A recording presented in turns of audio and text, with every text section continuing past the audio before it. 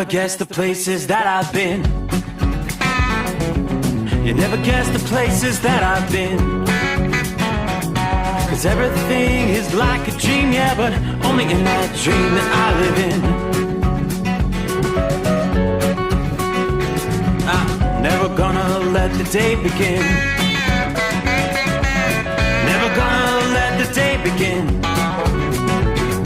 'Cause everything is like a dream, yeah, but only in that dream that I live in.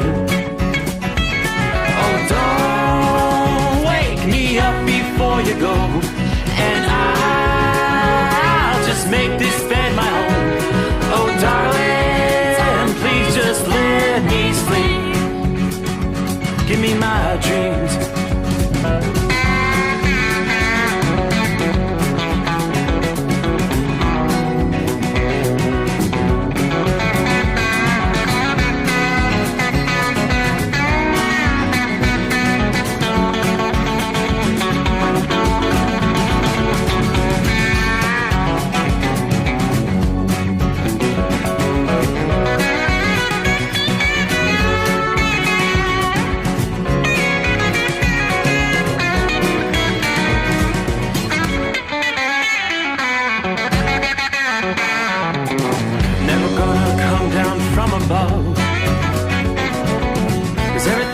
Better from above. Nothing's ever as it seems, yeah, except in that world that I dream of.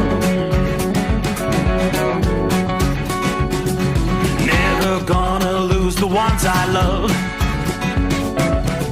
Never gonna lose the ones I love. 'Cause everything is like a dream, yeah, but only in that world that I dream of.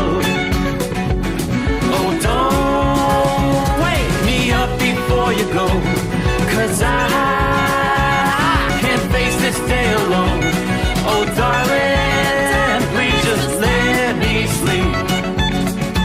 Give me my dreams. Give me my dreams. Give me my dreams.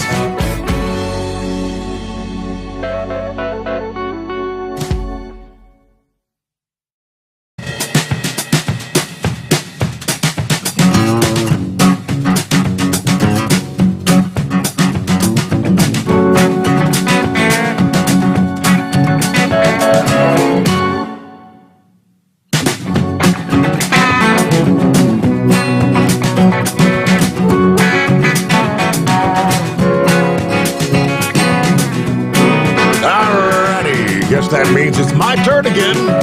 Here comes a Friday. What's going on? Hey, we're going to be successfully wrapping up week number 2 of the Steve Sommers Overnight Drive. Are you ready?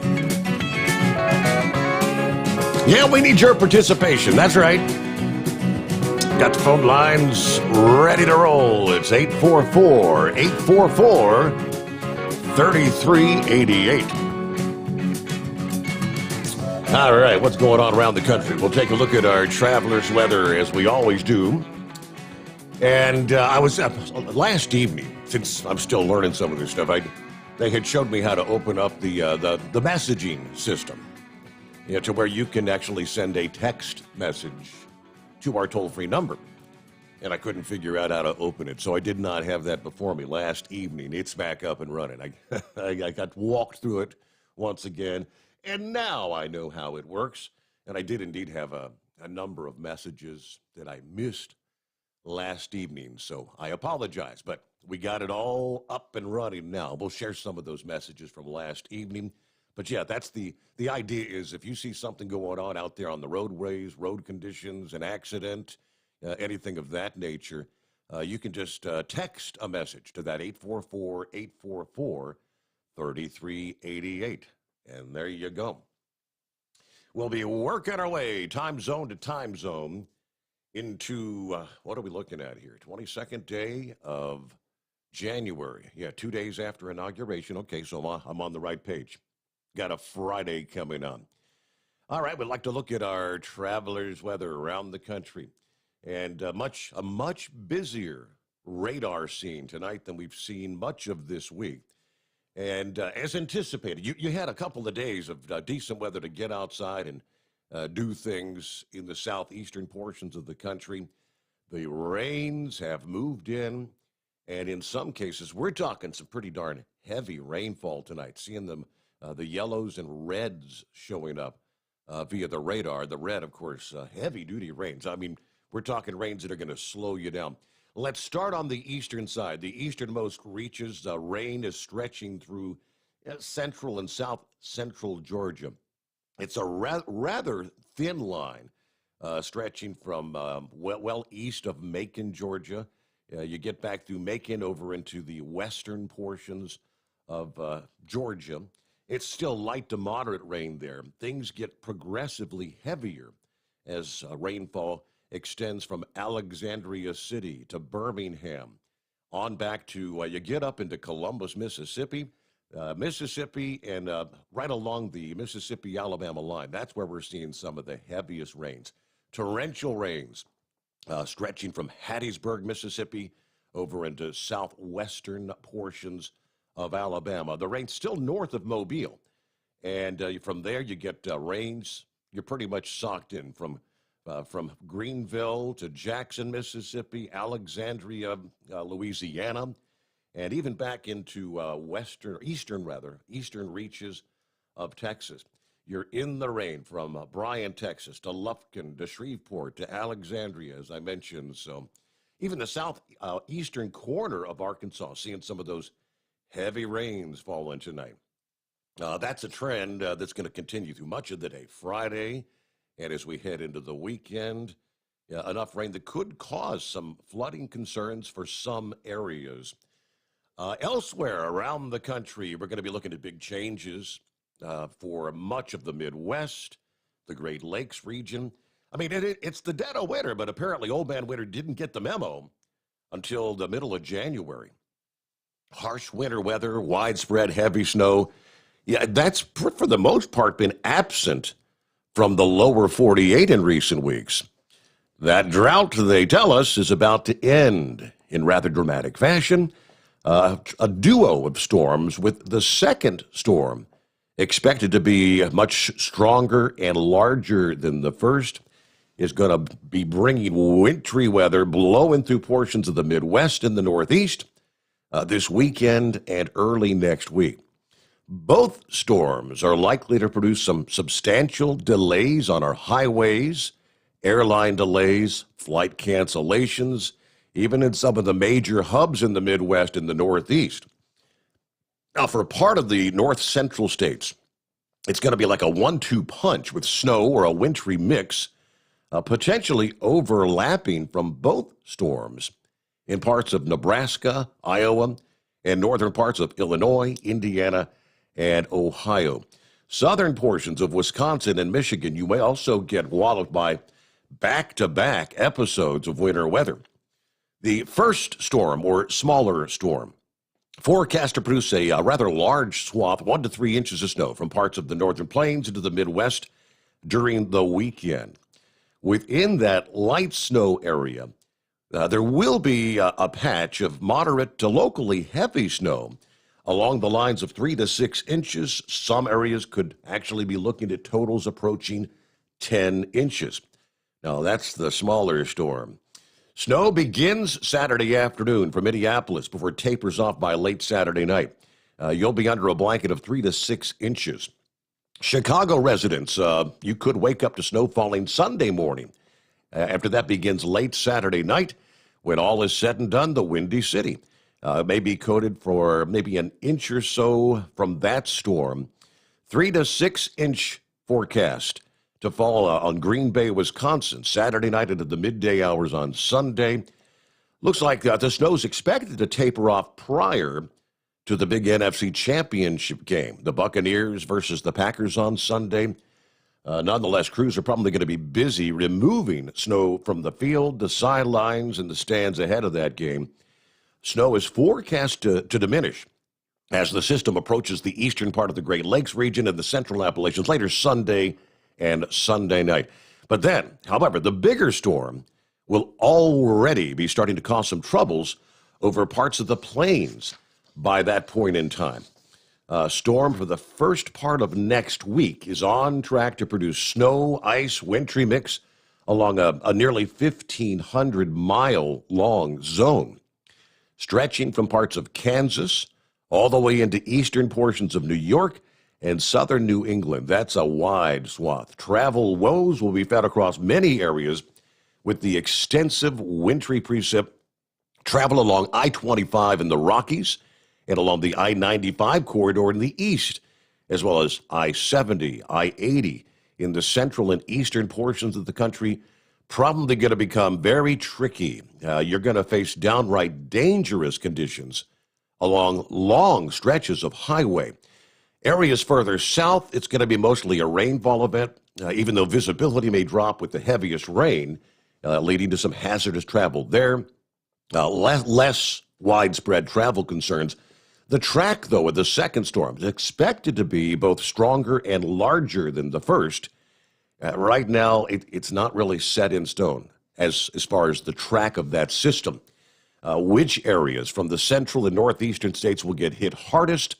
It's all going to depend on the northward versus southward extent of the storm and that long west to east swath of snow and ice. It's possible the storm will trek further to the north across the nation, moving eastward from Kansas to Pennsylvania, where we would see a swath of significant snow on the order of 1 to 6 inches from Nebraska to northern Pennsylvania, New York State, and southern New England. If the storm takes that more northerly route, if the storm dips a bit further south, instead traveling eastward from, say, Oklahoma to Virginia, then the snow and maybe a variety of other types of precip. We're talking the sleet and the freezing rain may aim for areas from Kansas to southern PA, Maryland, northern Virginia, Delaware, and southern New Jersey. That latter scenario could put places like Philadelphia and Washington, D.C. on alert.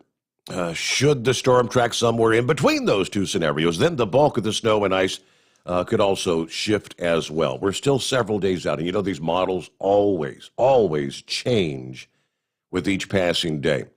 There's going to be a narrow swath where several pockets of snow on the order of 6 to 12 inches, where it's all or mostly snow that falls. You get the mixed precip, and of course the accumulation amounts are much lower. There is a risk of the freezing rain and or sleet with this storm, which would make for very hazardous driving conditions and, of course, concern for power outages. Just as there could be pockets of heavier snow, there is the risk of moderate to heavy amounts of ice in parts of the Midwest and Central Appalachians. Early next week, we may be indeed talking about potentially ice warnings for some areas. Forecasters are also monitoring the potential for a secondary storm to form along the mid-Atlantic coast, like at the last minute on Tuesday. If that storm develops, it's likely it's going to trap a wedge of cold air across the Central Appalachians and the mid-Atlantic. And the coastal areas, temperatures could be suppressed below the freezing mark in that corridor from D.C. to Philadelphia to New York City, with the potential for that storm to bring mostly snow and or ice. Twin Cities, you got smacked by heavy snowfall earlier this season, but really the amounts have been falling short of normal since the 1st of December. Chicago and Indianapolis, you've picked only about maybe 50% of your normal snowfall for this time of year. Chicago, you've seen 8.6 inches. Indianapolis, a measly 5.4.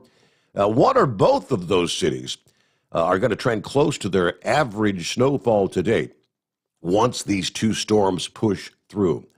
So further to the east, New York City, Boston, Philadelphia, you've been experiencing pretty close to your seasonal average amounts of snow today, 10.5, 17.5, and 6.6 inches respectively for those cities. Pittsburgh, you've picked up nearly double the normal snowfall to date with 34.6 inches. I didn't realize it had been that snowy in Pittsburgh. Not all of the East Coast has received a boon of snowfall this season, though. D.C. in the midst of a snowfall drought, much like you had last winter. I mean, less than 1/10 of an inch has fallen in our nation's capital so this year. That's they normally you would see 6+ inches of snow by the time we're into the 21st, 22nd day of January. There you go. Look at some of our travelers' weather around the country as we make our way into a Friday. What's on tap for the weekend? All right, Sunday, of course, we're down to 4 teams remaining, which means 2 big games, which will determine the matchup for Super Bowl. We'll kind of break some of that down coming up here. I know our old friend Knucklebuster is banking on Tom Brady and the Buccaneers. They've got their work cut out for them, though, as they will be taking on Green Bay this weekend. I guess you'd call it the Battle of the Bays, per se. Our number is 844-844-3388. I mentioned I had missed some of our messaging last evening. So, I had one actually from earlier this afternoon. I guess Philip tuned into our Hot Shot Secret live Thursday episode where they had invited me on to be kind of a special guest there. If you tuned into that, thank you very much. It was, of course, via the exact same channels or venues that you'd be watching or listening to our program on right now. Philip said, "Hey, bud, I enjoyed the show today at 1:30 with the guys at Hot Shot Secret." Philip, thank you, as always, for tuning in there, checking it out. Santa Claus had messaged last evening, said, "Top of the morning, Steve. I'm ready to head over Donner's Summit. Looks like a clean shot this morning, unlike the last 2 nights, which we were dealing with those up to 80-mile-per-hour wind gusts. Yeah, the winds have subsided quite a bit out west." Then you got, there's our old pal Big Ed. "Are you with me?" He said, "President Trump got slapped around by the political left and made to like it. He was chicken crap for not giving Joe Exotic, the Tiger King, a pardon." Okay, Ed, he thinks he should have given the Tiger King a pardon. All right, okay, and then someone suggested we're talking about some of our giveaways, which we're going to be getting underway probably sometime next week with the Stellar Electronics, the headsets that they've been advertising on the program. Someone suggested maybe make the giveaways to your YouTube subscribers. Yeah, I don't think we've got it definitively worked out just yet how we're going to do that. We know the old traditional thing of taking caller number 7. That doesn't work with our setup on the phone systems with the automated answering and all that. So that would be really confusing. But we'll find a way, and we'll look forward to that. And I guess we were talking about these bitterly cold temperatures that are going to be forthcoming in parts of the country. Speaking of the cold, if you're not familiar, Hot Shot Secret's Diesel Winter Anti-Gel lowers your fuel pour point down to minus 65 degrees and protects from fuel line freeze-ups down to 40 degrees, below 0 Fahrenheit. There you go. And even Horse Feathers sent us a text last evening. "You said this works to text." Yes, it does, and it did, Horse Feathers. I got your message. As we move on to some of our industry headlines before we get to your calls, again, you want to jump on board, it's 844-844-3388. Local farmers and authorities worked to round up a herd of cattle after a cattle truck overturned in Iowa Wednesday morning. It was about 3:30 a.m. near Salix. According to KTIV News, the big rig overturned on I-29 near the Port Neal exit, coming to rest in the median. But the force of the impact broke open the trailer, allowing an unknown number of cattle to escape, running loose out there on the highway. Look out.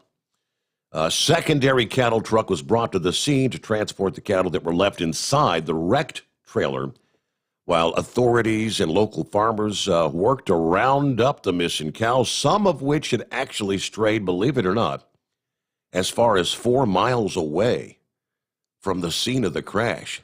Wow. Cows on the move. Traffic was detoured off I-29 in both directions as crews worked to wrangle up the livestock. The incident has since been cleared, obvious. No injuries reported as a result of that accident. Next story, a truck driver fleeing the scene after rolling his rig on a highway in Arizona this past morning. At around 11:30 a.m. in Surprise, Arizona. According to the AZ Family News, the rig was driving along the northbound loop at 303 when it rolled, spilling a load of dirt across the highway. Officers say the trucker promptly fled the scene, abandoning the rig. Not clear why the driver abandoned the wreck. Well, I think there's a couple of scenarios you could probably throw out there. Maybe the driver was under the influence of something. Maybe the driver was not authorized to be driving a truck. Several things it could have been, but nonetheless, the search is on for said missing drivers. Lots to cover as we make our way into a Friday. Again, weekend coming on. Let's jump right on into your calls, see what's happening this morning.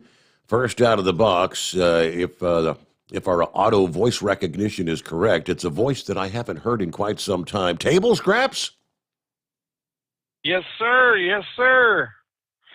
Congrats on the new gig, man. Well, thank you very much. As they say, long time, no talk. Are you still driving a truck for a living? Absolutely. I've kept a real low profile since an incident back in 2005. Yeah. We ain't gonna talk about that. But it's been a long time, man. I'm glad to see you. You're settling in pretty good. I'm getting more comfortable with each passing evening. Yeah, I'm liking the new digs. And you've got a lot more gray hair, I see, since the mad dash to the airport. Oh, you think? Yeah, it's no doubt. Good show this afternoon, too. Did you check that out? From the Hot Shot Secret. Yeah. Yeah. I think that's a great idea to kind of blend the two audiences together. Mm-hmm. Because I bet there's more similarities than differences. Right, because I mean, a lot of their audience, a lot of their customers are in the trucking industry. Yeah. Right. Yeah, so that's pretty cool. Well, I just wanted to poke my nose in here and say congrats, and I've been listening all along and heard you guys talking about all the old-time drivers that used to call in, and I said, you know what? New program, clean slate. I'll give it a call. You were one of those old time callers, boy. I mean, you're going back a number of years ago. So, yeah. And then I got dragged into some drama with people I were hanging with, and just cleaned all that nonsense out of my life. Drama. We all love drama. Oh boy. All right. Well, hey. No, we love that stupid crap when we're young. You get older, it's like, ain't none of it worth it. There's more important things in life, correct? Absolutely. I hope to see you at some truck shows this year or next year. Or yeah, if we can have any. Yeah, I mean, I guess we're still kind of waiting here a couple weeks. They'll make the definitive decision on the Mid-America, whether it'll be September or next March. Obviously, Dallas is off, and I'm not sure what all else is going to be, on or not. But yeah, I don't think we're seeing truck shows until 2022. Wow. I just don't see it, unfortunately. But it'll be good. See some people I haven't seen in many, many years. That's true. Well, thanks so much for checking in, Table Scraps. Don't be a stranger, all right? You know how to get here, and you can find us and chime in. Yes, sir. Thank you. You have a good night. Have a great night. Have a good weekend. All right, yeah. Another voice from the past. Now, we mentioned last evening that we were going to have a special guest, Brian Check, with what was the USMC Racing Series. Now it's Battle Scarred Motorsports, battlescarred.org. Now, he was actually on checking out the live from Hot Shot Secret thing this past day. And it was kind of funny because She's talking about he's going to dial us up at 4 a.m. And he typed in a message said 4 a.m. Central Time, right? I said, uh-oh. Said, no, you dial us up at 4 a.m. Central Time. We'll be done. The show will be wrapped up because it'll be 5 a.m. Eastern Time. And he's like, oh, crap. That means I'd be having to call in at 3 o'clock in the morning where he resides in the Central Time Zone. That he was looking to bump it up to where he was going to be the first guest out of the box tonight. And I guess I had a call from Kyle a little bit earlier. Brian had to cancel for this morning's show. He's got wife's out of town or something. He's got several kids to take care of, and one of them's sick. I guess the little one, he's having a real difficult time getting her calmed down. I hope she's okay there, Brian, but no problem. We'll be able to work that out anytime because we'll have plenty of episodes in the coming days and weeks to do that. But if you want to, just to get a little taste of what we're talking about, I did share a video of what they're talking about, the USMC racing. They take older cars. Yeah, but I guess you call them lemons.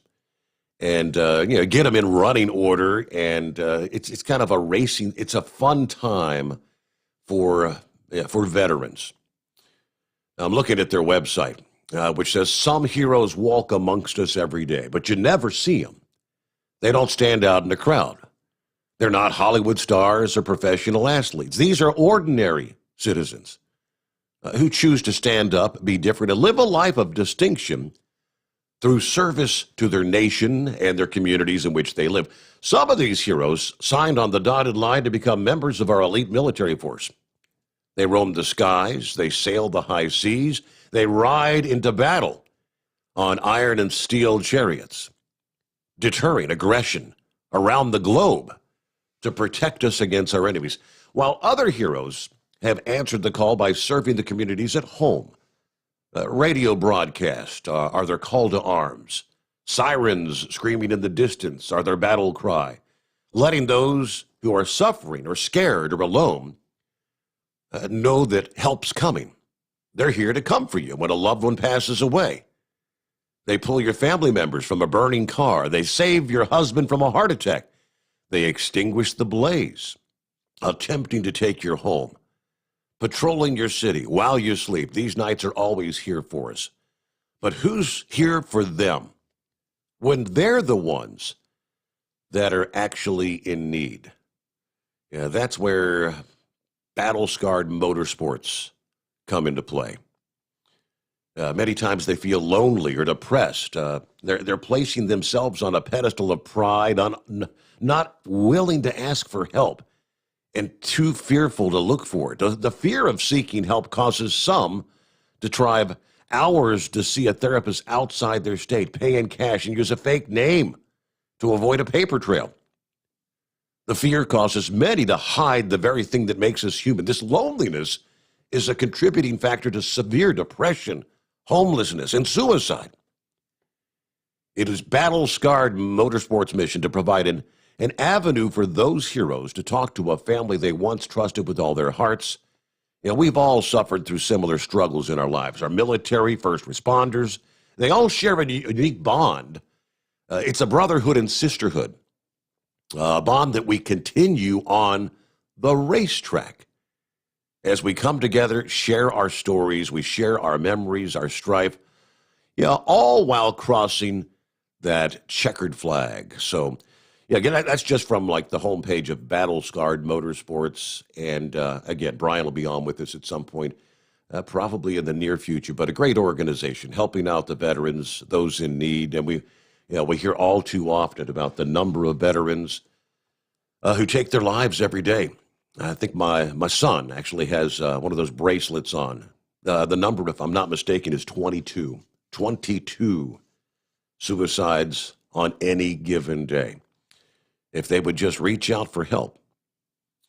All right, with that, we're underway on a Friday. Our number, 844-844-3388. Let's get to there's old Chevy guy checking in once again. What's happening this morning?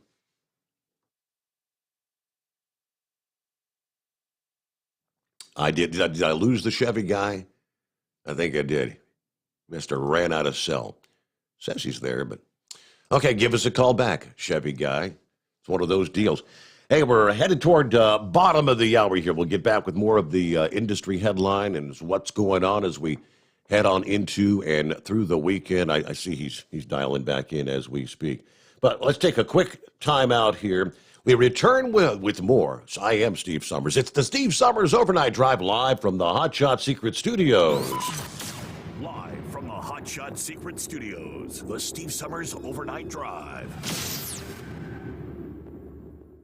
Dean Michael, the tax doctor here. Are you tired of those tax problems following you around like a dark cloud, always in the back of your mind, losing sleep at night? Call me now and get your life back. 888-632-4506 or go to mytaxhelpmd.com. Pretending they're not there won't make them go away. The IRS isn't going to forget. They will levy your bank account and garnish your wages. Don't wait for that to happen. I'm not telling you these things to scare you. I'm telling you so you can benefit from my years of experience. Now is the time to act. 888-632-4506. For anything diesel, take it to Shy Diesel. They provide a wide variety of services and diagnostics to determine what the problem is with the latest technology. From simple oil changes and preventative maintenance to fuel system diagnostics and repairs, engine rebuilds and cylinder head repairs, and rebuilds with our in-house machine shop. They also have on-site DPF cleaning for exhaust issues and DOT inspections. If your diesel is asking for some attention, Shy Diesel has the specialist you need for anything diesel. Located in Terre Haute and Lafayette, Indiana, and Effingham, Illinois. Shy Diesel has you covered. Getting a good night's sleep while on that long haul can be quite the challenge. That's why Commercial Vehicle Group has partnered with Serta Mattress to bring you the Bostrom plus Serta Mattress for the best night's sleep possible while you're on the road. The Bostrom plus Serta Mattress, manufactured with Serta's patented Cool Gel Memory Foam, acts to dissipate body heat and eliminate pressure points, which reduces the tossing and turning that can be so disruptive to your sleep. The Bostrom Serta mattress comes in two thicknesses, 7 and 10 inches, offering support to drivers of all shapes and sizes. The mattress comes in the standard 80-inch length with 4 widths, 32, 36, 39, and 42 inches. For more information on the mattress or where to buy, call us at 800-459-7328. That's 800-459-7328. At Hot Shot Secret, we share the science behind common diesel problems. For example, fuel additives. Most fuel additives either impact performance or provide protection. Hot Shot Secret Everyday Diesel Treatment provides both performance enhancement and fuel system protection. Everyday Diesel Treatment delivers a 6-in-1 premium fuel treatment for every fill-up, every time. Everyday Diesel Treatment is available at truck stops, Tractor Supply, O'Reilly's Auto Parts, and online at hotshotsecret.com. Keep the bugs off your glass and the smokies off your ass. This is the Overnight Drive with Steve Sommers.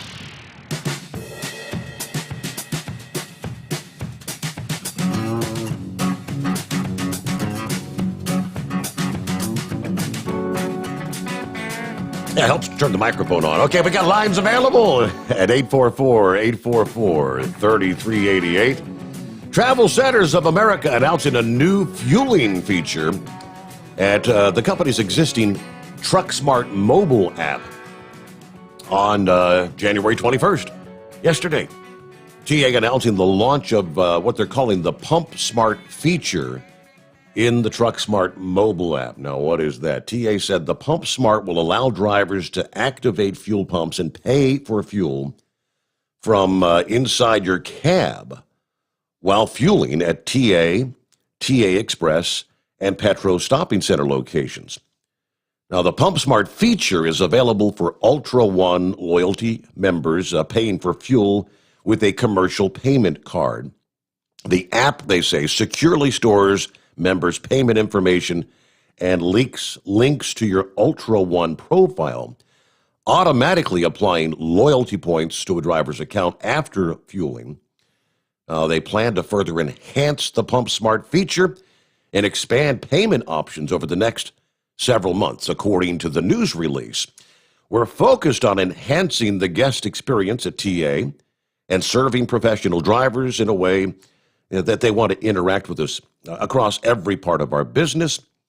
John Perchik is a CEO of Travel Centers of America. Investing in technology is a major part of the revamped travel center experience.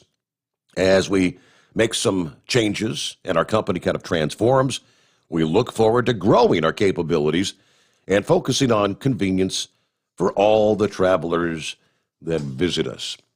So I guess if you're just there to fuel up or whatever and want to get in, don't even want to have to bother to go in and put on that stupid mask so you can pay for your fuel, that's a new option that's available. I have no idea if the COVID or anything had anything to do with developing that sort of app, but it's just another convenience for those that are out there traveling on highways and byways. Okay, back to the calls, and let's see, take two. Let's try again. Here he's there. Hello. Hey, thank you. Okay, thank you for letting me run the front door. Yeah, I was talking, and I could hear you clear. I just wasn't getting, I wasn't getting anything out there. I want to commend you for your post on Facebook, and I really enjoy hearing you read it out loud, and really bringing us together, not for Biden, but for our country. Yes. And he is the thing that was irritating was listening to these Democrats.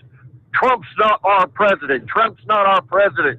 And constantly drumming this stupidity when, I'm sorry, world leaders are going to come to one person to deal with America right now, and that will be Joe Biden. In the day it was Trump. And I'm still getting all kinds of information and posts where people are saying Trump's not over yet. Trump was over on the day that the Supreme Court did not listen to the constitutionality case from Texas. Trump was over when the military was already calling, explaining to its troops that Biden was the duly elected president. Yeah. So we just got to knuckle down, but I also want to encourage folks. Hey, 8,000 jobs at a stroke of a pen from Joe Biden were lost at the Keystone Pipeline. That's what I'm hearing. My information. Yep. And how many jobs lost by re-entering the Paris Climate Accord? Big numbers. Oh, yes, but even more so, taxpayer money. You know what? All this taxpayer money that we're shipping out to these countries, by the way, under Trump also, you know what? We could use some of that money to start repairing or upgrading these rotting out bridges that we're going over. You know, fixing up our highways and making it so we're still viable, that if we do manufacture, we can get the goods there safely. It's just amazing how we're bleeding money. But truly, sit back. I mean, I posted on the day of the election, well, it's Biden. We got 200,000 illegals, former illegals, migrants heading to the border. And now it's Biden's problem. It's not ours. And I got attacked left and right. Yes, it is our problem. I said, no, we don't have power anymore. It's in the hands of the Democrats. And there's plenty of Democrats that are upset about it, too. We need to sit back and let these Democrats, because many Democrats, when I lived in Ohio, many Democrats, they love their guns, and they're not going to be happy with gun laws. Many Democrats work in the oil and gas industry and have these jobs, and they're not going to be happy. And when they start voting, in 2 years, they're going to want legitimate votes. They're not going to want these make-believe, unverifiable votes going in. Mm-hmm. So their Democrat Party can take them any way they want to go. They're going to want to have a vote even in the Democrat Party for their primaries and all this stuff. So there's going to be a lot of infighting. I mean, face it, AOC don't speak for people in Pennsylvania, for that matter, that are losing those jobs. The infighting in the Democrat Party, because face it, Joe Biden didn't promise anybody anything. He stayed in his hole, and people like AOC and all these other people are the ones that were saying, he's going to have open borders. He's going to do this. He's going to do that. Well, guess what? Biden told him that I'm the Democrat Party. That's all he said. So whatever he decides to do, they're going to have to live with too. So hopefully they'll start when they see that they don't have a vote either, that you can just make believe unverifiable voting is going to hurt them. Maybe they'll get some common sense. And like I said, Democrats are Democrats. I don't expect them to act like Republicans. But I'm just telling you, Donald J. Trump, whether we have him or not, all right? Trump, we are not Trump's followers. He listened to us. Yes, sir. And he worked for us. And Trump showed how to fight the Democrats. And really, it's fight it with truth, and fight for the people, fight for the middle class and lower middle class.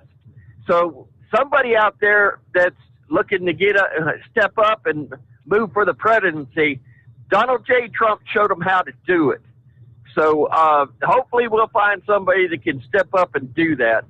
But other than that, I'm not real happy with the Democrats in South Carolina, Lindsey Graham, and all.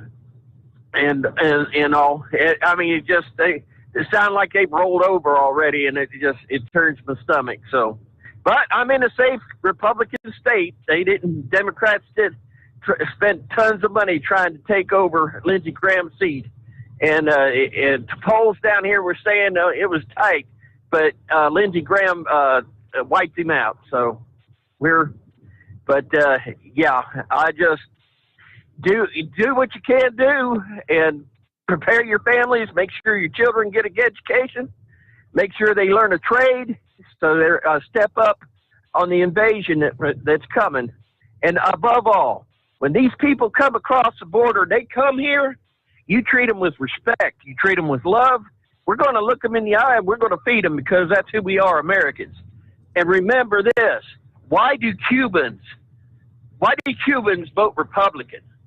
Because they know what socialism did. They've lived under it. under these people that are coming up, they've been there, done these that. people They that don't are want coming it. up. Yep. 10-4. Hey, I'm going to sit back get back and behind you, move in behind you, and copy the mail. 10-4. I got you there, Chevy guy. Thank you very much. Yeah, he's absolutely correct. The Hispanic vote for Trump was up very significantly versus the Hispanic vote in 2016, because the Hispanic community, especially the Cuban Americans, those who have lived there or they have family, parents, grandparents that grew up under the Castro regime, know what socialism is all about. And they realize that the the left side of the Democrat Party is trying to take this country down that path. They don't want to go back to living in a country like they tried to escape. That's why they came to the United States, to get out from under the communist socialist regime. Yeah, you got to love how I guess we come into a new presidential term beaten up on Donald Trump, just as they did for the past 4 years. Not surprising. From the Washington Post, the headline, "Thanks, Don," speaking of Trump, "Thanks, Don, Biden inherits the worst job market of any modern president." Well, why is the job market where it is? It's not Donald Trump's fault, for the love of God. We had the best jobs market. We had the best employment numbers in 50 years until China unleashed the COVID on the world. It's not just the United States suffering from people out of work. The entire world is suffering from the coronavirus, COVID-19. That is China's fault. It wouldn't have made a hill of beans difference if Hillary Clinton were in office when COVID-19 made its way to the United States. It wouldn't have made difference if anyone else was in charge. These impacts, some people like to think, well, a different president would have handled things in a different way, and we wouldn't be here. These jobs wouldn't be lost if it weren't for Donald Trump. Well, Joe's making all these promises right now. Indeed, he's got actually a good head start. If it weren't for Trump and Operation Warp Speed and fast-tracking getting vaccines approved and on the market, available to people, Joe Biden would be stepping in, unable to ever be able to try to say, we're going to have 100 million people vaccinated in my first 100 days. It wouldn't have been possible if not for Donald Trump. But in order to make him look bad, another 900,000 people filed new unemployment claims last week. President Donald Trump's last week in office, a snapshot of the significant labor challenges that will face Joe Biden. An additional 423,000 in 47 states filed new claims for pandemic unemployment assistance. Yep, that's people that are unemployed directly due to the pandemic. Donald Trump didn't unleash COVID-19 on the world. Another nearly 16 million people were claiming benefits as of January the 2nd, last week available for that measurement. That number's expected to increase in the coming weeks. People who were dropped from the unemployment rolls after their benefits expired file new claims to take advantage of the extension that was passed by Congress in the last minute in December. The number of new unemployment claims filed each week has remained above the pre-pandemic record, 695,000, since coronavirus cases started rising in March of last year. Do you realize we have reached the 1-year mark since the first case of COVID had been detected in the United States? 1 year. Economists have cautioned about reading too deeply into the weekly fluctuations, noting that issues with data processing and duplicate claims have at times been inflating those numbers. Nonetheless, the benchmark paints a dire portrait. Weekly jobless claims are now near what they were at the beginning of September. It's the 44th straight week that initial claims remain higher than the worst week of the Great Recession. So Joe inherits one of the worst job markets of any modern president. All right. So he's calling for another $1.9 trillion stimulus. And apparently, I guess we're getting a little glimpse of what might actually be included in that $1.9 trillion stimulus, as each of the previous stimulus packages were it's supposed to be battling COVID and helping people in the United States get through the pandemic. Each of the first two stimulus packages were just packed with pork, loaded with things that have absolutely nothing whatsoever to do with COVID-19. If what I'm hearing is correct, nearly 2/3 of that $1.9 trillion is a bunch of crap that has nothing to do with COVID-19. It's essentially the entire Democrat wish list. But now that they're in charge, they've got all three branches, they can get everything they want. We'll tell you who's breaking down what's actually in this latest package coming up here momentarily. Let me see here. Now, Chevy Guy said, I liked your post. It's actually, and it says right at the bottom, I copied and pasted this. It's something that I read, and I said, that's pretty much the way I feel. and I shared it for others. And again, at the bottom it says copied and pasted. Feel free to do the same if you agree. I had hundreds of likes, 75 shares. Like a lot of people are sharing this. So I think these are people much like myself. But let me read it to you. Starts out, I do not like Joe Biden. I do not like Kamala Harris. But as of January 20, is Biden my president? Yes. Why? Because I'm an American. I refuse to act like a child, like the crying liberals who claimed Trump wasn't their president for the past 4 years. Do I think Biden will be a good president? Nope. Do I wish for his failure? Well, no. Why, you say? Because I'm an American. I don't want to see America fail. Do I wish death upon Biden just because I don't like him? Nope. Again, I'm not like the heartless liberals who prayed for Trump's death for the last 4 years just because they didn't like him. Do I think the left is using Biden as a pawn? Well, without a doubt. I guarantee he won't be president long. Pelosi's going to claim he's unfit due to mental instability / dementia, invoke the 25th Amendment, which will make Harris president, which was their goal all along, to have a female president. That's the only plausible reason why Harris would agree to be his running mate when she claimed he was a racist and a rapist. Do I think the election was fair? Well, no.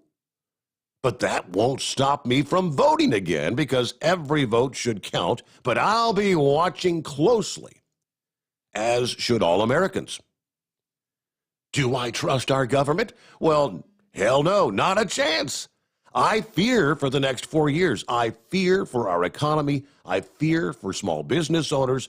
I fear for our health care. I fear for what's to come after these next 4 years. I fear for what this country is turning into, but I hope and pray I'm wrong because I'm an American and I want America to succeed. Someone out there was able to very eloquently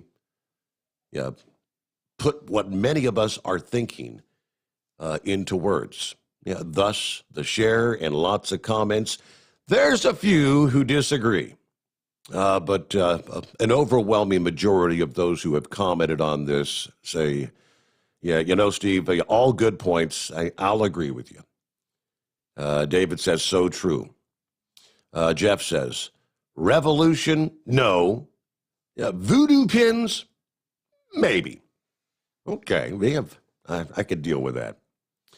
So, and again, lots of comments, but a tip of that to whoever it was that originally penned that. Let me get back to your calls here at 844-844-3388.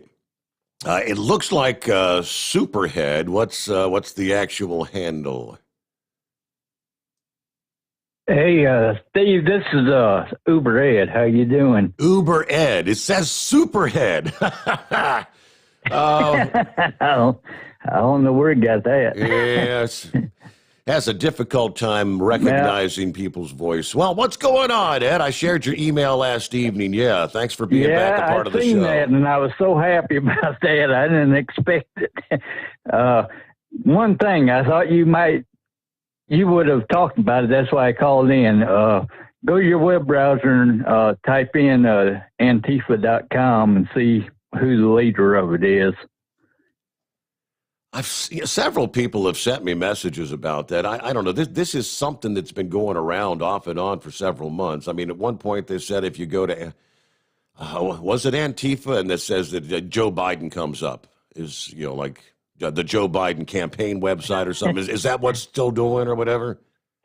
Yeah, okay. That's what's going around. It's been going around all day.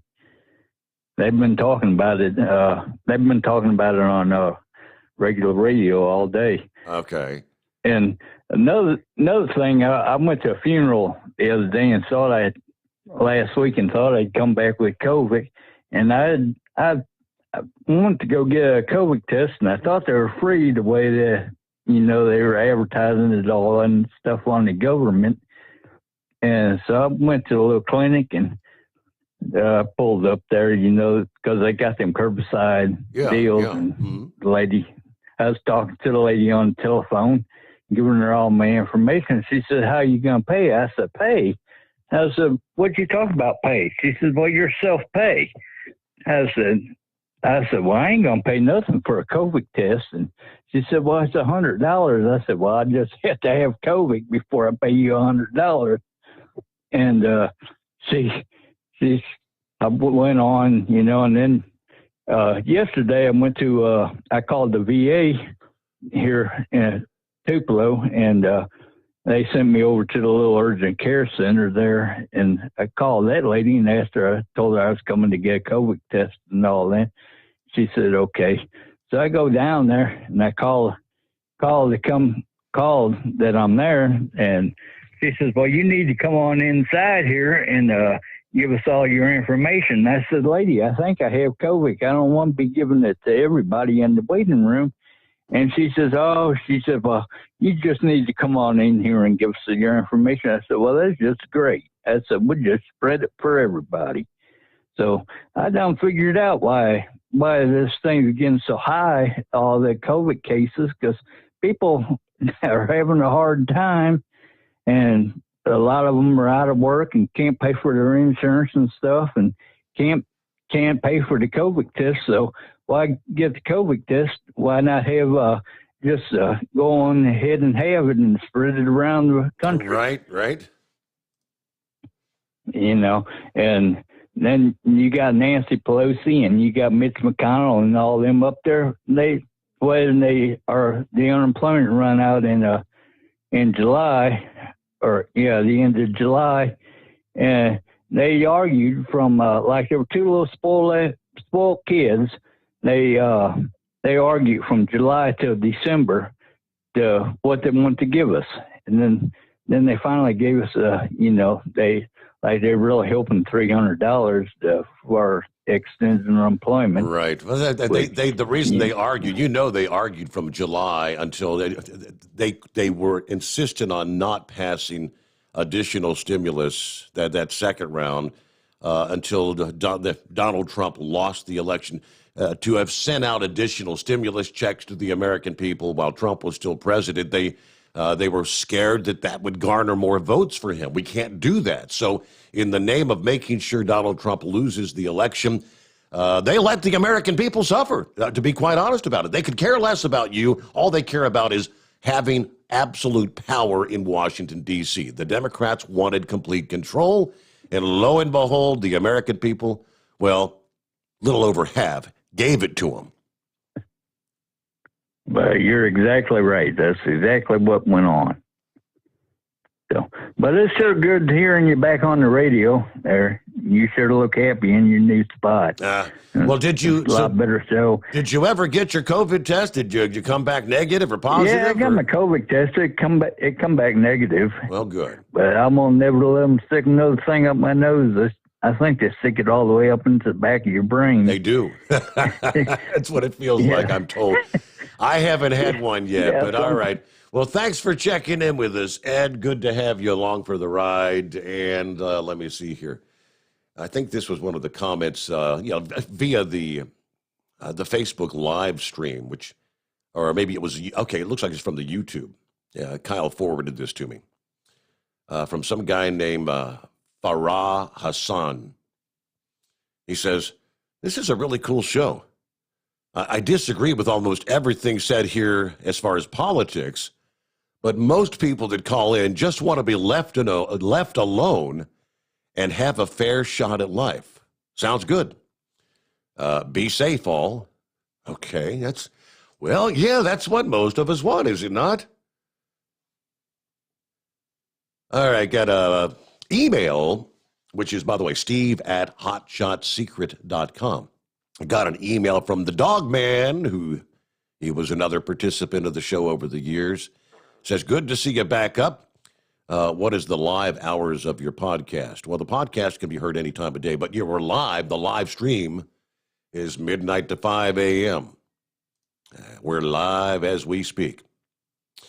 I did get a follow-up from old Possum Breath this past day. He said, thanks, Steve. I was able to get a hold of Old Moose today.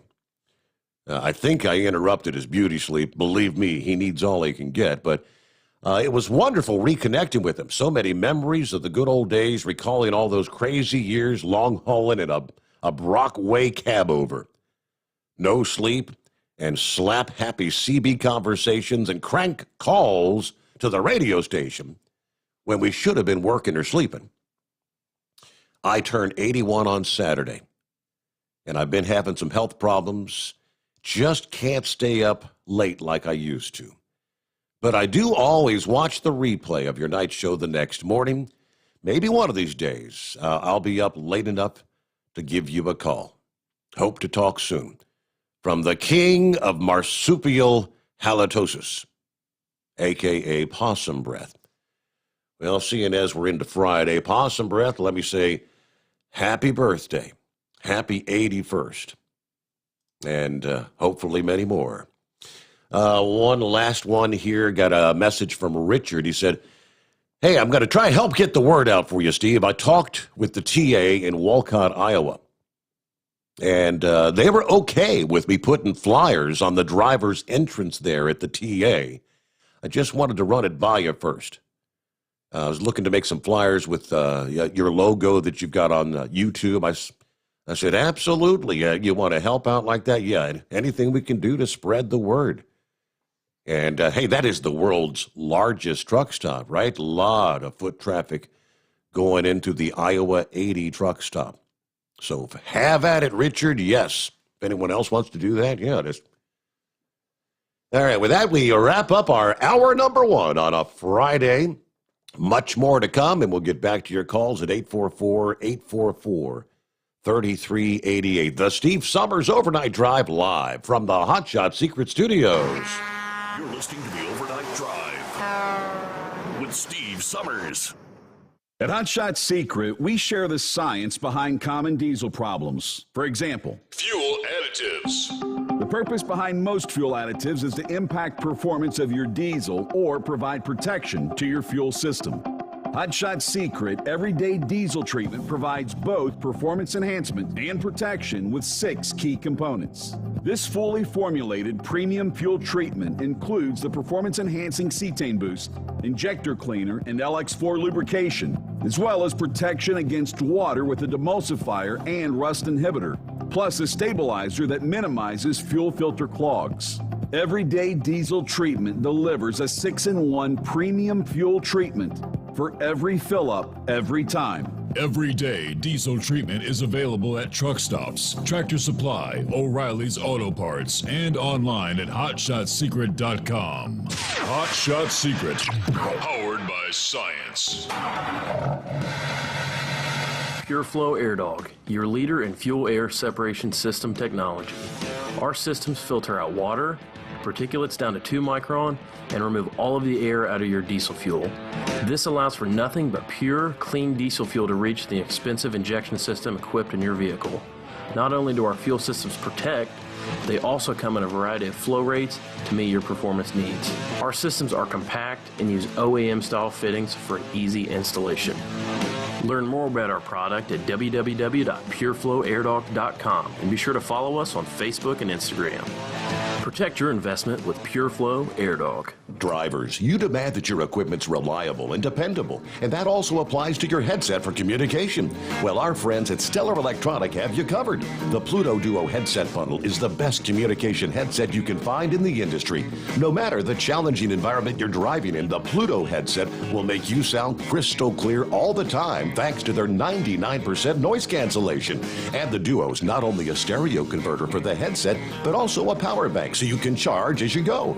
Learn more at StellarElectronic.com or visit them on Facebook. Do you have a Dodge pickup and hate your automatic transmission? Of course you do. LaVon Miller at Firepunk Diesel here, and we specialize in heavy-duty and performance transmissions for your 3/4 or 1-ton Cummins-powered truck. So if you're interested in turning your stock slush box into a towing monster, call us today at 614-733 3744 or visit us online at shop.firepunk.com. Dean Michael, the tax doctor here. I have one question for you. Do you want to stop worrying about the IRS? If the answer is yes, then look no further. I've been around for years. I've helped countless people across the country, and my success rate speaks for itself. So now you know where to find good, honest help with your tax problems. What are you waiting for? If you owe more than $10,000 to the IRS or haven't filed in years, call me now at 888-557-4020 or go to mytaxhelpmd.com for a free consultation and get your life back. Whether you're a diesel pickup performance enthusiast or just looking for a small upgrade, when selecting common rail fuel system components, look no further than Exergy Performance. At Exergy, you'll find injectors, pumps, and more, engineered like no others on the market using state-of-the-art equipment run by people that have been in the business for decades.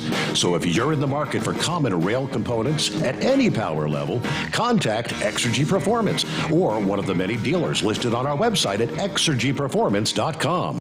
At Hot Shot Secret, we share the science behind common diesel problems and their solutions. For example, Ultra-low sulfur fuels. the primary function of diesel fuel is combustibility. One of the little-known aspects of fuel is its role as a lubricant to metal-on-metal moving parts. The introduction of ultra-low sulfur fuels diminishes the fuel's ability to lubricate because sulfur, which has been mostly removed, has lubricating properties. Hot Shot Secret Everyday Diesel Treatment with LX4 delivers unmatched lubricity. Third-party testing confirms that it takes 3 times the amount of leading fuel treatment to match the lubrication benefit of 1 dose of Hot Shot Secret.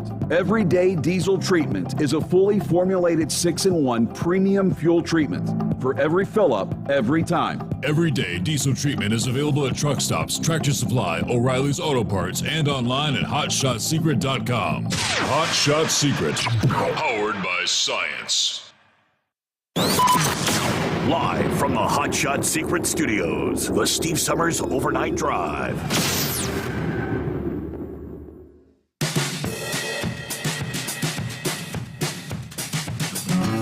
All right, that brings us full circle. Hour 1 in the books on a Friday. There you go, TGIF. I'll take that. What's on tap this weekend? Yeah, we were talking some football. What else is on tap this weekend? Well, it could be a tiny piece of the polar vortex. Spinning across southern Canada, forecasters say a little dose of that Arctic air will be turned loose on the northeastern USA and parts of the Midwest into the weekend and continue to produce barrages of lake effect snow and snow showers in the region. The air forecast to flow across parts of the upper Midwest and into the northeast into this weekend is Arctic air. Not the frigid conditions that sometimes occur when the air flows across the North Pole from Siberia, but as the cold air advances, we'll be looking for blustery conditions from the Great Lakes region through much of the Northeast into Saturday. Now, the Arctic air has been modified a bit by the largely unfrozen waters of the Great Lakes, where the air will gain not only a small amount of warmth from the waters, but it's also going to pick up some moisture. And that's what's going to produce bands of lake effect snow. Air will be cold enough to allow some break-off snow showers to extend well away from the Great Lakes, some potentially reaching all the way over to parts of the mid-Atlantic and the New England coasts by the time we get into Friday night. Now, intertwined in that colder weather pattern, the lake effect will be some weak, fast-moving storms that'll swing from the northern plains of the U.S. and the southern Canadian prairies into the northeastern USA. These are little Alberta Clipper-style storms. Now, we could be looking at some heavy burst of snow, and some of those snow squalls reaching New England. Some of those snow squalls may reach actually the coast cities from like Boston into Providence, Rhode Island. Some of those may be pushing through that region actually overnight tonight as we head into Friday. Storm is then forecast to continue into the Canadian province of Quebec. But as it tracks to the east, the cold west to northwest wind sets up over the Great Lakes. And that's as we head on through the upcoming day today. It then taps into the open waters and sends snow showers as far south as the mid-Atlantic. Forecasters tell us that a few heavy snow showers could track all the way to the I-95 corridor, and you may even see some snow falling on some of the East Coast beaches. New York City, Philadelphia, you may see some flakes today into Friday night. Those snow showers and some of those heavier squalls will begin up to cause some troubles on parts of the Great Lakes, Central Appalachians, and even some of our coastal areas there in the Northeast. All right, as the showers move across the interior portions of the Northeast today, we may see a quick coating to an inch of snow, slippery conditions on sidewalks and roadways, where those more persistent lake effect showers set up could see up to 3 inches of snow. Those would be more on a localized and mainly locations closer to the Great Lakes. So a quick look there at the Northeast. And that's a look at our travelers' weather as we make our way into a Friday on the Steve Sommers Overnight Drive. Get back to your calls just ahead here. Changes. Virginia State Police say they're taking an educational approach to the enforcement of the new law that makes driving with a cell phone in hand illegal. Now, that law went into effect at the first of the year. It's been implemented for the last 3 weeks, but officers say they're more focusing on trying to educate people about the new law and the reason behind it rather than doling out tickets. Lieutenant Ritchie with the Harrisonburg Department says many warnings have been given. People driving with their cell phones in their hand. But he warns drivers not to count on getting off so easy. It's not a progressive thing as, okay, we're going to give you a verbal warning, then a written warning, and then no, we can't do that. When the officer looks at the circumstances with his discretion, he's allowed to give you a written warning, a verbal warning, or you could be written a summons. According to the law, anyone pulled over for cell phone use while driving, $150 fine for the first offense. Fines will increase for any repeat offenses. Now, there were a number of summons issued even into the first week of January alone. Safety is the number one priority, he says. Bottom line, I don't want anybody running into a pedestrian or crossing the center line, hitting a tractor trailer, or rear-ending somebody because they're distracted. And these phones are very distracting. So he suggests do the following rather than use the phone while driving. Obviously, number one, you've got the Bluetooth, the hands-free capabilities, which, of course, most truck drivers have been using that for years already because as far as commercial vehicles are concerned, those rules have been in effect on a federal level for years. Pull over if you must use the phone to use it safely. And have the discipline to wait to use your phone until you get to your respective destination. It's all commonsensical, but all right, with that, we are back at it. Let's get back to our calls and see what Eagle has on his mind this morning. Hello, Eagle. Eagle. He didn't. Yes, he did. Well, there you go. Get some rest. Give us a call back. Actually. Hey, is this the barbecue guy? Is Steve. this Robin? What's going on? Hey, Steve. Good to talk to you, brother. How in the world are you? Good to hear you back on the radio. I'm glad to be here, yes. What's been happening in your world? Man, I mean, this whole COVID thing, I guess you guys didn't get to do anything in 2020 with your competitions and all that, did you?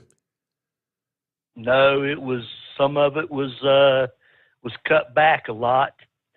Hopefully 2021 will be a little better, but I wanted to let you know too that right now I'm on injured reserve. Uh-oh. And I've been on injured reserve since the 31st of October. I was up in Perrysville, Ohio, and prior to Love's, and I pulled a tanker, and I was trying to get the service and the emergency lines was tangled up and with the in transit heat line, and I got back there, I saw them, they was tangled up a little bit, so I crawled up on the catwalk and tried to untangle them, but when I got down, I slipped and fell, and I broke my heel in 4 places. Ooh. And so they put me in a cast for 6 weeks since then. And then I got out that. Now I'm in a boot, and I probably won't be able to get a chance to get back to work till around about the 1st of March. I missed the World Championship State Cook-Off Championship in Fort Worth at the Stockyards this year, man, because of it in November. And we had that golden ticket that got us there, but anyway, I was depressed because I didn't get a chance to go, because it's the first time I've ever been to one like that. But oh well, maybe I talked to the guys, and I think next year they're going to put me in for next year. So how's that work? You have to win some competitions elsewhere or place high enough to actually get an invite to even participate. Is that how that works? Yeah. Wow. So you got to win. You got to win you can't come in second or whatever, but you got to win a cook-off, and you get that golden ticket, and you get a chance to go compete against 200 to 250 other teams that's got it's there.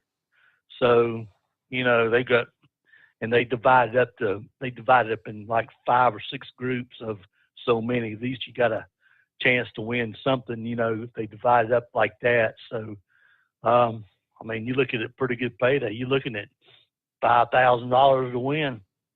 Wow. So not a bad payday. Yeah. It's going to be right there at the Stockyards at Fort Worth.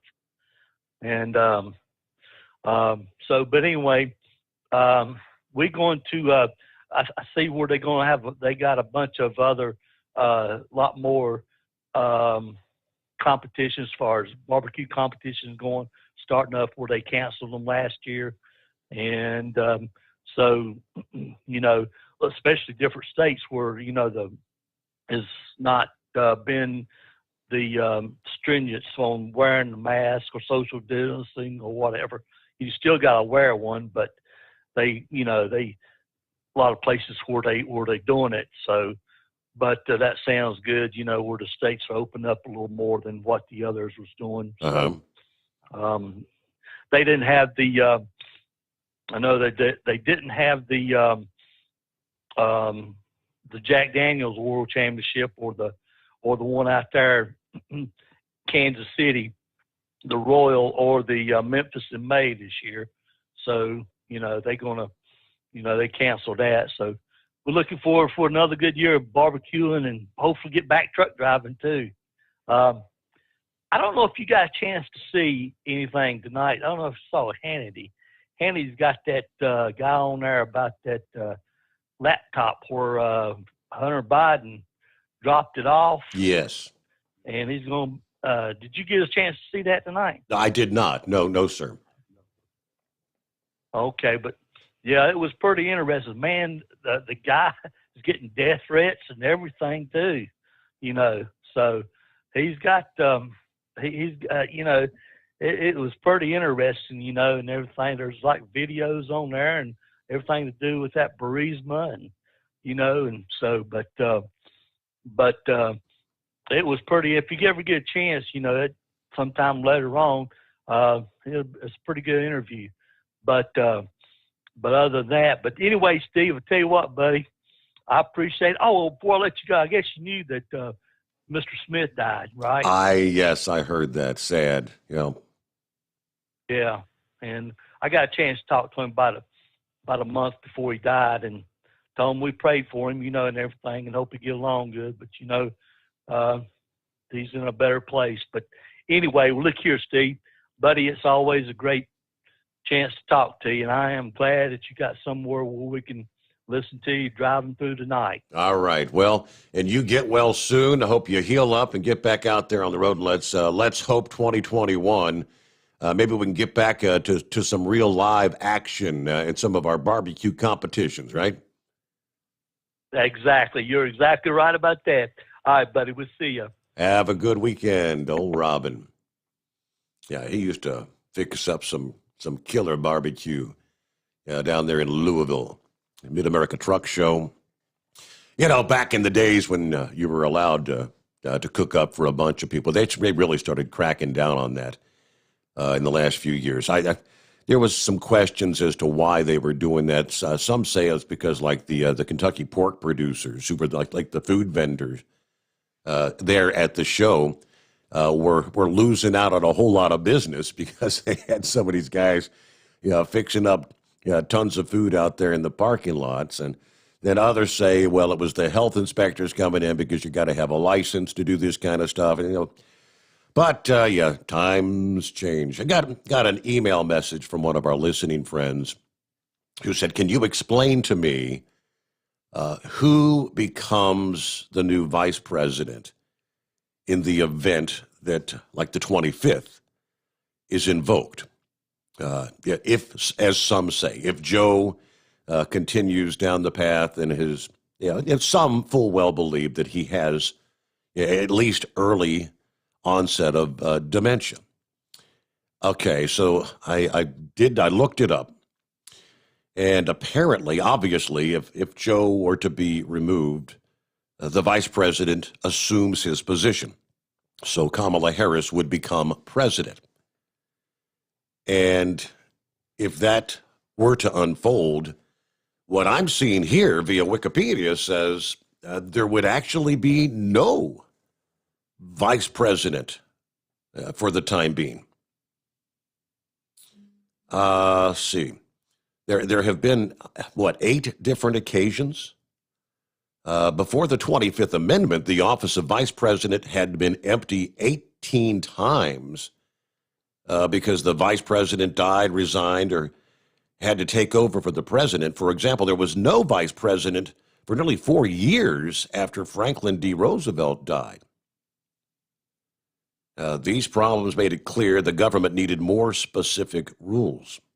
In 1841, the 9th president, William Henry Harrison, became the first U.S. president to die in office. Before this, Representative John Williams had suggested that the vice president should become acting president if the president died. Also, after Harrison died, his cabinet had met and decided that Vice President Tyler would become vice president, acting president.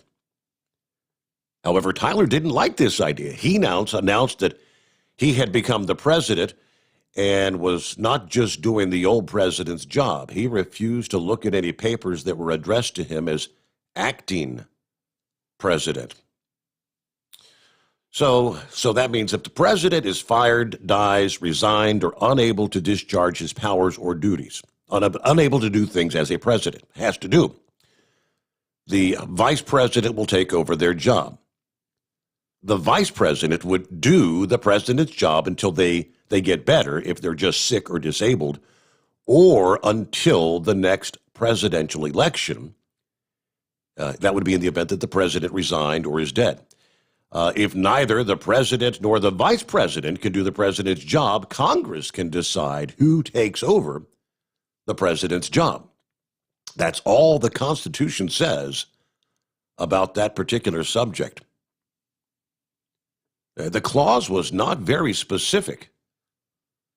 It did not say who had the power to say a president was unable to do his job, whether the vice president would actually become president if he or she had to take over, or would just be acting president, who would take the vice president's job if he or she died or resigned, couldn't do their job, or had to take over for the president, and how or who in Congress should decide who would take over if neither the president or vice president could do the president's job.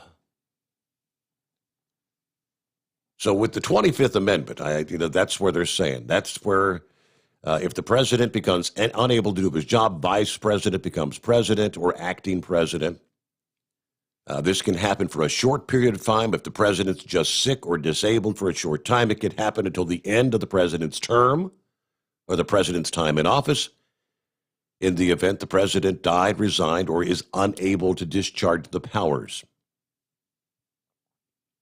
25th Amendment also says what should happen if there's a vacancy in the vice president's office, meaning there is no vice president. Now, that amendment was ratified by the states, becoming part of the Constitution in 1967. So that's all I was able to find on that. Section 2, whenever there's a vacancy in the office of vice president, okay, I guess this was the change with the 25th Amendment. Before the 25th, there was no vice president.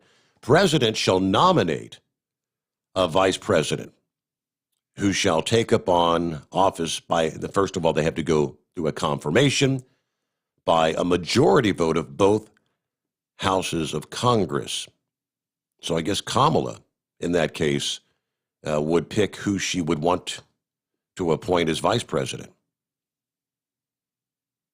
Okay, thanks for the question. So we all learn with each passing day. 25th Amendment to the U.S. Constitution, something we've been hearing a lot about in recent months. Look at 24 past the hour. Let's get back to the calls here. What's happening this morning? Heat wave. Not a whole hell of a lot. Good morning, senor. Morning. How you doing this morning? Hang in with them. Trying to learn as we go. I hear you. That was informative.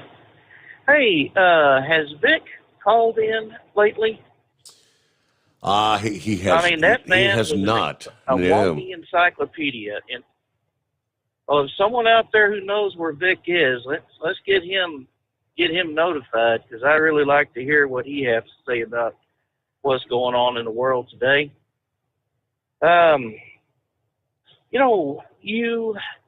I commented on your post earlier this morning, and I'm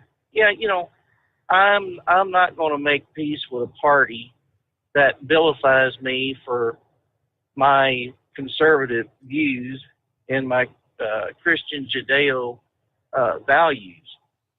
The way that they're coming after us is reminiscent of the Nazis going after the Jews, where they had to put the Star of David, sew it on their jacket.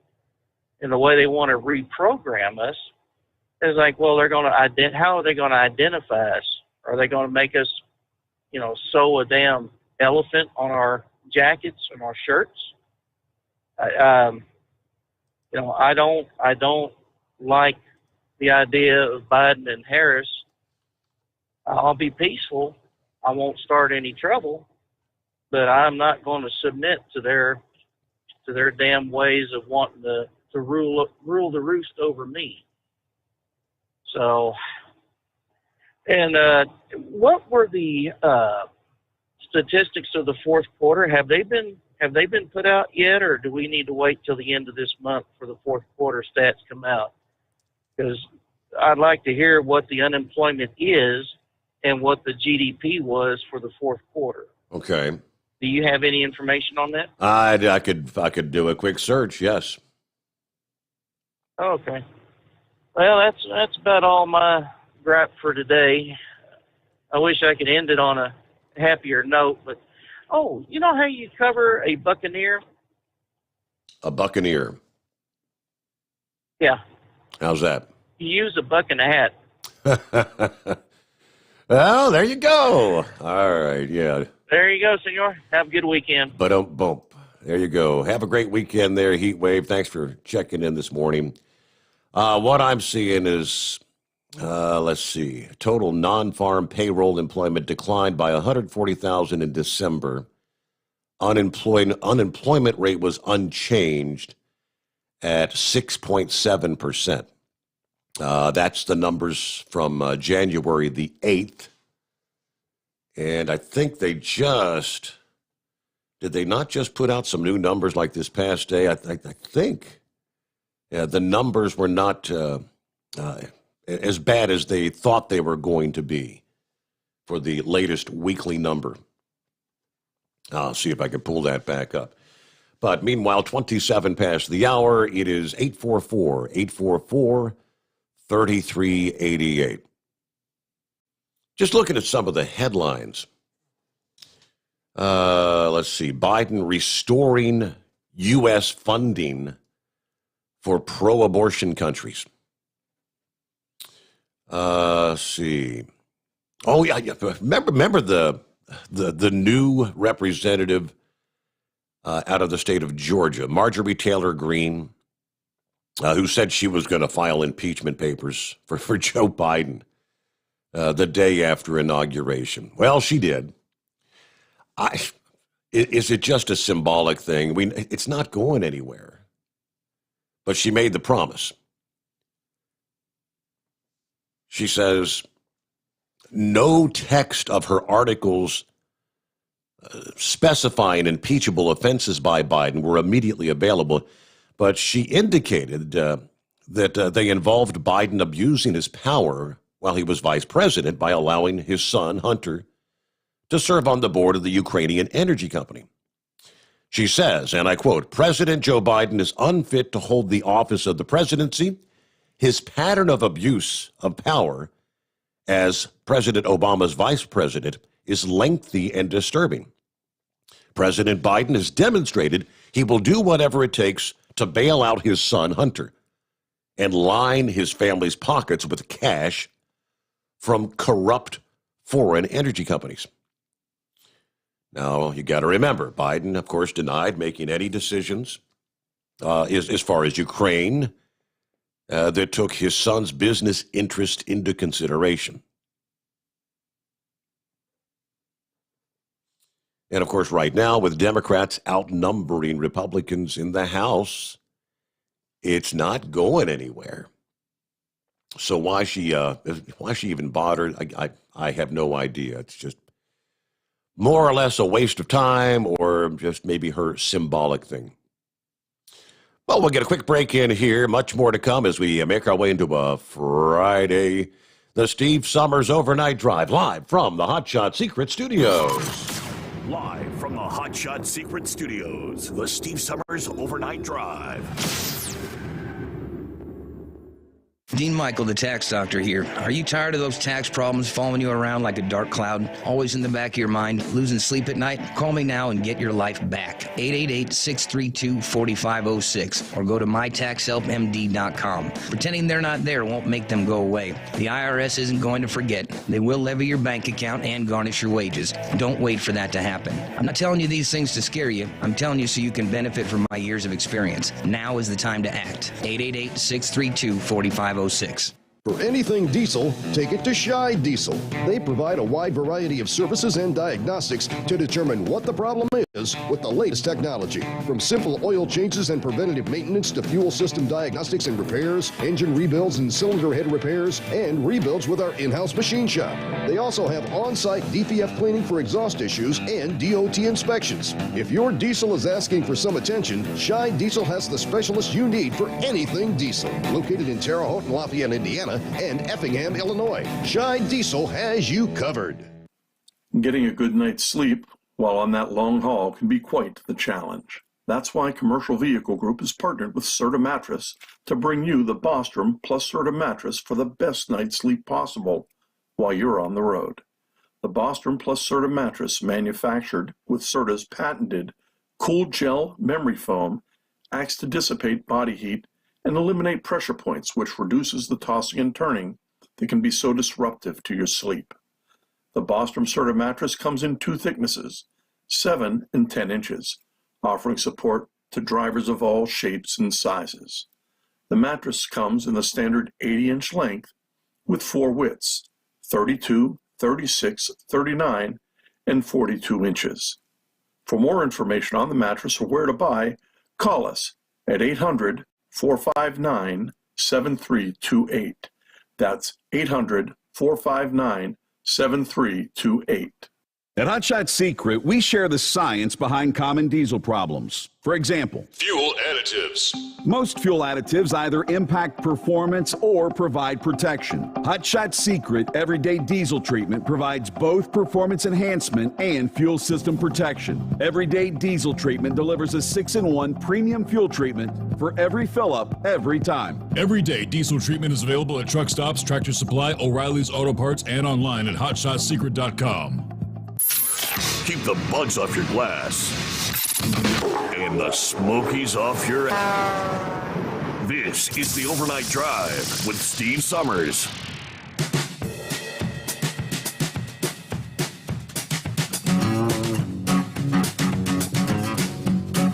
All right, we find ourselves heading into a big weekend for football fans with 6 Super Bowl rings and potentially a 7th on the way. It is more difficult than ever to argue against Tom Brady as being what they call the GOAT. The GOAT, the greatest of all time. That will not keep Green Bay Packers star wide receiver Davante Adams from trying. Adams and his quarterback Aaron Rodgers will face off against Brady and the Buccaneers Sunday. Of course, for a trip to the Super Bowl. Like Brady, Rodgers is in the conversation as one of the best quarterbacks of all time. Undoubtedly a future Hall of Famer. The big difference, of course, Rodgers only has 1 Super Bowl title to Brady's 6. Now, to Adams, that stat shouldn't settle the whole debate on who is the greatest of all time, he says. Who's the GOAT? But if that's what it comes down to, the 4-time Pro Bowler wants to shut the world up by getting Rodgers his 2nd ring. I think we all want it equally for ourselves, which ends up getting Aaron one in the hand. But he definitely deserves it, according to Adams. It's a tough thing because you look at Brady, everybody wants to make that comparison forever, so it's basically turned into a quarterback stat, a Super Bowl. Now, interesting how Brady spent his entire career on the other side of the bracket, dominating the AFC for so many years, while Rodgers scratched and clawed his way through the NFC to try and win a Super Bowl. Again, he won just 1, while Brady racked up 6. 3 since Rodgers entered the league in 2005.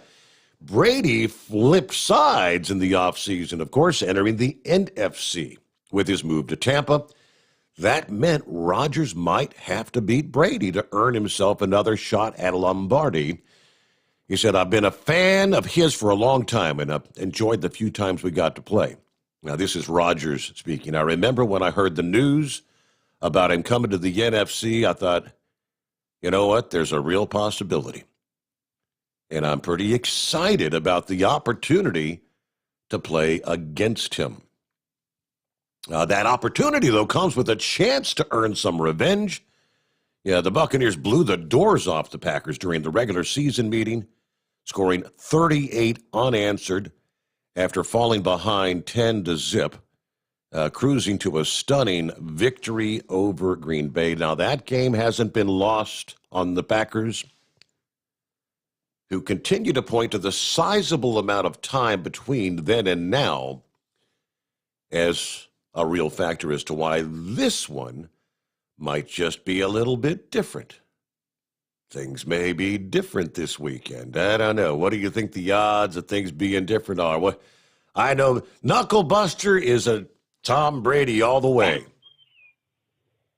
Absolutely there, Mr.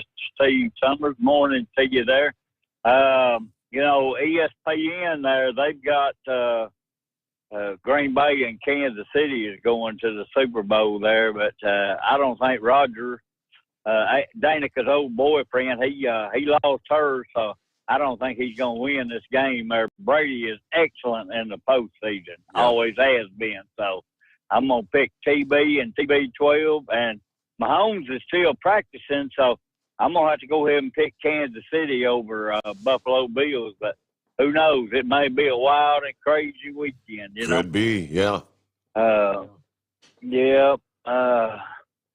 And that guy Colin Cowherd, he wants to postpone the AFC Championship game and give them a home time to heal up. Well, it don't work that way. You know, it's just the way the cookie crumbles. If you're hurt and you can't play, and on the injured reserve list, you just ain't gonna get to play. And Right. That's the way it goes. That's there, the way you it know? works. You know, there's one thing. Yep. You know, there's one thing you can't say, Steve, this year, and that's Alabama sucks, right? That's true. Your old Tide. Yeah. I know that's right. You know, the big man is in the White House, Steve. I mean, ain't that what his son's emails called him, the big man? The big man. Yes, they did. That's right. The big guy. Yeah. Yeah. I sent you an email from Associated Press. On October the 9th of 2020, Nancy introduced legislation that Congress would intervene on the 25th Amendment and set up a commission to study to see whether a president was fit or unfit to serve. She said that wouldn't have anything to do with Trump because they couldn't get it passed. But anyway, I don't know. It's all about money and power. I think that's what drives Nancy Pelosi. She may have, her and Kamala may have plans to be buddies. You never know. Right. I was hearing you talking about that, using your cell phone and driving. Guess what? 15-year-old Taylor Gray, he's a NASCAR driver. He used his cell phone in that NASCAR car. He got fined $1,000 and he's on probation for the 21 season. So I remember so it's that. illegal to use one. Yep. It's illegal to use one in the car, too. I mean, even in a truck, it's $3,000 fine in a truck. So, you ain't going to get me messing with it there. And that Hallie Deacon, she's a NASCAR driver. She looks almost as good as Danica.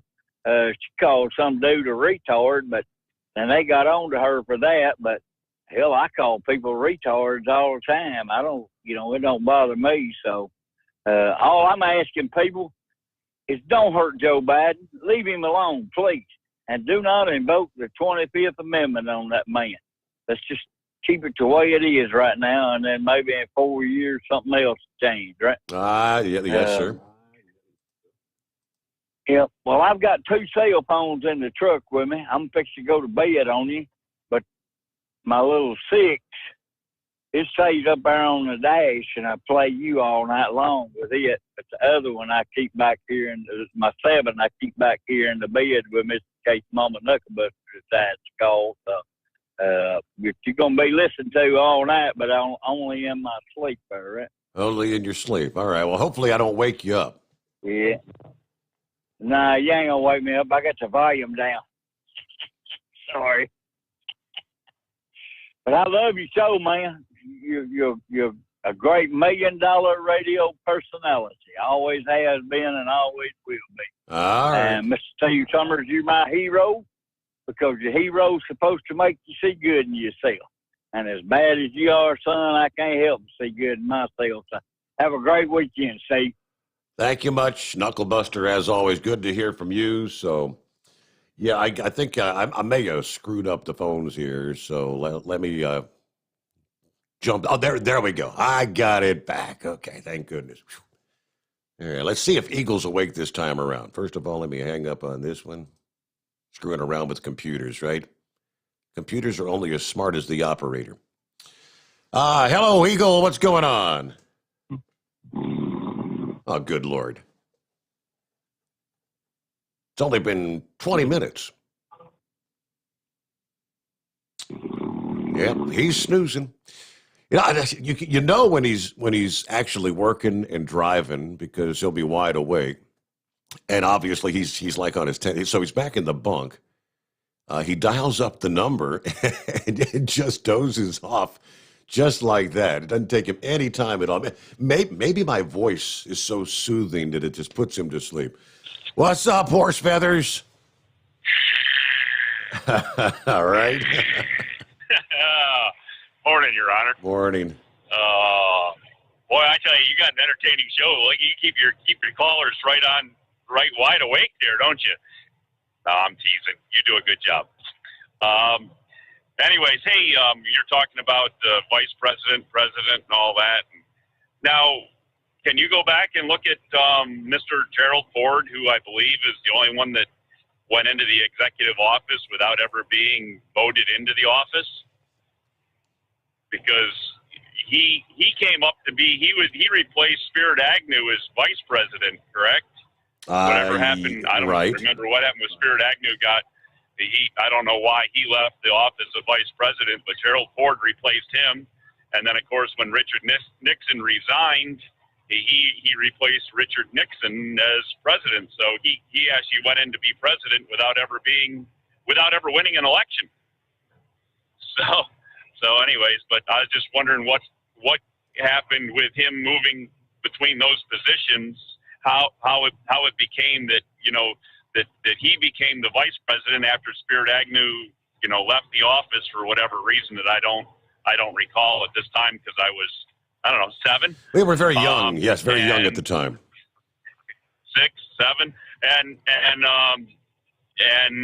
what happened after he became president?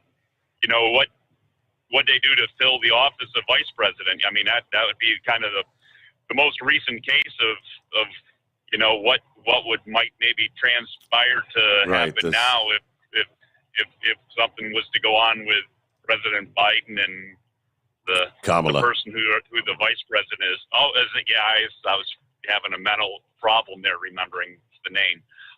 Anyways, so what else do we have for you? With all the clues that Cue Ball gave there the other day, I actually found his YouTube page there, so I got to see his old '84 cab over there, and I think I drove a cab over that had the identical paint job to that back in the day of what he has there in his videos. So I'm pretty sure I know where his truck was an original truck from. So that's kind of interesting that to kind of come full circle from used to driving one to seeing somebody I know that actually owns one at this point. Right. Probably almost 30 years later. So I did try to send you that deal on the how the tax code works and explained with beer. I did try to send you that again. I got the email here a little bit ago. I'm going to see if I can. Yeah, it's actually a YouTube page. So if you can't see a YouTube video, then while you're on the air now, I don't know how all that works. I know with the other place there, you can see things but not hear them and stuff like that. But anyways, I don't know if you want to share that on and I guess you posted a share on your Facebook page there. I heard you read there about the Mr. Biden being our president, right? And, supporting that and wanting America to be good. And hey, I'm all for that. I wish I could have seen that on your Facebook page, but again, I don't have Facebook.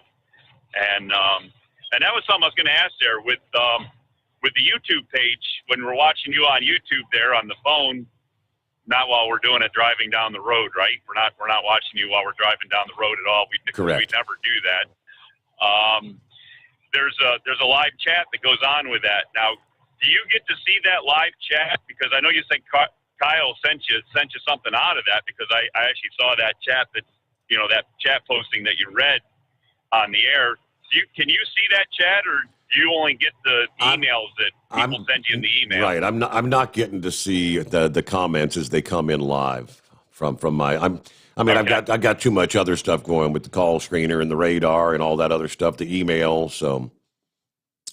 Yeah, that's kind of what I figured, because that's scrolling around pretty good, and there's Neighbor Dave and Cool Breeze, and there's a lot of other ones. There's a lot of people that are posting on there, and you're getting a lot of thanks for being on the air, and we appreciate you, and glad to have you back, and where have you been? It's been too long without you, and everybody's just pretty much where all the rest of us are. Is you fill our overnights, and it's going to be a long 2 days over the weekend there, not having you. Of course, I only have to do one of the two, but it'll be a long weekend there, not having, you know, your broadcast on those other 2 nights of the week there, you know. Right. So I don't know. I'm hoping you're working on something. There was one guy with the initials CP maybe comes to mind if you could steal him at all, if you have any interest in that. But I always thought that he'd be a good person there to do the weekend show, and you know, so I don't know.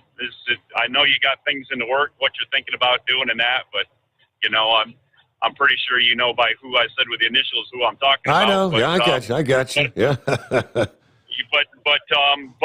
But if there's anything in the works, that's my vote, you know. And I guess as an American, I do get one vote, don't I? So if that's the case, that's my vote. If things would work out, family life and everything in the way, there you go.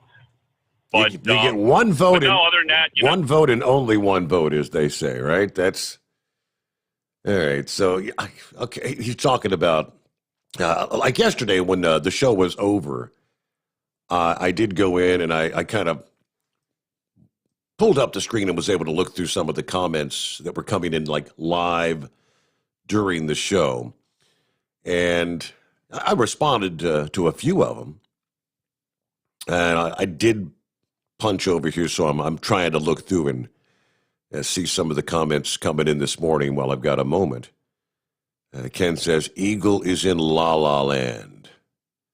Getting some good sleep. I guess he is. Robert says, great show tonight. Robin says, hey, Daryl, great to hear from you. Roll Tide. Todd says, good morning, Steve. Good morning to everybody else. And on down the line that goes, just the comments that come in. Horse feathers is goofy, says Robert. Yes, he is. All right. Hey, you can call or text the show at 844-844-3388. Thank you very much. Okay, who's next up here? What are you looking at? About 10 before the hour, and I don't see a name, but I do see something that says funny things, so I have no idea who the hell that would be. What's going on? Who the hell that would be? I don't know. Probably one of the oldest of the old school callers. Still around, maybe the new Adonis of trucking himself, Army. Army. I stole the title from Hollywood. What do you want? Okay. Yeah, it's been a while. Totally like lock, stock, and barrel stole. I came across. Steve, I'm glad that you got your.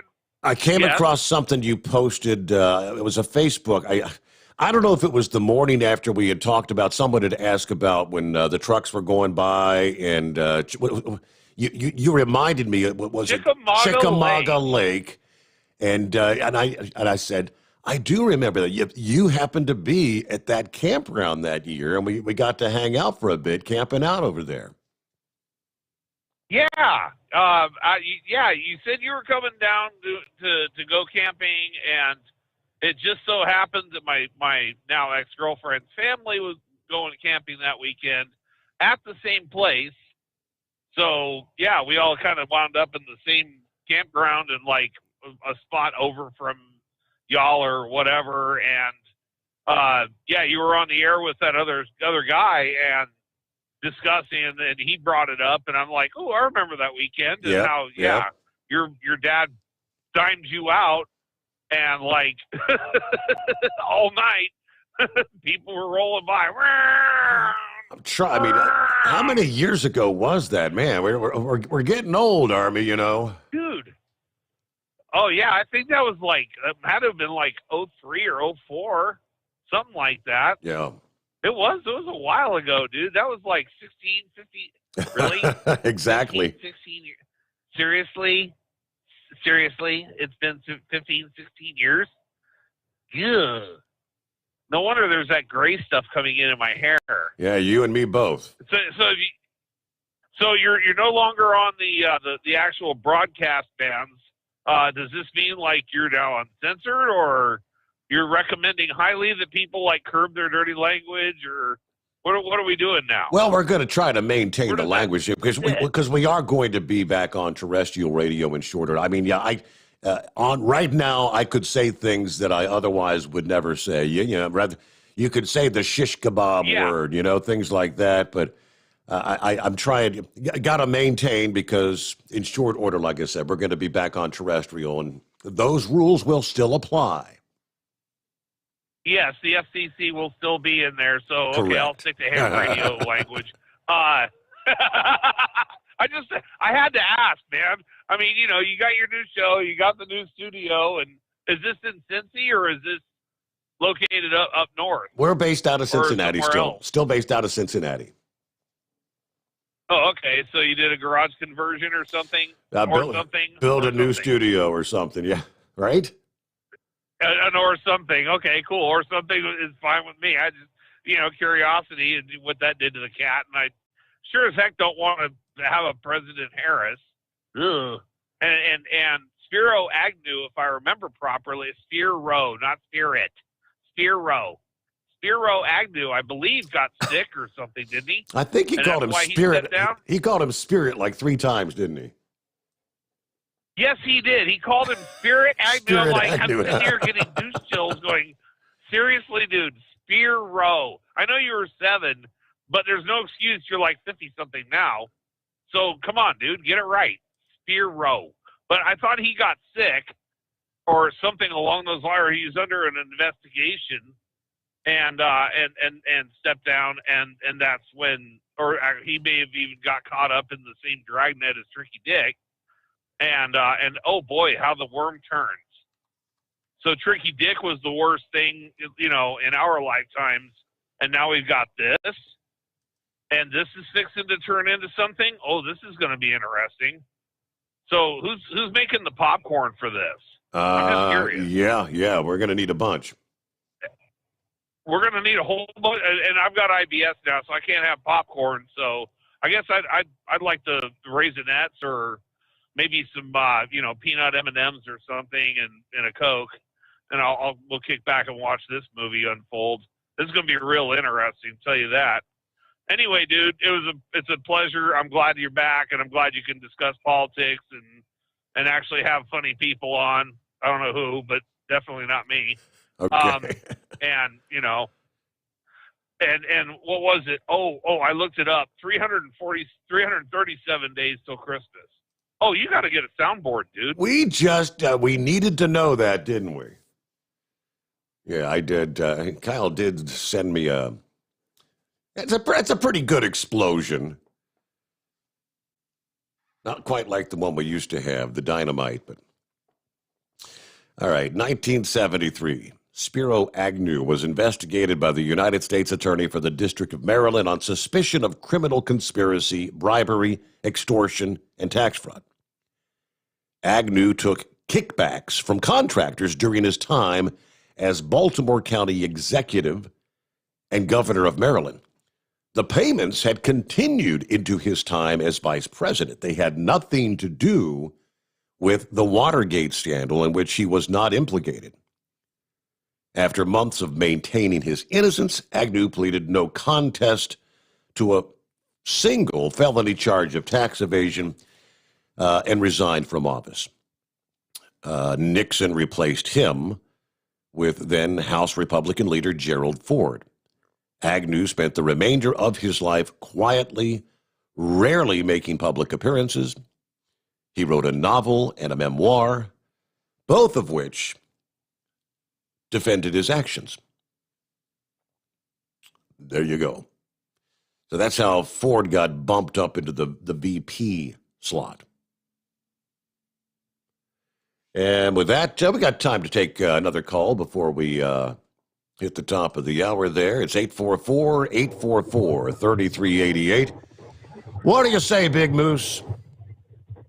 Hey, not much. You were talking about Jerry Ford there. I tell you, that was the most entertaining president we ever had. That man was an absolute bumbling moron. That poor guy couldn't walk, couldn't talk, couldn't sit down. I wish somebody would just tally up every time he fell on camera. You remember all that? He'd tumble down steps and go to sit down in the chair and miss the chair and everything else. I mean, I remember Richard Nixon, Gerald Ford's face on the news and everything, but I was so young. I had no interest in watching the evening news with Walter Cronkite or whatever. So I mean, it was just whatever Mom and stepdad were watching. So that would make a good YouTube compilation video. Somebody go back in the archives and get all them videos of old Jerry bouncing off the floor and just put them all together. That'd be an entertaining 20 or 30 minutes, because I mean that poor guy, he couldn't get in front of a television camera without falling over or making a complete ass of himself. I had no idea. Yeah, he'd come down the steps, man, and both feet be out in front of him, riding his tailbone down the steps. Every time you see him, he's all the time falling over or getting up or something. But what did you think about our new commander in Creep signing that order that everybody's got to wear a face mask on federal property? Then 20 minutes later, he's out there at the Lincoln Memorial walking around with no mask on. He was doing a speech without a damn mask on. I was going, okay. Yeah, boy, the hypocrisy abounds, doesn't it? Well, at least he wasn't sniffing no children. I'd say he's moving up in the world. Yeah.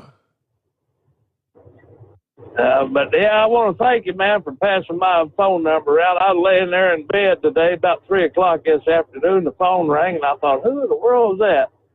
Old Possum Breath. And as soon as I answered the phone, I knew who it was. It sounded like a growling dog on the other end of it. And that sucker talked to me for 5.5 hours.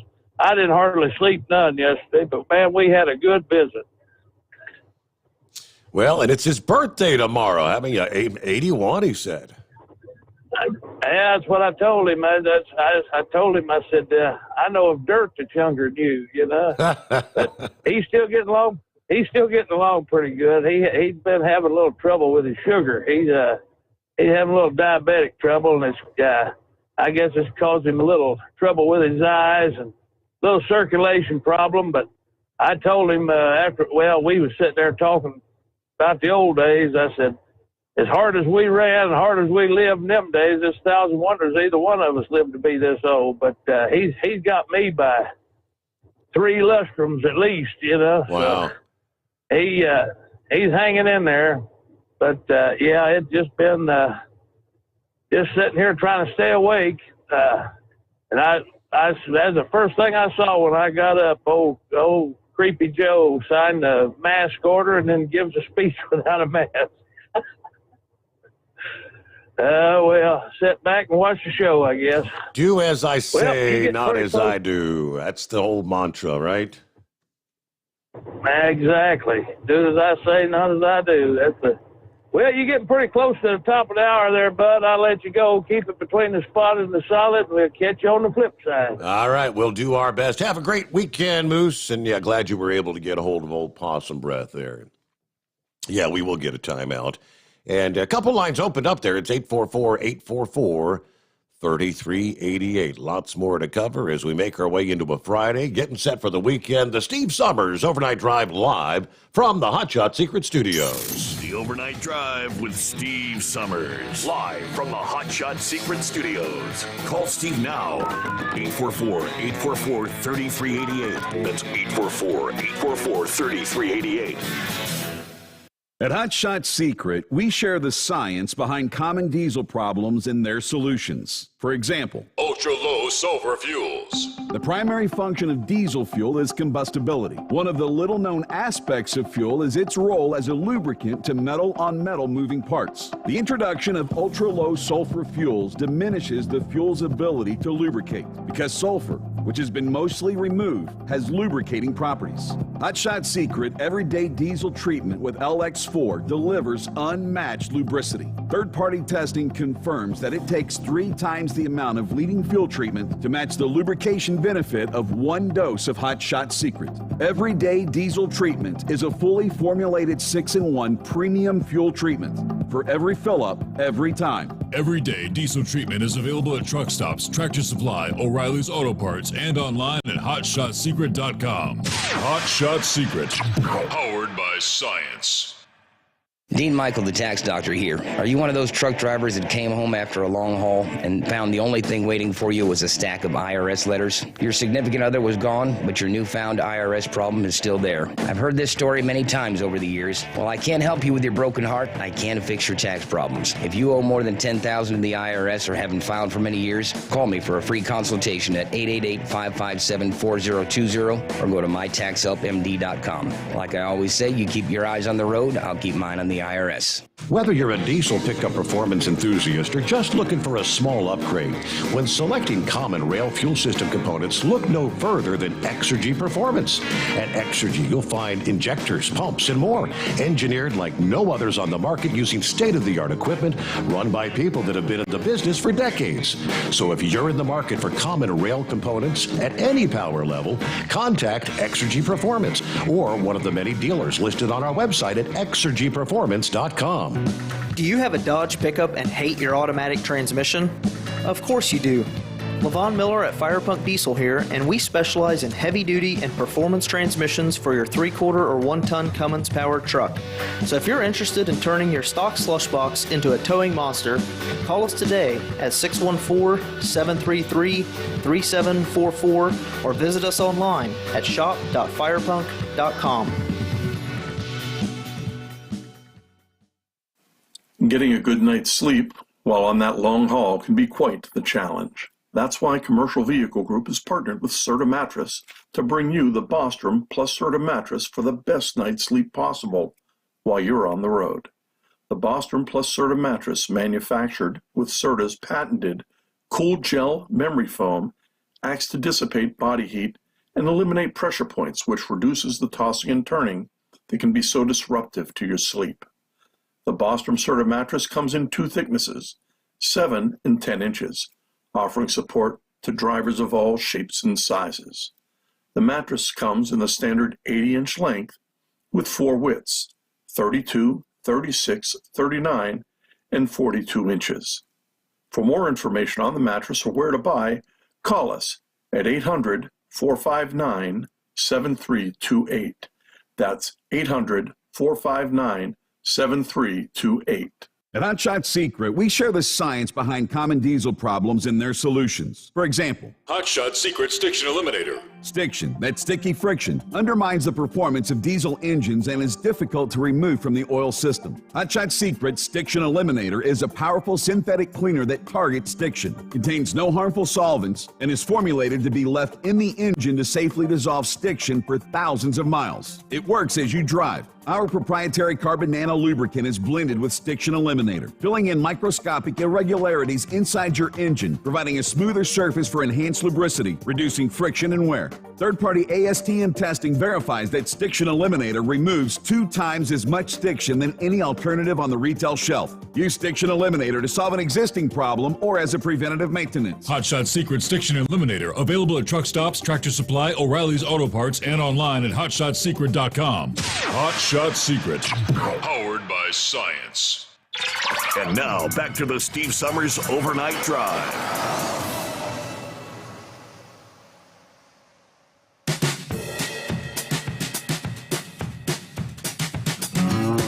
All right, we're back at it here. As we make our way into a Friday, I don't know what happened to my little bumper music there. Okay, you want to jump on The board? Overnight Drive with Steve Summers. Live from the Hotshot Secret Studios. Call Steve now. 844-844-3388. That's 844-844-3388. There you go. All right. Hotshot Secret. We didn't want that. No. Enough already. Stop it.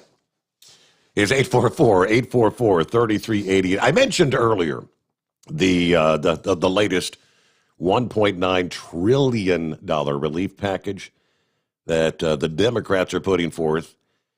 It's mostly giveaways, they tell us, according to Mick Mulvaney, giveaways to the party's base. Mulvaney served as director of the Office of Management and Budget in the Trump administration.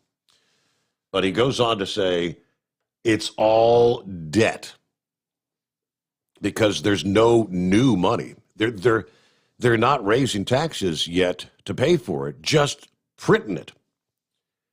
Now, he says probably a third of the money actually will be used for COVID relief. And the other 2/3, that goes to everything else. Now, what does a minimum wage have to do with COVID? Absolutely nothing. Zero, he says. They're using it as an excuse to get their priorities across. Still, he admitted, Republicans would do the same thing if they controlled both houses of Congress and the presidency. Mulvaney spent 6 years in the House of Representatives before President Trump tapped him to be the first OMB director. But he says it's the hypocrisy that drives me crazy. To say that somehow $15 an hour federal minimum wage has something to do with COVID, it doesn't. And it's insulting to the people. And it's what drives the sort of anger with the government that we see that has been manifesting itself during the Trump era. You can't be dishonest with the people, but that's exactly what we're doing right now. Didn't realize the $15 an hour minimum wage was in the COVID relief bill. All right, before we get back to your calls, in other news, we've been talked a lot about the COVID vaccines. Will you get the shot? You have any desire? 6 months, a year from now? What happens if they start mandating? In order to do this, in order to do that, you must have a COVID vaccine. And some say that those things may be coming. The latest is the labor unions. You may soon find yourselves in an unexpected role defending members who refuse to take a vaccine. Now, you remember the unions fought hard to get their workers near the top of the vaccination list, but now they're looking at the likelihood some of their members may push back on businesses that mandate shots for employees. These brewing, as we speak, standoffs carry political implications as well as public health concerns. Of course, during the 2020 campaign, the unions were largely supportive of Joe Biden, who has set a goal of 100 million vaccinations in his first 100 days in office. Now, Kim Cordova is vice president of the United Food and Commercial Workers International Union. She said companies have to negotiate with unions before making any sort of vaccine mandatory. If an employer wants to make it mandatory, they would have to negotiate that with us. They cannot change a condition of employment.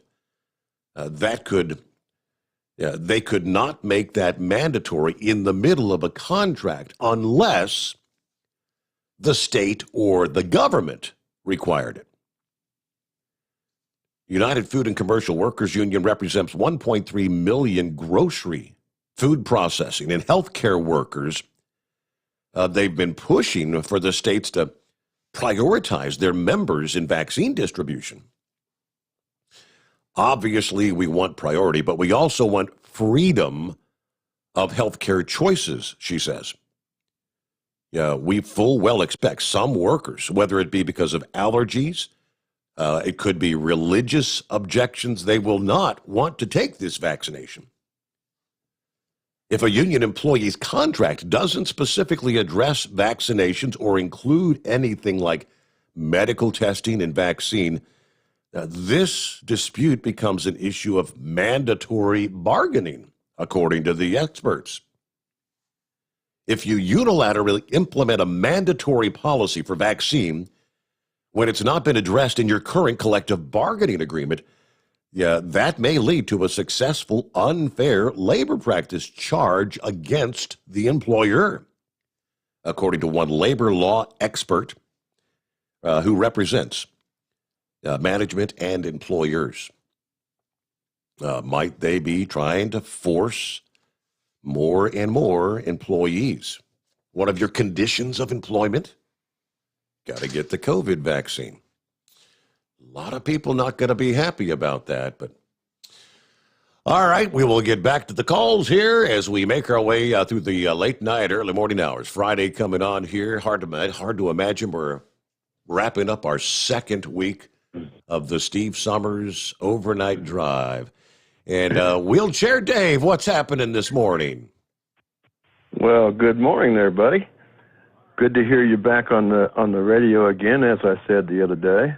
So, but you got to bear with me here because I'm a little nervous talking on the radio and the phone and stuff. So, make me feel comfortable, and I'll be all right. Okay? We're all like family here, Dave. What the heck? You know, I just screwed up. You know, we all screw up sometimes. All right.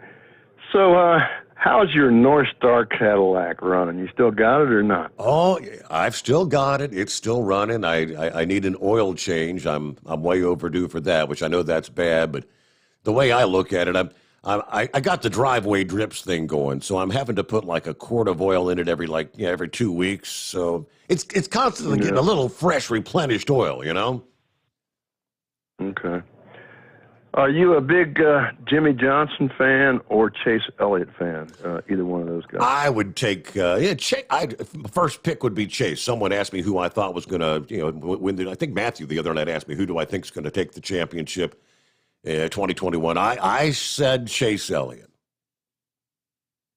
Well, Chase, I got to tell you what, him winning that championship last year, man, up there in Dawsonville, they sure did give him a send-off or welcome. They had a big fanfare for him, and I tell you what, there was just thousands and thousands of people all over the country roads and stuff, all the way into Dawsonville, up to Gordy's little pool hall right there. It was quite a sight.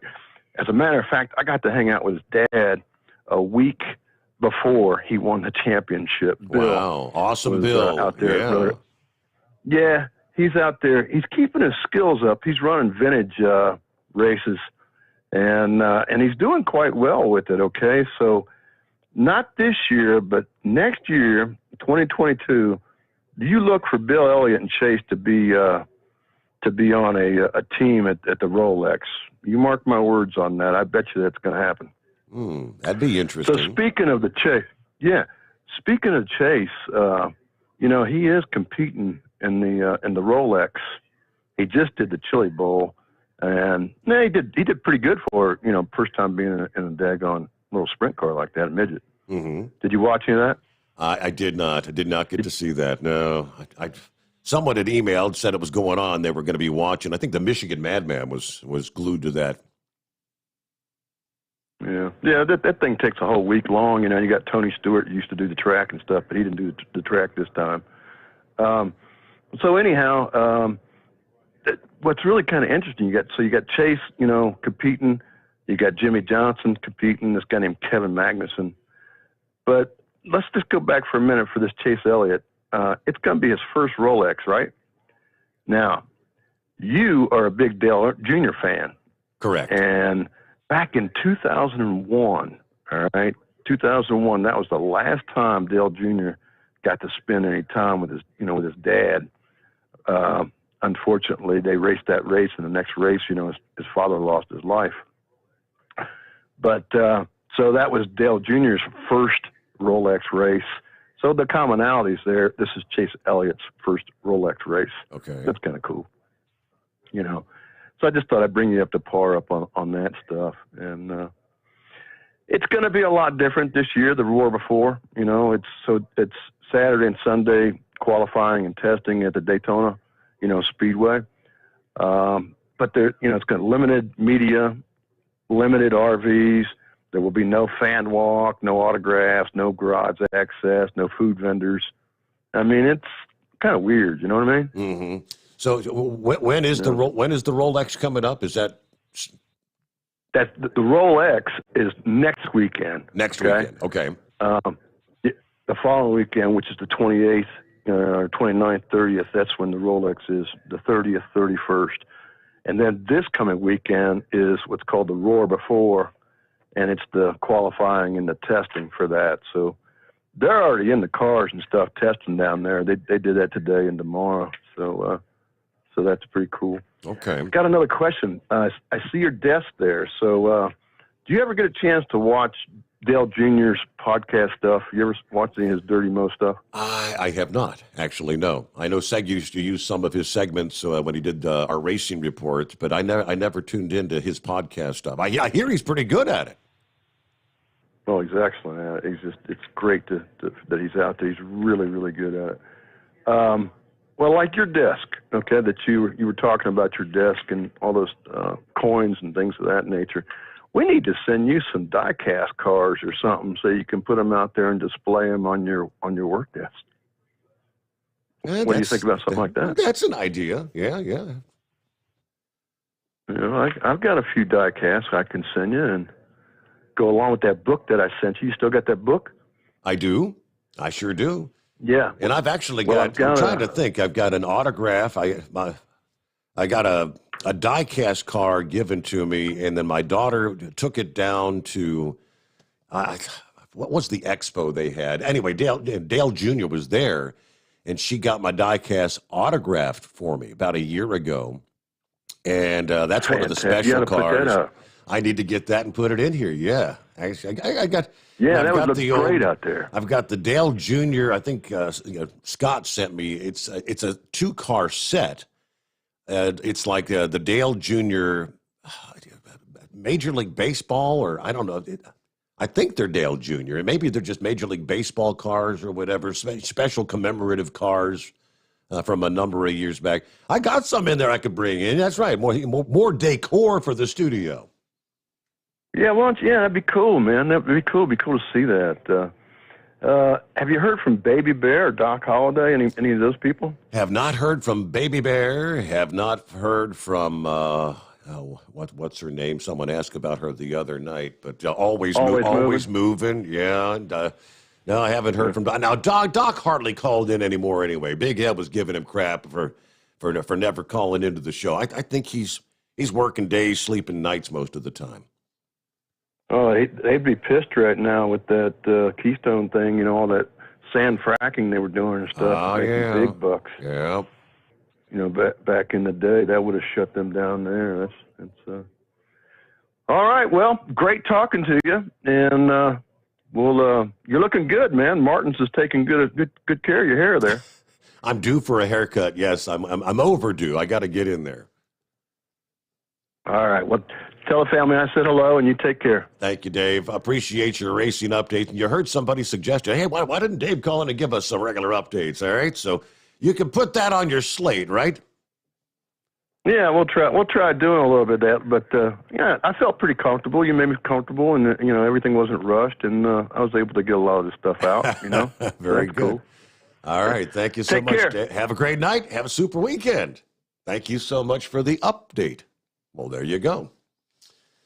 All right, it's 844-3388. They still have not identified or made any arrest for whomever it was that planted those pipe bombs at the Republican and Democrat, I guess, headquarters in D.C.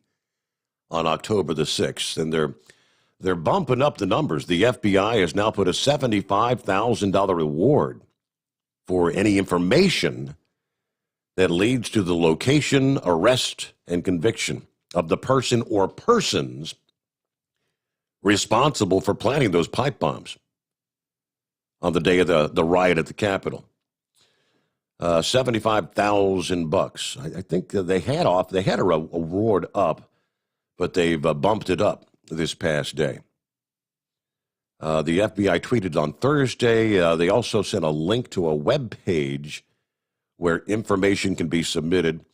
But their tweet included several pictures of one suspect who was wearing a white hooded sweatshirt, black pants, and gloves, sneakers that were white and black, along with a white face mask, carrying, it was either a blue or brown backpack.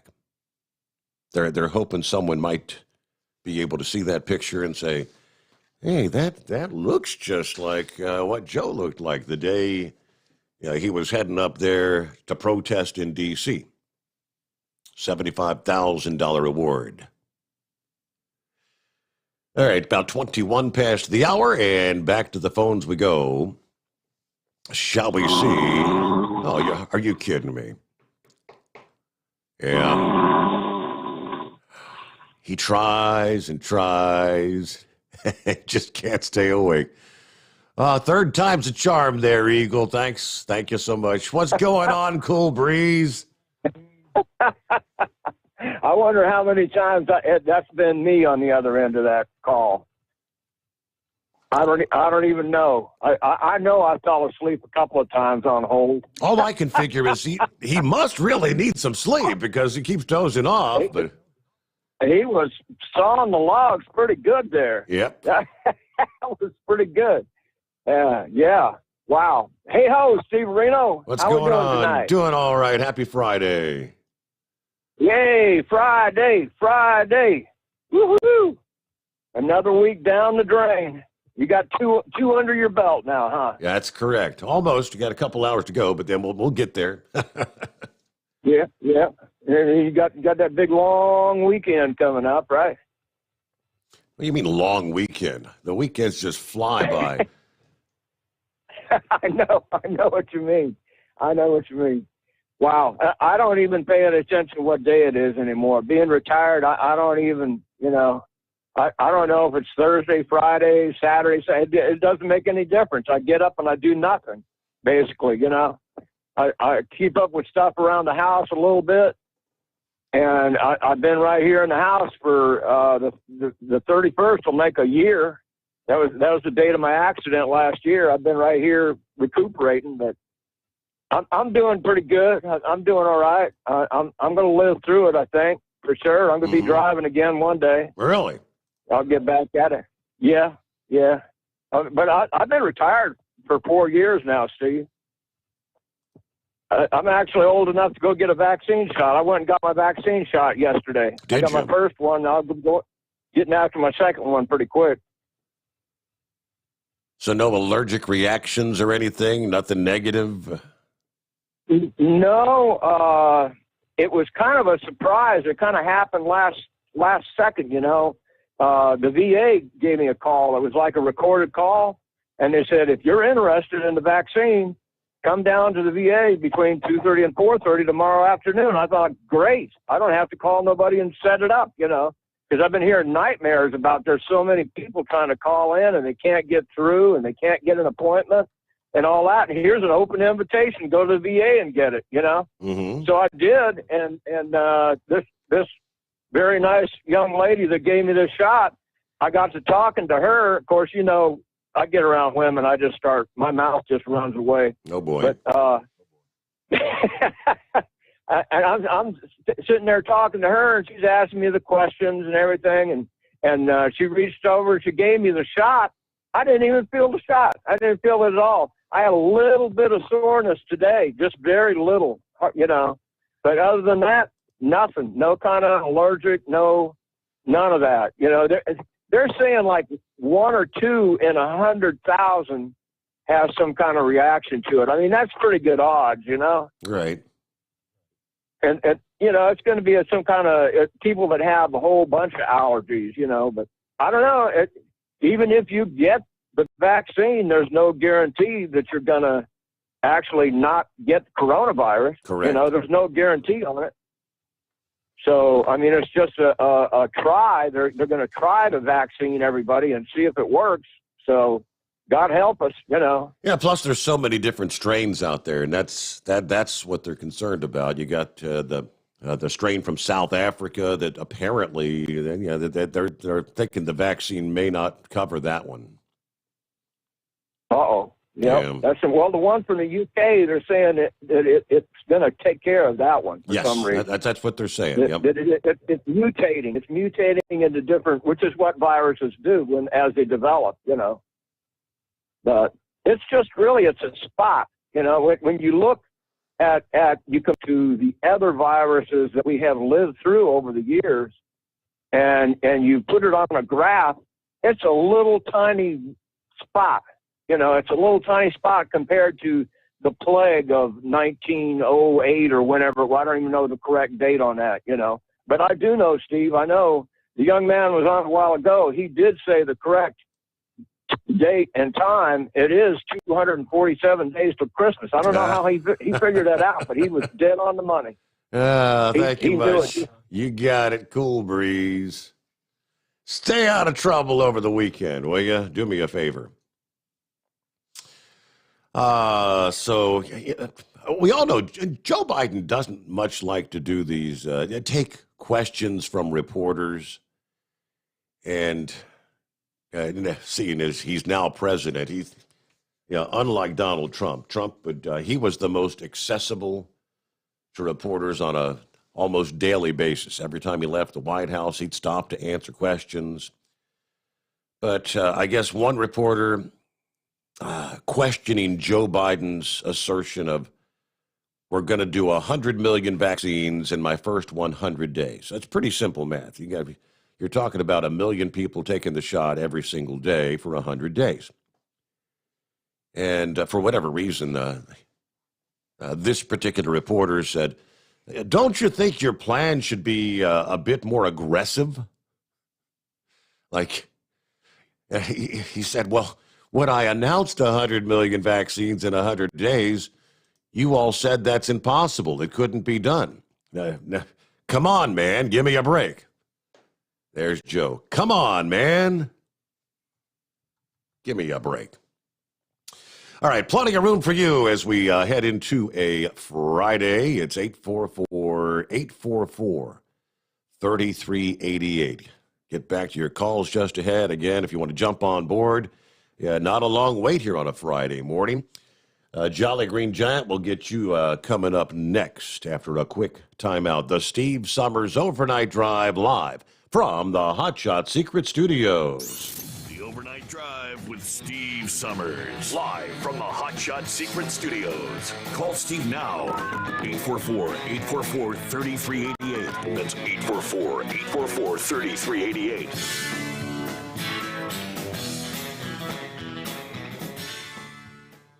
Attention all truckers, Dean Michael, the tax doctor here. I want to talk to you about those dreaded tax problems. I know you want to keep on trucking and not even think about them. Well, let's face it, they're not going away all on their own. You need professional help. I've been helping truckers put their tax problems in the rearview mirror for years. I can help you too. Call me for a free consultation at 888-632-4506 or go to mytaxhelpmd.com. It's like I always say, keep your eyes on the road, I'll keep mine on the IRS. 888-632-4506. Pure Flow Air Dog, your leader in fuel air separation system technology. Our systems filter out water, particulates down to 2 micron, and remove all of the air out of your diesel fuel. This allows for nothing but pure, clean diesel fuel to reach the expensive injection system equipped in your vehicle. Not only do our fuel systems protect, they also come in a variety of flow rates to meet your performance needs. Our systems are compact and use OEM-style fittings for easy installation. Learn more about our product at www.pureflowairdog.com and be sure to follow us on Facebook and Instagram. Protect your investment with PureFlow Air Dog. Drivers, you demand that your equipment's reliable and dependable, and that also applies to your headset for communication. Well, our friends at Stellar Electronic have you covered. The Pluto Duo headset bundle is the best communication headset you can find in the industry. No matter the challenging environment you're driving in, the Pluto headset will make you sound crystal clear all the time thanks to their 99% noise cancellation. And the Duo's not only a stereo converter for the headset, but also a power bank so you can charge as you go. Learn more at StellarElectronic.com or visit them on Facebook. At Hot Shot Secret, we share the science behind common diesel problems. For example, ultra-low sulfur fuels. Fuel has 2 purposes, combustion and lubrication. Ultra-low sulfur fuels have diminished the fuel's ability to lubricate. Hot Shot Secret Everyday Diesel Treatment with LX4 restores lubricity, protects your engine, and optimizes performance. Everyday diesel treatment is available at truck stops, Tractor Supply, O'Reilly's Auto Parts, and online at hotshotsecret.com. Hot Shot Secret, powered by science. And now, back to the Steve Sommers Overnight Drive, live from the Hot Shot Secret Studios.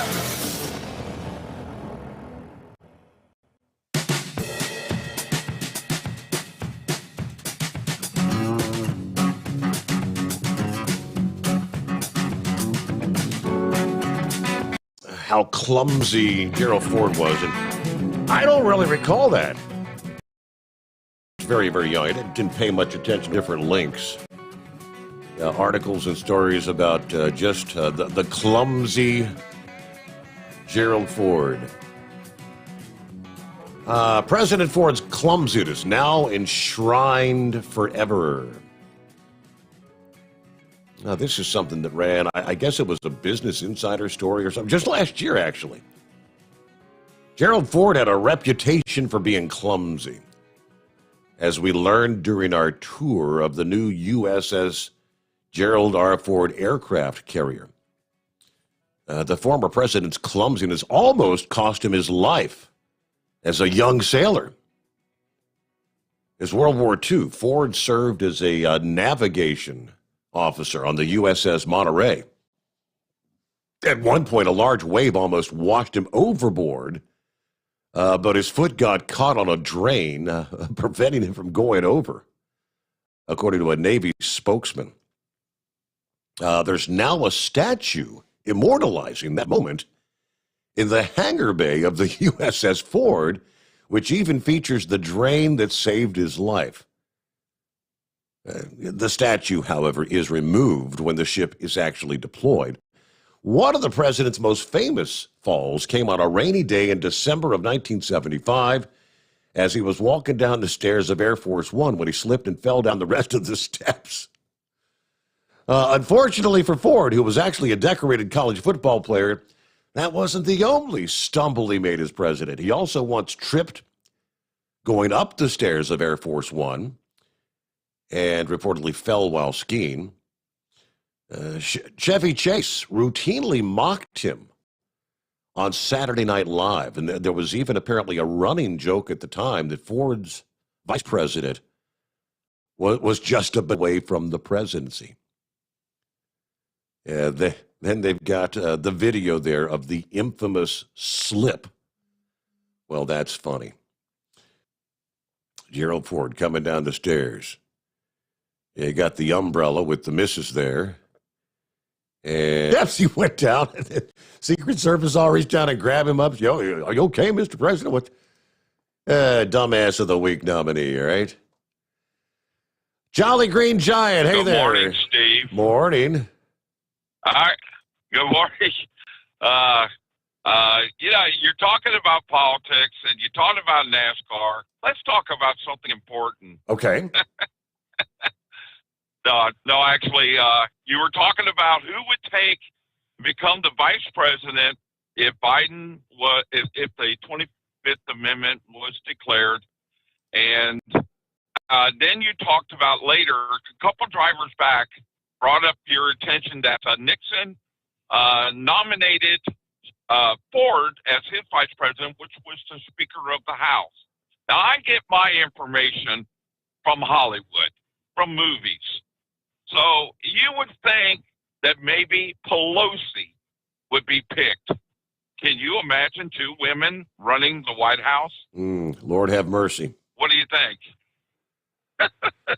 Yeah, so if I was Too bad you ain't got that dynamite button, okay? Yeah, Too bad you ain't got that dynamite button. I really enjoyed being blown up by your dad. Absolutely, yeah. If I was understanding correctly, it's like, I guess with the 25th, things changed, because prior to that, there was no provision for if the vice president had to move up to the presidential role, there just was no vice president for the remainder of the term. I guess with the 25th, all right, vice president becomes president, appoints who they want to be vice president, but then it have to have House and the Senate confirm them. I guess kind of like a Supreme Court nominee has to be confirmed, whatever.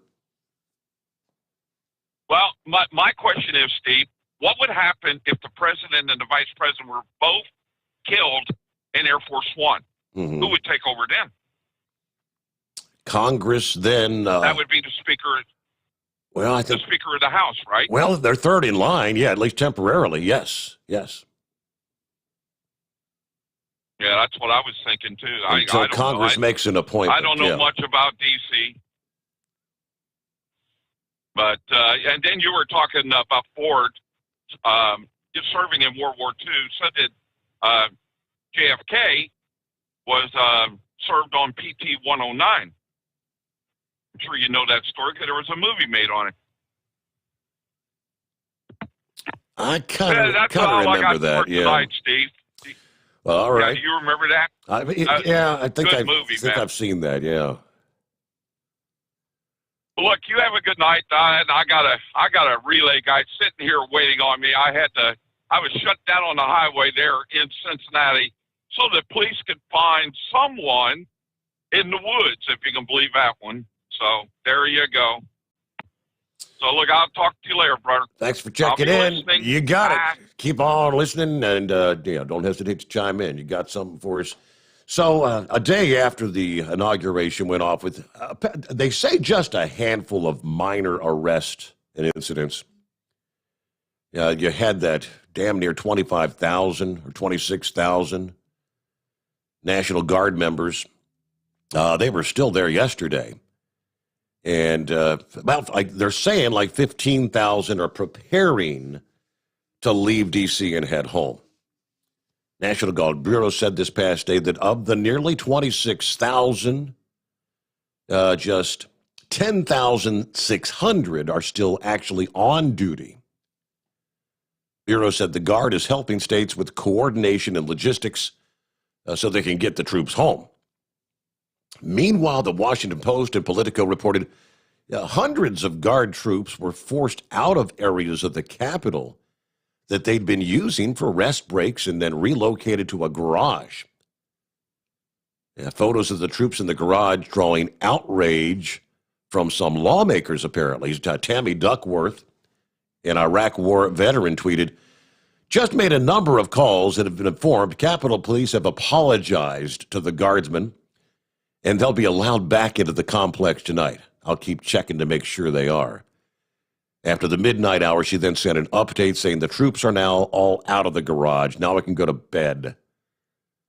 But you had troops from all over the country literally pouring into D.C. by the plane load and the bus load late last week with all the security threat concerns. They were scattered around the city, securing the Capitol, monuments, metro entrances, the perimeter of the central D.C. area, which was pretty much locked down leading up to the inauguration. A Secret Service announcement that the special security event for the inauguration officially ended at the noon hour on Thursday, this past day. It's going to take several days, they say, to make all the arrangements to get the 15,000 home. That should be done in 5 to 10 days. They'll have to turn in equipment, make travel plans, go through their COVID-19 screening. Some local law enforcement agencies have asked for continued assistance from the Guard, though. So they're saying nearly 7,000 are going to stay there in D.C. till the end of the month. And even at 7,000, that's quite the contingent there in our nation's capital. I kind of wonder, are they anticipating something to still maybe unfold? Because, I don't know, were the agitators just waiting for the Guard to go home before they say, all right, now that they're gone, let's go on into D.C., start some crap? All right, it's 844-844-3388, the Steve Sommers Overnight Drive, and somebody wants to talk about the 1776 Commission. Who we got on the line here? Steve. Yes, sir. Hey, good morning. Congrats on being back on the air. Thank you so much. Good to be here. Trust me. Yeah, appreciate you. Missed you for a couple months. But, yeah, you heard about what Biden did on his first day in office on the White House website about the 1776 Commission report that Donald Trump had a commission, right? Correct.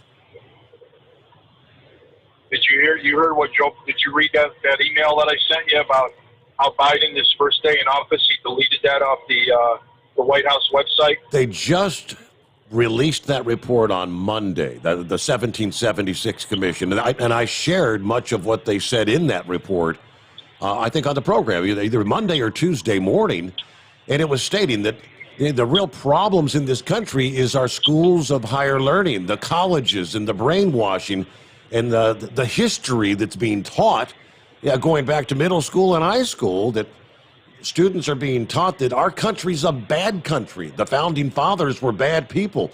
So I guess Joe didn't like that report, did he? No. And here's the thing, Steve. It's even going on.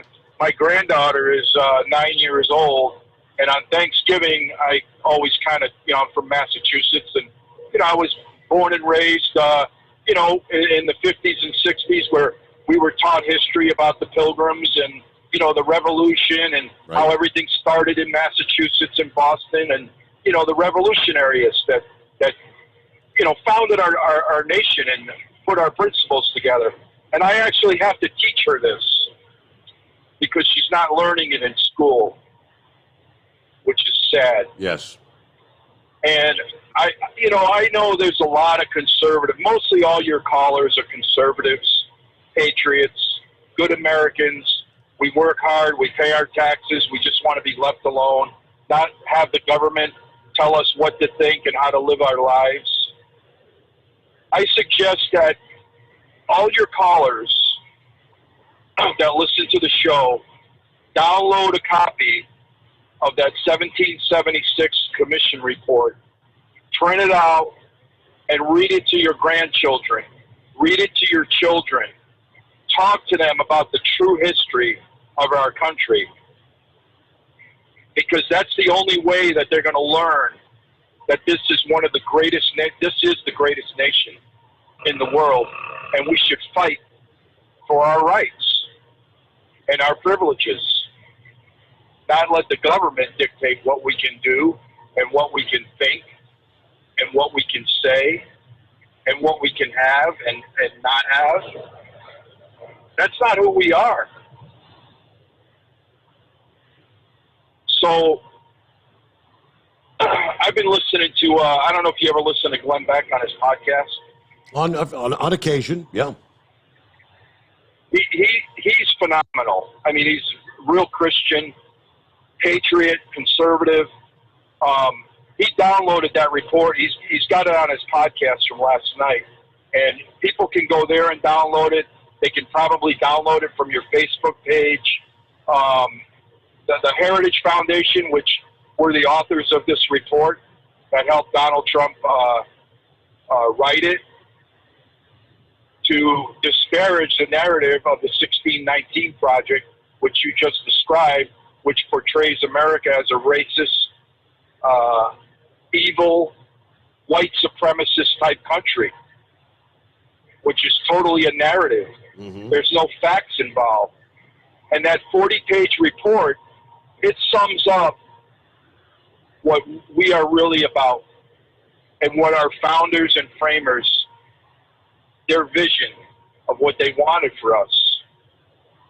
So, like I said, I really hope that people get the word out, talk to their kids about this. Even my kids that are in college, Steve, they, thank God they went to a high school where I did ask them at times, are they teaching you the Constitution?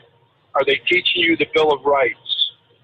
And they would say yes. So my son knows about the Constitution, knows about his rights.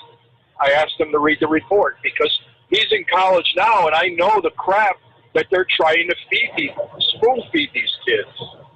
It's not right.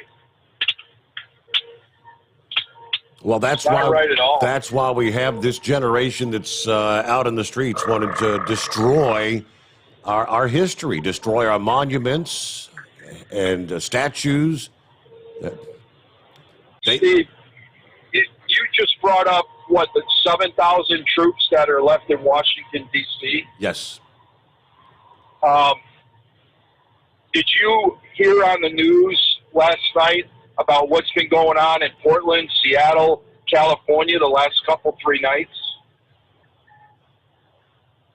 Steve, I don't think anybody heard about it because it's not on the news. They're not covering it. So they've been rioting. They're more back out in the streets. Is that Antifa right? has been rioting more. Go ahead. I'm sorry. You're saying they're back out on the streets again in Portland? Steve, they're burning buildings, Molotov cocktails. They're out in the streets with swords, machetes, knives, fighting with the cops for the last 3 nights. Wow. Downtown Portland is a war zone. They cannot control this Antifa group. And the only place that you can find the video on it is like Newsmax or that other one that's on there, that one America, OA1, I think, One American News. One American News, OAN, yes. Yeah. And Newsmax had it on. They covered it. But those are the only, CNN, CSNBC, you have not heard one word about the people that are destroying Portland and Seattle the last few nights, battling with police. It's just, it's unbelievable. So where's the National Guard? Where's the U.S. military in those cities to protect? How would you like to be living in Portland, Oregon right now? A business destroyed, watching your city burn, an American city. And the president is doing nothing about it. The governor's doing nothing about it. I mean, it's totally disgusting. It really is that they're letting these anarchists run free in the streets and burn down American cities and destroy businesses that people have probably worked their whole life, to build. Yes. But as soon as what happened on January 6th, which all conservatives condemned, they painted us all as white supremacists, domestic terrorists. Steve, a domestic terrorist is someone that throws a Molotov cocktail, somebody that blows up a building, somebody that wants to hurt or kill people. That's a terrorist. We are not terrorists, you and I, and 100% of your callers that call into your show and listen. And for us to be portrayed like that, it's just it's just terrible. I mean, it really is. Very disheartening. Heartbreaking. What's going on and what's going on? Yes, what's going on in America today. But you do not hear one word about these anarchists on the West Coast, and that's what gets me. The hypocrisy, the double standard for liberals. And here's the thing, Steve. If you go online, you'll be able to hear the speech last night of one of these Antifa leaders leading his group of domestic terrorists, I'll call them. Joe Biden is not a friend of theirs. Joe Biden is not their savior. Joe Biden is going to do nothing for those people. That's what they were preaching last night. They are totally anti-government. Yep, that's it. No matter who's in there, whether it's Donald Trump or Joe Biden. They do not want to be ruled by anybody. And I think a whole bunch of those on January the 6th, those individuals, I firmly believe, were just intermingling with the Trump supporters so they could blend in. And then, of course, when violence breaks out, I mean, mainstream media was, round-the-clock, nonstop coverage of the right-wing violence taking place in our nation's capital. And we've got to impeach Donald Trump. We have to impeach the president. And, there's a timeline that was put together by the U.S. Capitol Police Secret Service. Do you know while Donald Trump was speaking, right before he got on stage, that those people were already inside the Capitol? Wow. Yes. While he was speaking, those people were inside the Capitol starting to cause the damage and assaulting police officers. Those people that were doing that, committing the violence, were not Donald Trump supporters. We're not conservative American patriots. We do not do that sort of thing. We do not. Those people were agitators, militants, extremists, whatever you want to call them, Antifa, BLM, whatever. Those people were not us. Now, were there some Trump supporters that followed them in there? Right. After you could see the Capitol Police letting them in the building. Come on in. I mean, I think that whole thing was staged, to be honest with you. I really do. When I was watching some of the live coverage, they had like the ropes or whatever kind of cordoned so they could march through the doors. I thought they were allowing them just to march through the Capitol in one side and out the other. They have a little parade or whatever supporting Donald. That's what it looked like initially was going on to me. Yeah, you could see it on the video that a lot of them were just waving them in, come on in, come on in. Some of them were talking to the police, like real calm and nice. And they were inside the House chamber. There was 2 D.C. Capitol Police just standing there watching them, not doing anything. It makes me wonder, because the guy that resigned from office, he was the D.C. Capitol Police Chief, I guess you'd call him. They actually forced him to resign. Well, he came clean about what really happened a couple of nights before. He pleaded with the Sergeant of Arms to get him some National Guard. The FBI had reports 2 weeks in advance that there was going to be some violence in Washington, D.C., and that we need to take action. The D.C. police knew about it. The Metro Police knew about it. The Capitol Police, the FBI, Homeland Security. Why didn't anyone do anything about it, Steve? Where were the 25,000 National Guard that should have been around that Capitol on January 6th? Where were they? They did nothing. They did nothing. And that's what makes me wonder. When this happened, I said to myself, this was all staged to make this man look bad. To blame him again for something he had no control over. Right, for inciting the mob. Yeah, and he said nothing insightful. I mean, you listen to his speech. You listen to what he said after. I mean, his farewell speech, I don't know if you listened to it, Steve. It took him about 20 minutes to talk about all his accolades and everything he's done good for this country. And not one news channel covered it except Newsmax. Not one. 20 minutes at least. All the things that Trump did for the United States of America. So, I don't know. It's going to be an interesting couple of years. But, Steve, the only thing we can do to fight back is we need to get our state legislatures to tighten up the election laws, get rid of this mail-in voting crap, verify signatures, make the vote ironclad. We can't have that kind of fraud. So let's get our state legislatures. If you live in a Republican state, whether it's Tennessee, Texas, Florida, Georgia, we need to get our Republican state legislatures to pass laws so in 2 years, maybe we could take the House back. Maybe we could take the Senate back. We could only hope. Yeah. Well, thank you so much. Speaking of, so I did a quick search there, and according to Newsweek, and not Newsmax, but Newsweek,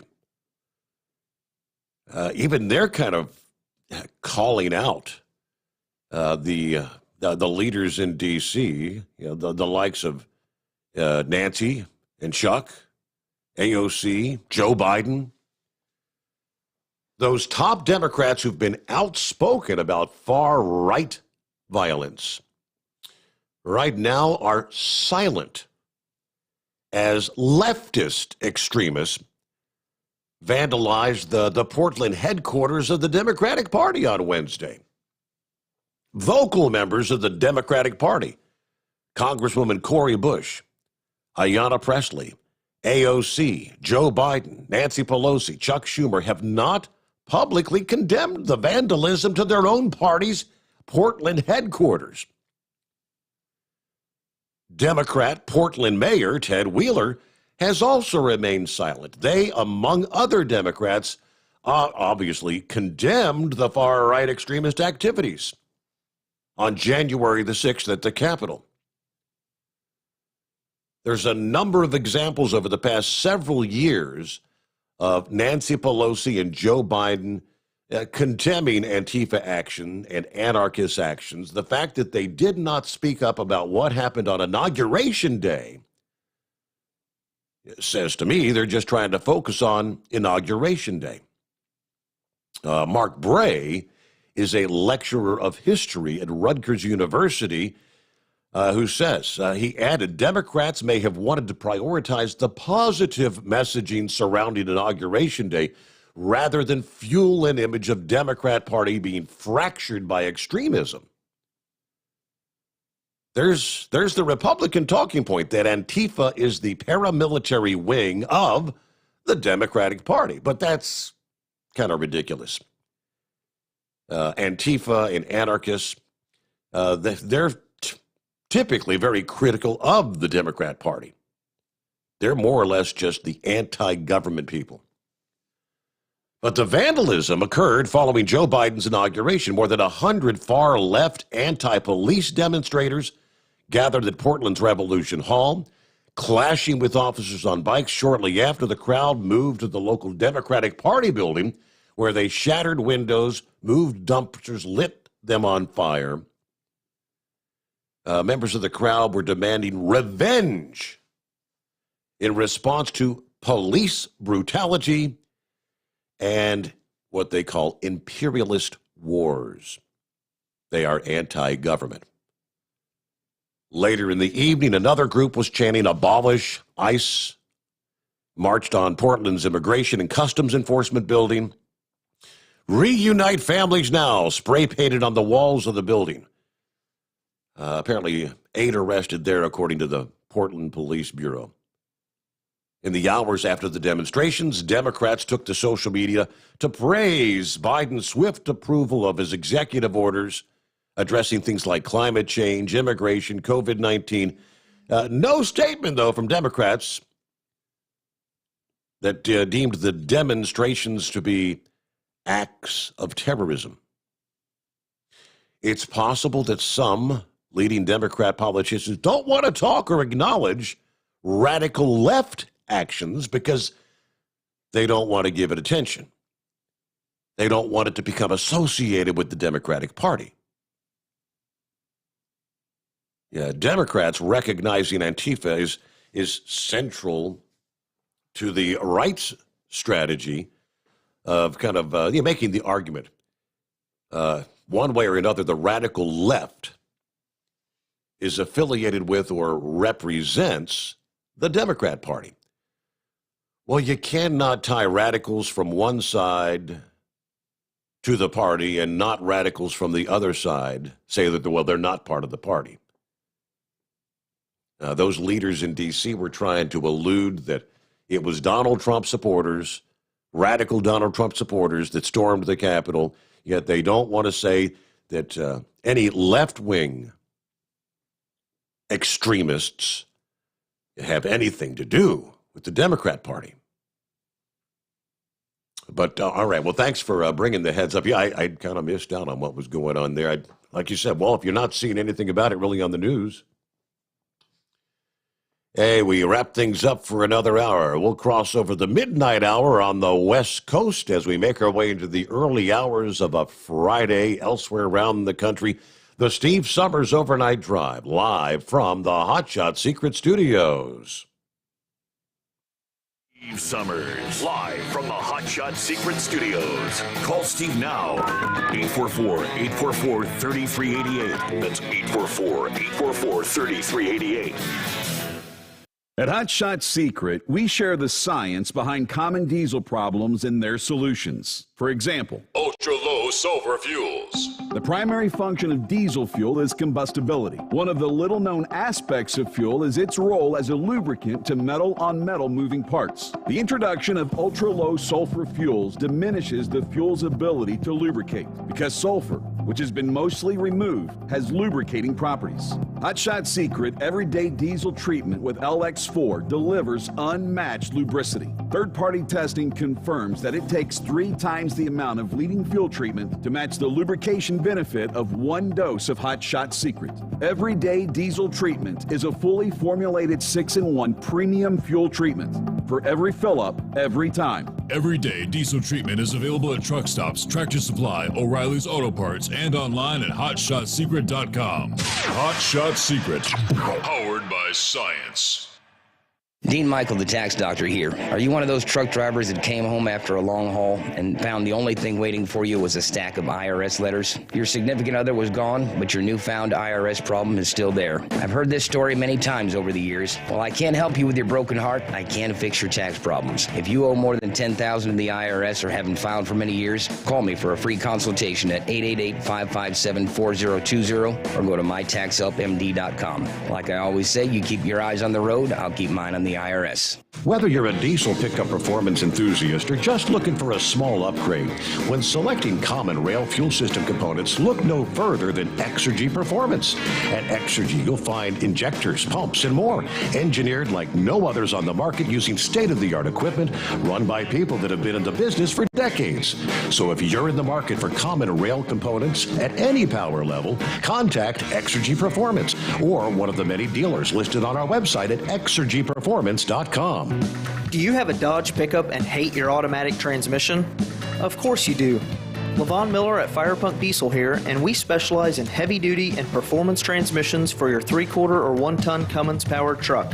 So if you're interested in turning your stock slush box into a towing monster, call us today at 614-733-3744 or visit us online at shop.firepunk.com.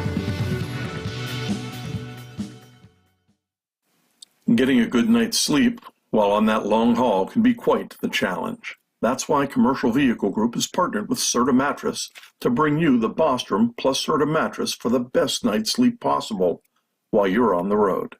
The Bostrom plus Serta mattress, manufactured with Serta's patented Cool Gel memory foam, acts to dissipate body heat and eliminate pressure points, which reduces the tossing and turning that can be so disruptive to your sleep. The Bostrom Serta mattress comes in 2 thicknesses, 7 and 10 inches, offering support to drivers of all shapes and sizes. The mattress comes in the standard 80-inch length with 4 widths, 32, 36, 39, and 42 inches. For more information on the mattress or where to buy, call us at 800-459-7328. That's 800-459-7328.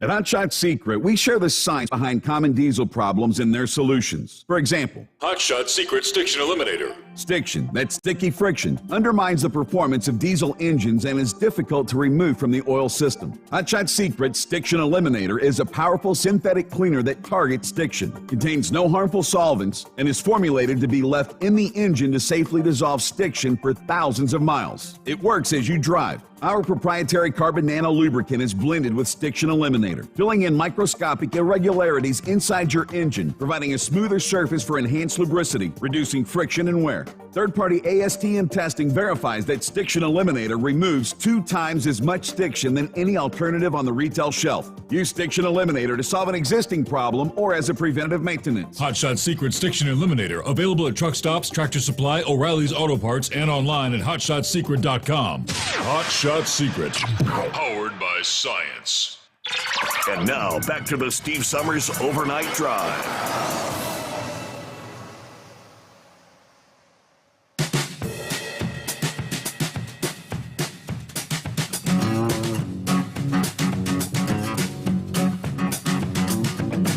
Thank you much. Welcome back on a Friday, 22nd day of January.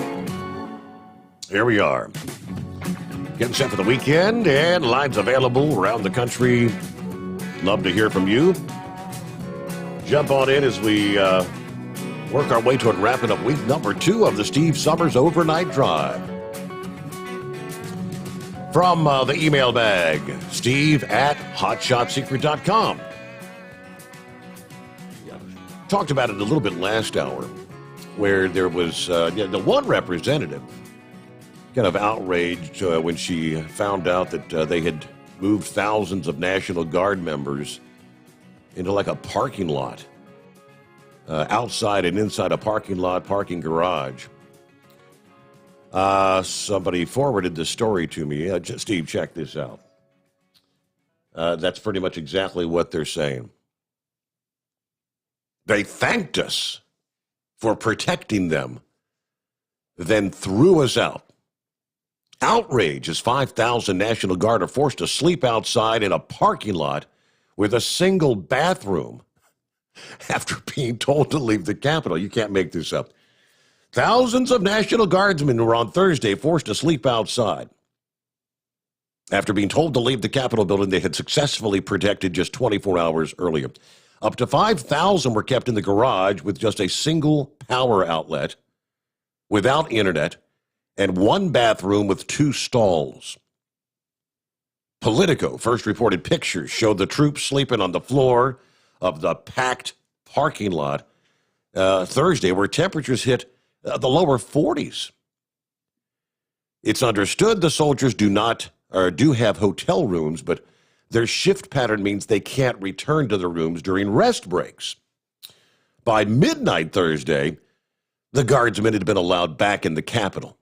After that image sparked fury, and police were forced to apologize. One unnamed soldier said they forced move to the parking lot had us feeling just incredibly betrayed. He said, yesterday, dozens of senators and congressmen walked down our lines, taking photos, shaking our hands, thanking us for our service. Within 24 hours, they had no further use, banished us to the corner of a parking garage. What a betrayal. Another guardsman says after everything went seamlessly, we were deemed useless, banished to the corner of a parking garage. One more told task and purpose, leaving our families for the last 2 weeks to come down here. I mean, it's important, it's historic, but the day after inauguration, you kick us literally to the curb. Come on, man. Amid concerns about COVID, one soldier tells the Washington Post, we're on top of each other all day, every day. We've given up. Another says, our guidance is if you're not eating or drinking, you need to be wearing a mask. We've already had some in my unit alone test positive for COVID, and they're just keeping us packed together with caution tape in small areas. And that's the only authorized rest area. Now, the image of the guardsmen forcing reaction, as we said, from some politicians on either side of the aisle, demanding answers as to why they were told to leave the Capitol complex. House Minority Leader Kevin McCarthy said the soldiers deserve to be treated with respect. Chuck Schumer said the move was outrageous. Guard spokesperson said increased foot traffic due to Congress being in session resulted in Capitol Police asking troops to move their rest area. Okay. As the world turns, as we say. Oh, our old friend Eagle. Man, he's persistent, though, isn't he? He keeps trying. What's happening, Philip? I'll just driving to work as usual, bud. How you doing? I'm doing all right. Sounds like Eagle needs to get him a CPAP, man. Yeah. I think that was attempt number 4 this morning. Oh, wow. Hey, we're going to have a busy week with them Rockets down here, huh? What else we got on the slate? We got one tomorrow morning, and then the one in Texas is going to go off Monday, and then they've got another one down here on Wednesday next week. Wow. the SpaceX is going to be pretty busy down here. So yeah, I was looking at the schedule this morning and I was like, wow, there's a lot of rockets going off. They're getting them up there. So how long did you stay on that show yesterday, Steve? I was there for about an hour. Well, yeah, 1:30. They come out at like 1:30. I was there till about 2:30. Yeah, I saw a little bit of it yesterday when I was at home.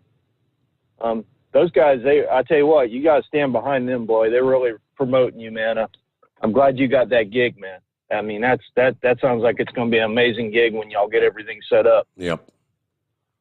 Yeah, they were trying to explain the whole how they're going to do that. They are working on an app, which that would really make it easy for those that are technologically challenged, just to download the app, and then I guess you click on the app and it'll take you right to the live stream, or if it's not live at the time, you can watch the podcast from a previous show or whatever. So yeah, they're working on that. They're working on some terrestrial capabilities, some varying stations. I'm not sure what all parts of the country.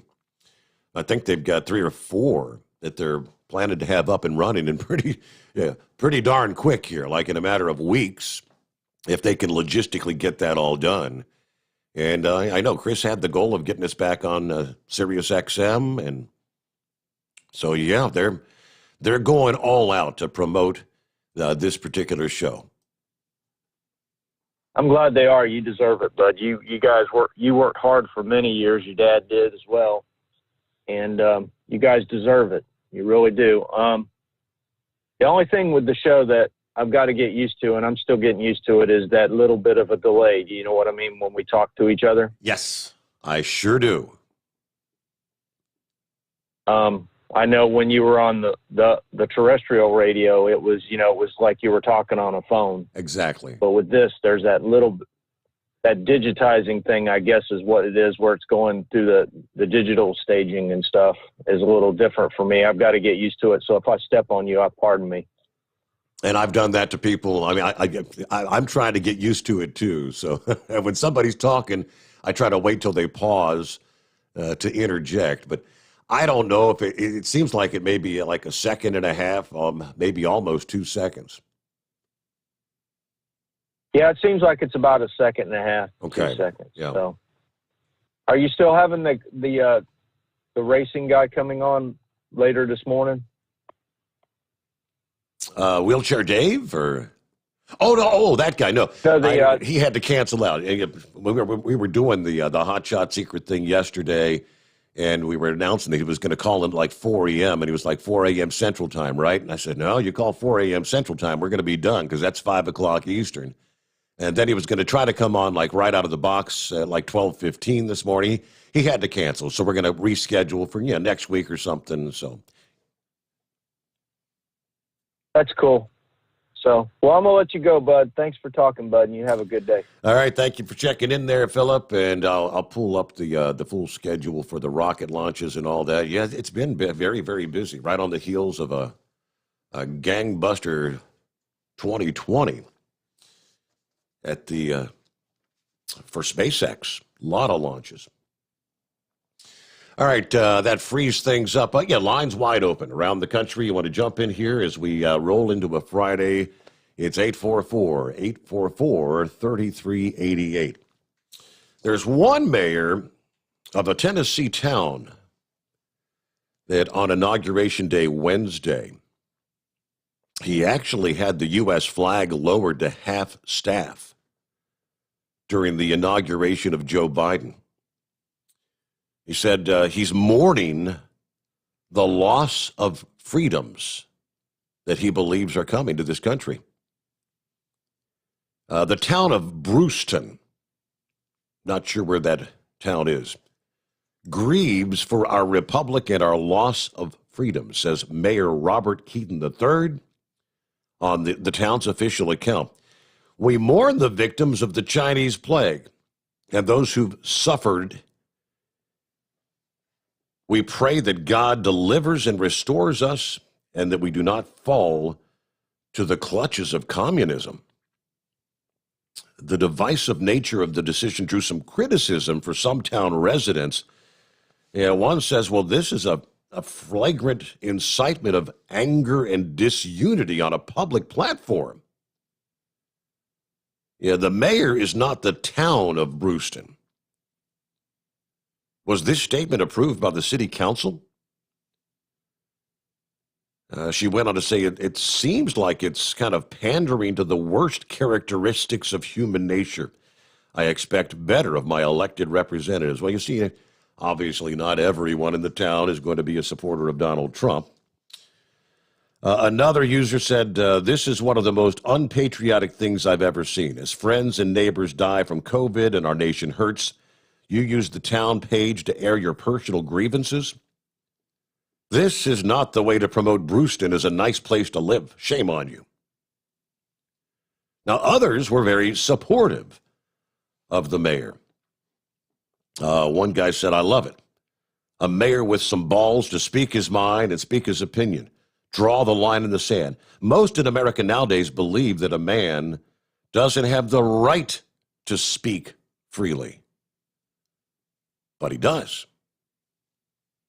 So there you go. That's kind of, that's taking it a little bit of a stretch for the mayor of a town to actually lower the flag. We're grieving for our country and the freedoms we are about to lose. Well, some freedoms are being lost. All right, we'll get to some of the other news around the country. What's going on? Industry headlines, first of all, as lines are available at 844-844-3388. And we'll get some more on the traveler's weather, southern tier of the country where things are going to be soggy. Very wet here on a Friday morning as we head toward the weekend. Did want to mention, I've been had this up on the screen a bit ago. I forgot to get back to it. You've got some dense fog. Areas in northern portions of Georgia, northern portions of Alabama, dense fog advisories. The rains, and in some cases very heavy rain, are falling to the south. Once you get north of the rain area, that's where the fog has settled in. Visibility quarter mile or less in dense fog. All of northern Alabama, portions of southern Middle Tennessee, and on over into portions of northern Georgia. Dense fog advisory until 8 a.m. Central Time this morning. So, yeah, several advisories from the National Weather Service office there. And as I mentioned, the rains, heavy rains, will continue through much of the day there in the southeast. And it looks like, I just kind of refreshed, they've extended those fog advisories to extend literally from Nashville to Knoxville, all the way up into the western reaches of Virginia. Dense fog. All right, under the industry headlines, this week, Love's Travel Stops opened a couple of new truck stop locations, adding 176 truck parking spaces to the network. One of those new stores is off I-55 in Illinois, Chanahan. Amenities include 91 truck parking spaces, got a Godfather's Pizza, Arby's, and Chester's Chicken, 9 diesel bays, 8 showers, laundry facilities. You've got the Speedco, a cat scale, and a dog park. Second truck stop was located off I-94 in Valley City, North Dakota. Amenities there include 85 truck parking spaces, a McDonald's restaurant, 7 diesel bays, 7 showers. Again, Speedco, laundry facilities, cat scale, and a dog park. We're excited to continue opening new locations to help get professional drivers and four-wheel customers back on the road quickly and safety in 2021, according to the CEO of Love's. We've added a 28th location in Illinois, where we're well established, and adding our 3rd location there in North Dakota. It's ready to serve new and existing customers along some of those vital corridors. So at least you're garnering some additional truck parking here and there around the country. Lord knows we could use more, though, right? Okay, it's 844-844-3388. Back right after this, the Steve Sommers Overnight Drive, live from the Hot Shot Secret Studios. The Overnight Drive with Steve Summers. Live from the Hot Shot Secret Studios. Call Steve now. 844-844-3388. That's 844-844-3388. We are sorry, but the show has...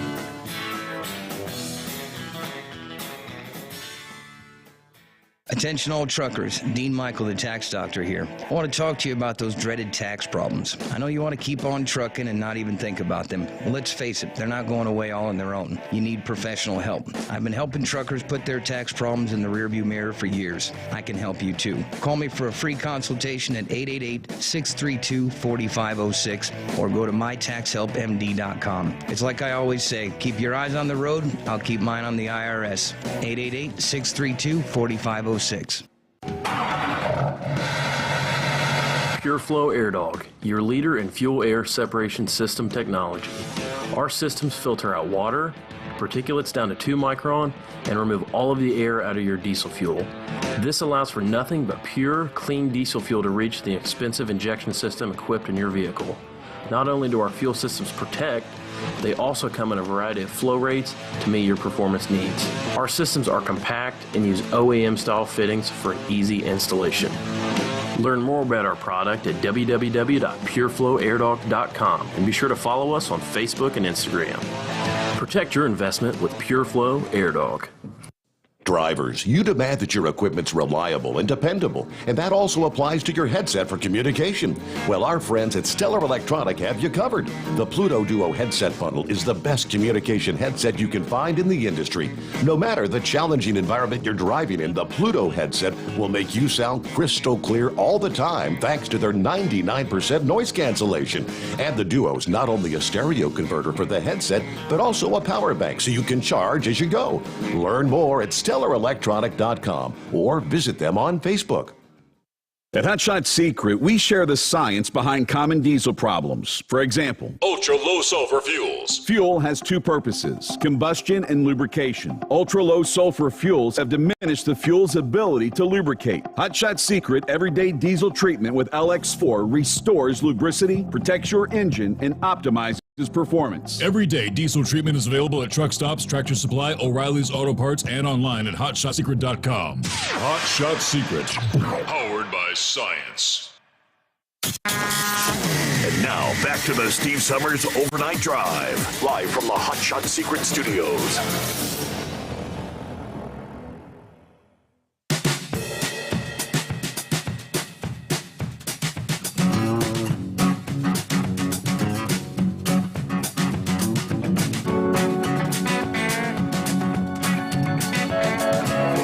There we go.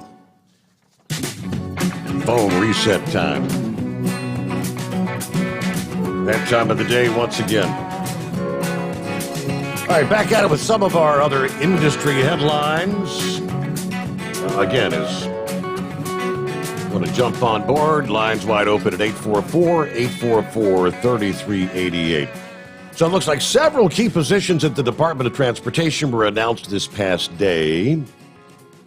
Lena Hurdle, Deputy Assistant Secretary for the Budget and Programs, will serve as the acting Secretary of Transportation until the actual nominee, Pete Buttigieg, actually gets confirmed. Looks like his Senate confirmation hearing was Thursday as well. Also noteworthy, Meera Joshi has been named the Deputy Administrator of the U.S. Department of Transportation's Federal Motor Carrier Safety Administration. This experienced team looks forward to getting right to work on behalf of the American people to deliver on policies and projects that will create jobs, equitable service, blah, blah, blah. All right, President Biden has been clear. Stronger infrastructure is key to building our country back better than it was before. Now, this Joshi previously was commissioner of the New York City Taxi and Limousine Commission. It is not clear when a new FMCSA administrator will actually be named. James Wiley Deck has been serving as the FMCSA's deputy administrator since August 31st. There were dozens of other U.S. DOT positions named this past day, but I'm not going to go through and bore you with all of those. But Pete Buttigieg, focusing on the need to rebuild infrastructure during a Senate confirmation hearing this past day. So I guess he was indeed confirmed. Is that what this is saying? Okay. He says, I believe good transportation policy can play no less a role than making the American dream possible, getting people and goods where they need to be, directly and indirectly creating good-paying jobs. How to pay for infrastructure, that's up for debate. Now, Buttigieg served as the mayor of South Bend, 2012 to 2020. He was, of course, a Democratic presidential candidate.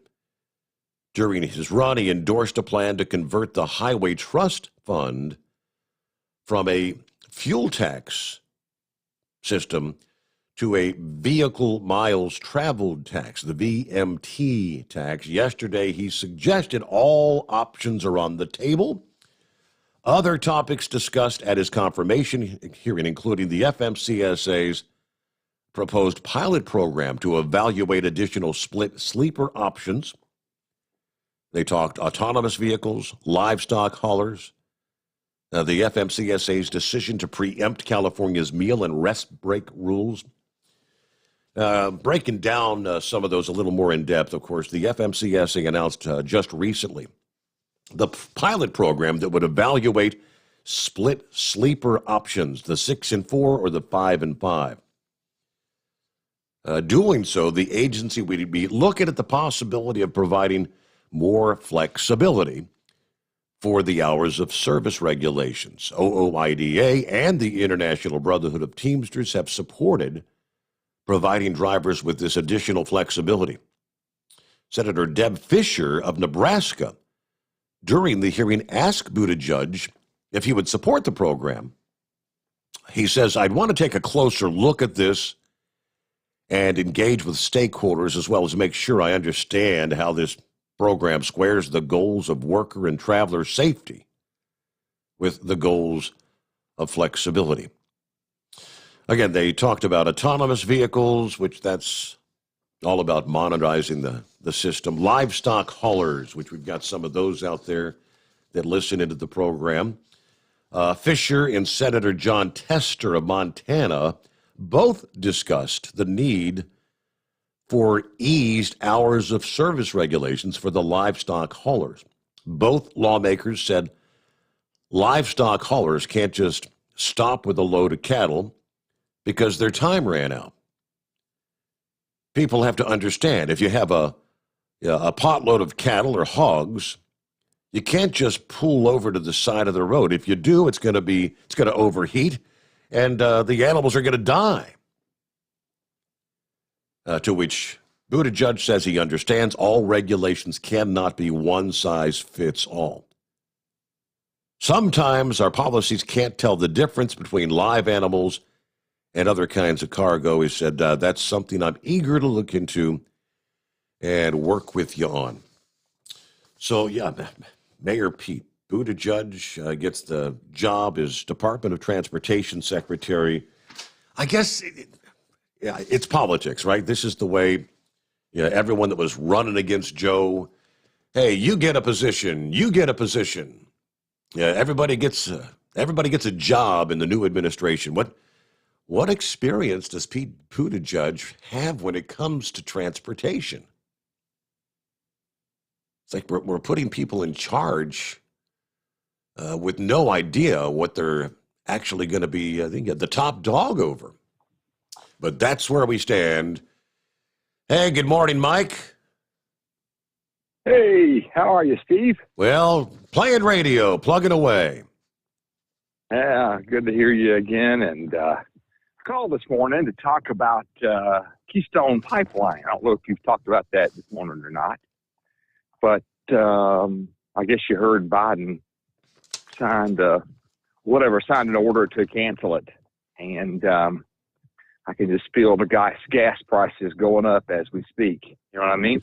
I full well expect that's going to be the case. I mean, if we're going to can the pipeline and then fracking, that's going to be fracking. Yep. That's going to be next on his list. I know that he He put a moratorium on any sort of oil and gas leases and whatnot. I think what was the headline? He suspended any new oil or gas leases or permits for the next 60 days. Right. Well, it's just disheartening to see this stuff going on.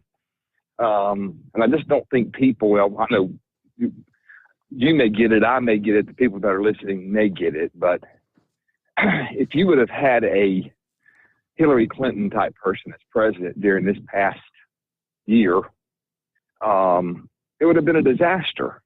The fact that this country was so strong when this pandemic hit is about the only reason we've been able to survive. And of course, having a real strong leader and having the markets,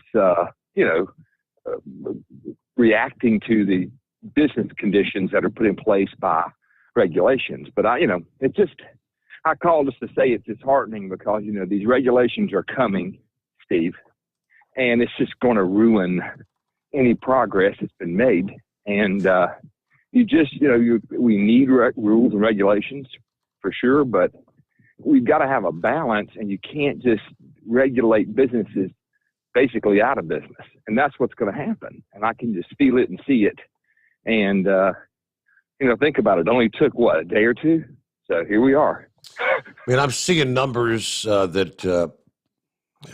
fluctuating numbers, but Biden kills 52,000 American jobs on his first day in office. Yeah, there you go. There you go. I mean, I saw something that said, something like 45,000. So you're probably right, Steve. But this is just one thing. I mean, that's just the pipeline thing. There's other things that are coming, rules, regulations, different things. I mean, I know they're going to try to attack healthcare as well. And so it's just, I don't know. I think now, if you look at it, what's happening, maybe this is why some of the Trump folks and some of the people that supported him were so just adamant about the election results. I still think that was fishy, but I saw your post yesterday on Facebook, Steve, and you made some good points about, I don't wish, President Biden bad. I really don't. I hope he does a great job. I really do. I'm more worried about our country than anything else. If he can do a good job and things go well and we have success, then wonderful. But I just have serious doubts. And just in the past couple of days, my doubts have been confirmed. We'll see what happens. Yeah. But it's disheartening. It's disheartening, I'll be honest. Yeah, well, he pretty much, he promised on the campaign trail, and that's what just boggled my mind when it came to the likes of a state like Pennsylvania, where so many jobs, so many people, right. That's putting food on their table. Working in those fields, the fracking, moving the sand, and moving the water, and many of our listeners over the years were working up in Pennsylvania doing that. Doc Holliday and what's his old name, Pencil in the Eyes. It's just, how could they have voted for Joe Biden, knowing that he came right out and said, "I'm going to kill jobs in your state"? Well, thank you so much for the call there, Mike in North Carolina. Our number, 844-844-3388. Now, like I said, you see, depending on where you look, varying numbers, but from one reliable source, during his first day in office, Joe killed about 52,000 American jobs, 52,000, and cut billions in wages. As we continue to struggle with staggering unemployment due to COVID. Republicans from Alaska to Washington have already called the Biden administration's agenda into question after he pulled the brakes on major sources of American energy. He rejoined the Paris Climate Agreement. That puts us back in a position to exercise global leadership, according to the press secretary. This past day, Republican National Committee Chairwoman Ronna McDaniel slamming Biden's decision to undo President Trump's efforts to put American workers first. She points out several moves Biden has already made that puts Americans on the back burner. That includes canceling the Keystone Pipeline, rejoining the Paris Climate Agreement. She said these moves show that Biden started his administration by putting the American worker, American unions, and American energy prices last. Now, according to the reports, blocking construction of the Keystone Pipeline will cost 10,000 American jobs and take $2.2 billion in payroll out of American workers' pockets. That fact highlighted by Senator Rob Portman of Ohio, who said the order is going to stifle economic growth. Portman was one of the first to respond to Biden's environmental orders, urging him to reconsider. Portman sends out a tweet. Shutting down the Keystone Pipeline will eliminate thousands of good-paying union jobs, stifle economic growth, increase cost for working families, and undermine America's energy security. This is an ill-advised decision. I urge President Biden to reconsider. Well, that ain't going to happen. Alaska's governor also criticizing Biden for putting a quick stop to oil development projects in the Arctic National Wildlife Refuge. Almost immediately after Biden announced the temporary ban on oil and gas activities in the region, Alaska's governor, Mike Dunleavy, released his own statement. He said the state practices responsible development, adding that the current administration intends to make good on Biden's campaign promises to stop drilling on federal lands. Alaskans' economic future will be in danger. He concluded by stating he will use every resource possible to fight for his constituents' right to a job and their ability to pursue every opportunity. Meanwhile, in his press conference Thursday, Minority Leader Kevin McCarthy made it clear Republicans do not see these orders as moves in the direction of unity. You know, we're all supposed to be coming together now under Joe. You cannot achieve that unity if your focus is more on the Paris Accord ending the Keystone Pipeline, he said. Those are not the achievements I think America wants to see out of Washington and unity. So moving forward, Republican lawmakers are calling for a review of our involvement in the Paris Climate Agreement, arguing that Joe Biden needs two-thirds support from the Senate to rejoin the international treaty. Well, that he would not have any way of reaching. There's a 50-50 split in the Senate now, with Kamala Harris being the tie-breaking vote as the vice president. You're not going to get a two-thirds vote on pretty much anything out of the Senate. But if that's the case, isn't that where they come back and change the rules? Well, we're just going to change the rules. We need a simple majority. All right, it's 50-50. Kamala, what's it going to be? There you go. What the Democrats want, the Democrats get.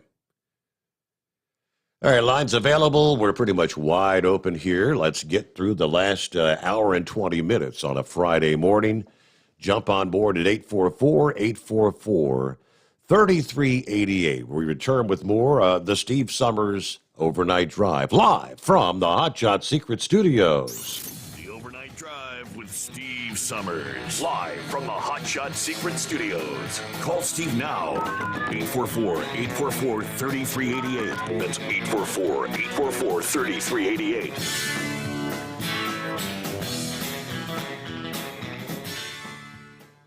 Attention all truckers, Dean Michael, the tax doctor here. I want to talk to you about those dreaded tax problems. I know you want to keep on trucking and not even think about them. Well, let's face it, they're not going away all on their own. You need professional help. I've been helping truckers put their tax problems in the rearview mirror for years. I can help you too. Call me for a free consultation at 888-632-4506 or go to mytaxhelpmd.com. It's like I always say, keep your eyes on the road, I'll keep mine on the IRS.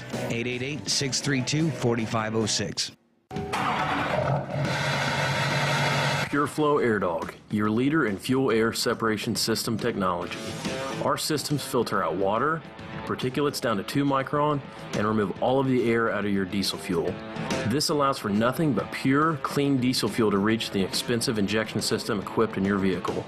Not only do our fuel systems protect, they also come in a variety of flow rates to meet your performance needs. Our systems are compact and use OEM-style fittings for an easy installation. Learn more about our product at www.pureflowairdog.com and be sure to follow us on Facebook and Instagram. Protect your investment with PureFlow AirDog. Drivers, you demand that your equipment's reliable and dependable, and that also applies to your headset for communication. Well, our friends at Stellar Electronic have you covered. The Pluto Duo headset bundle is the best communication headset you can find in the industry.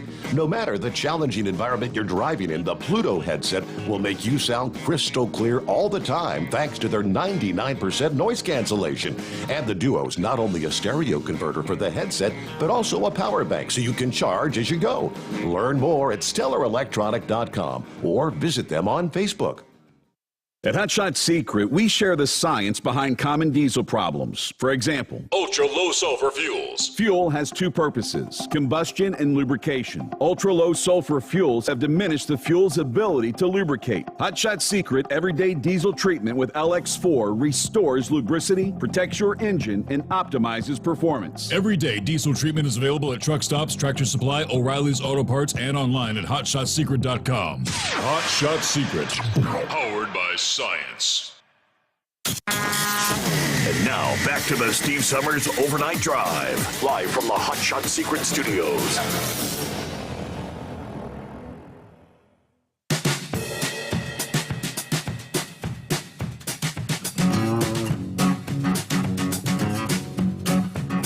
All right, we are live on a Friday. Good to have you with us through the late night, early morning hours.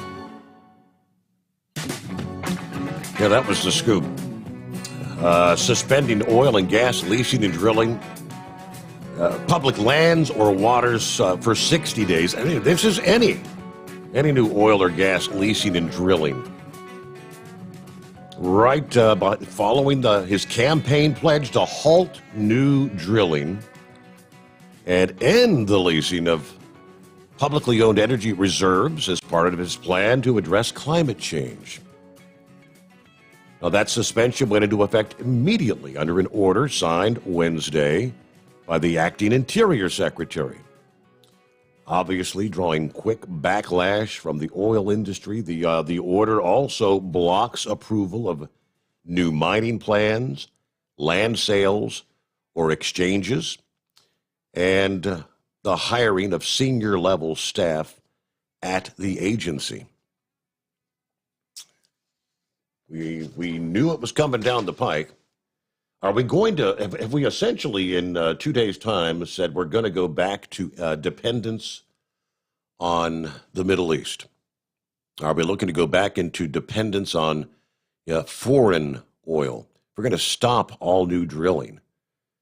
The drilling is constantly, you drill new wells because existing wells only produce a certain amount for a certain amount of time, then the numbers begin to drop with each passing day. They get lower and lower until you cap that well and you rely on the new well to make up for the loss of that well. You've got to stay ahead of the game or your numbers, if you stop all new drilling, all the existing wells, they're going to begin to run dry. And how do you make that up? Well, I guess you make a call to our friends in Saudi Arabia or elsewhere around the world. We're going to need more oil. We had become a net oil exporter in recent years under Donald Trump. We had become the largest oil-producing nation in the world. We had surpassed Saudi Arabia in oil production. Now, under a second Trump administration, 4 more years of Trump, all the numbers were looking that those production numbers would continue to climb. Well, you know what happens? It's always been described as a supply and demand kind of thing when you start losing supply, the price per barrel, where does it go? Well, yeah, up and away. Then you're forking over, yeah, rather than that $25 fill up for your little car, suddenly you're paying for $45 for a fill up or $50 for a fill up. We all know we don't want to be going that direction. At least I thought we didn't. All right, back to our phones this morning, and I get several lines available, by the way. It's 844-844-3388. Who we got on the line here? Hey, Steve, this is Pup. Hey, what's going on, Pup? Oh, not much. I just come through your big city there. I got a different bid run, so I'm not running the toll road no more. But, yeah, on the subject you're talking about right now, he looked straight in the camera and said he was going to bring hundreds of thousands of great paying union jobs, and he's already killing them. But and then on that other thing about making the vaccination mandatory, they're worried about a little old flu bug going around, but yet they still want to kill babies. Oh, man, everything does come down to mandating that vaccine. Yeah, that's true. Yeah.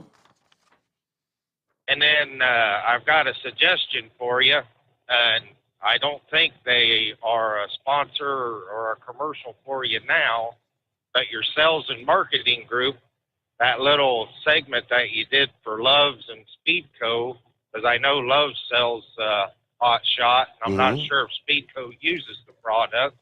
I'd have them take that clip and go to their marketing department and see if they'd want to help you out. I think they'll be going because, Hot Shot products are, we know they're in TA, Petro, Pilot, and I wasn't sure they're in Love's as well. And okay. I just assumed they were. I know they're in the other ones for sure. Okay, yeah. I just thought that'd be a good idea for you. And that's pretty much all I had for you tonight. That's just a real bummer because right now they're saying we're in the worst economy we've ever had. Granted, there was a lot of places that laid off during the beginning of this, but most of us drivers, we work straight through it, and I don't have any friends or anybody I know that is laid off, and I've got friends that work in the RV business, the trailer business, the boat business. Thunderbird boats are built right there in Decatur, Indiana. They're hiring, so they want to kill this economy. They could sure do it by going back to $5 a gallon gas. So, but other than that, Steve, you have a good weekend, buddy. All right. Thanks for taking a few moments to dial us up. Yeah, you do the same. Have a great weekend, Pup. From the email, steve@hotshotsecret.com. Craig questions, I wonder how many workers on the pipeline voted for Joe. I'd like to think it's just like, if you did, you knew going in, if you vote for Joe, you're voting yourself out of a job. All right, next on the list. Steve, the next 4 years are going to be grand. Living under a bridge, eating beans out of a cold can. Sitting in a public park, and government cheese for everyone. Deranger, not real confident with the direction we're going, right? Then one more from Fred. He said, welcome back to the airwaves or the ether waves, Steve. I just ran into Big George, a.k.a. Moose, at the truck stop in Greensburg, Indiana. He told me where to find you, and I was so happy to hear your voice. My wife and I have been team driving since 1992, and you've been along with us for a long, long time. Glad to have you back. They go by the handle Tater and Sweetie Pie, a.k.a. Fred and Jill. All right. Hey, so Moose, you get a tip of the hat. Thanks for sharing, spreading the word, helping more people find us back on the airwaves. All right, let me get back up here. I think Scott's on the line next up. And what's happening this morning, Scott?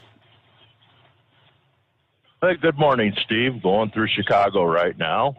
So moving along pretty decent, but just wanted to check in. Glad I got to find you. Doing a great job. And yeah, back on that pipeline with that last caller was just kind of, or maybe as an email. But yeah, I thought that probably most of those people that work on the pipeline would be union. And Joe, he's supposed to be all pro union. So I kind of been just really scratching my head on that one. You know, he talks about preserving union jobs and everything. And I know some of the pipelines up around Michigan where I live, those are all union jobs, Teamster jobs. So kind of a conflict of interest there, I guess. I don't know. For whatever reason, we've been questioning for years the unions, I guess, just is it just a tradition? The unions back the Democrat, whoever the candidate for the Democrat Party is. You know, Teamsters has always done that. Commercial food workers, most of the unions, teachers unions and whatnot, they always back the Democrat. Yeah, they. I didn't see them really pushing too much for Hillary. They kind of stood neutral on that. But I know Joe. I heard that he did speak at one of the Teamster conventions and stuff. So, you know, they. I guess that's probably why they support him and stuff. But right. Yeah, that's been kind of an ongoing thing for years. But anyway, enough of that. I'm going down there, flying down to Tampa the week of the Super Bowl. I sent you a text message on it. But yeah, I'm going to be down there for about 10 days, just trashing around, drinking cold beer and enjoying the sunshine. And it happens to be the same time that the Super Bowl is going on. And the girlfriend says, yeah, that'd be kind of cool to go to that. And then I got thinking about it, and I thought, well, that'd be really cool if Tampa Bay actually was playing there, home field, you know, for the Super Bowl, and that's never happened in history. So I'm kind of, I like Green Bay, but I'm really kind of actually pulling for Tampa because I think that would be a pretty historic event, and to be able to be down there, we ain't going to be able to get into the game because she pulled it up on StubHub or whatever, and I think for lower level it was going to be for four of us to go $97,000. So hello, that's a little bit out of my price range. $97,000 for four tickets. Lower level. I think they're only allowing 6,000 people in, and obviously that's lower level. That's premium seats, and I think they're like $20,000 each and like a $6,000 service charge and everything. So it's going to be about $97,000 is what she said. So essentially the only people that are going to be at the Super Bowl are part of the lifestyles of the rich and famous crew. Yeah, believe it or not, Steve, it was super cheap. It was like $200 down there to rent a car for 7-8 days. Airline tickets were so cheap, and I thought, why the hell are these so cheap for the Super Bowl week? But you're exactly right. Hardly nobody's going to be there. 6,000 people. That's they're probably flying in. If they can afford to go to that, they're probably flying in on their Learjet and taking a limo to the game. Yeah, and they'll each purchase a $97,000 bottle of wine for each in their group while they're there, right? Exactly. Yeah. But anyways, yeah, it was really good the other night to hear Maverick and old John there. I had the opportunity when Maverick was working here at Holland to go out to dinner with him. So I got to go to dinner with Maverick and John. What a treat that was. Yeah, but he's a great guy. I'm glad to hear he's doing good. So, and then I was wondering about Freddie the Freeloader and Mary. I'm sure they're still they're probably arguing about what channel you're on, and they just ain't got that figured out yet, but I kind of miss hearing them call in. I'm sure Freddie wouldn't be technologically inclined enough to know how to find his. Now Mary, she was pretty, and she was on the social media and whatnot, via, AKA, I think we're friends on Facebook, so I think she's got to know where we're at, how to find us or whatever. And if she was on Facebook, she should be able to dial it up for Dad. And yeah, it'd be good to hear from old Freddie the Freeloader again. Yep. But Anyway, Steve, I'll open up a line for you and have yourself a good night. Keep up the great work, okay, bud? Thank you. Thank you for chiming in. I do appreciate. All right, so yeah, that's helping Steve make it through the night. So we've got an hour yet to go, and you can help out as well. Lines are wide open. It's 844-844-3388. Anthony Fauci, you noticed he was back he's back front and center now that Trump is gone. And, he's speaking out saying, well, I felt like I couldn't say anything because, Trump would retaliate. Now, he did say that he suffered some of the side effects after he got his second COVID shot. I'm not sure. Does it say, was he doing the Moderna? I think he was doing the Moderna vaccine. That's a 2-shot deal like the Pfizer one. And he said, I was hoping I wouldn't get knocked out, but I did for about 24 hours. I'm fine now. Speaking at a White House event this past day, he said after getting the second shot, he felt fatigued and achy. Didn't really feel sick per se. But the side effects, they do say, are pretty consistent with what vaccine manufacturers reported in their clinical trials. They are signs of your body's immune system responding to the inoculation. Now he got, I guess he got his first shot, of course, in the public ceremony last month. He was one of the first out of the box, so he could try to build the public's confidence. For anyone that doubted the shots, like, well, no, look here, I'll take it. You can take it too. Don't be afraid of it. Meanwhile, we see that looks like the latest study suggesting you might be able to get infected with one of these new variants of coronavirus, even if you've had COVID-19 already or have been vaccinated. This is the one out of South Africa. See, they've been alluding to this. It's now been found in more than a dozen countries. Penny Moore, associate professor at the National Institute, says, I think we should be alarmed. Based on the data, it's likely that the vaccine is going to be somewhat less effective. How much less, we just don't know at this point in time. But they added that this is the first study that gives some serious doubt about whether prior infection or a vaccine will protect against this new variant. This is the first time I've been concerned about a variant partially evading the immune response and partially evading the vaccine. To which I'm thinking you got to really wonder if you've already had the COVID. And they say whether you show symptoms or not, that the virus is kind of wreaking havoc on you internally, especially on the lungs. They say even asymptomatic people, when they do the lung scans, that they can see incredible scarring and whatnot in people's lungs. They may not have even known they were ill. Now, you've had damage. Now, if you come down with the new strain, you've already got damage to the lungs. I'm thinking that may not be a good thing. Both experts emphasized you still should get the vaccine. It's effective against other forms of the virus. We think it will give some protection against the new variant as well. The study was posted on a preprint server, hasn't been peer-reviewed, and published in a medical journal, but this is one of the first reports to look at the effect on the antibody potency.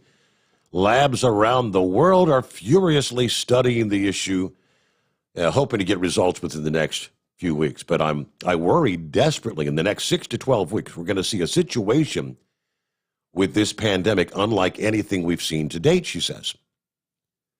And that is really a challenge I don't think most people realize yet. There's more to it. They kind of break down that they took blood from 44 people who had COVID-19. Nearly all the cases were confirmed to have occurred prior to September. That's before this variant was spotted in South Africa. They then looked to see whether the antibodies would fight off the new variant. For about half the 44 people, the antibodies were powerless against the new variant. I mean, we saw a knockout. It was a very scary result. So it's like you had no immunity. For the other half, the antibody response was weakened, but not totally knocked out. They showed the strongest antibody response was from those who had suffered the more severe case of COVID-19, therefore had developed a stronger antibody response after their illness. But the culprits are mutations in two different parts of the spikes that sit on top of the coronavirus. You see, the vaccines work by targeting those spikes. It was a two-armed escape from the immune system. Now, these are results in the lab. We got to do more studies, they say, but we thought you couldn't get reinfected, and that may not be the case.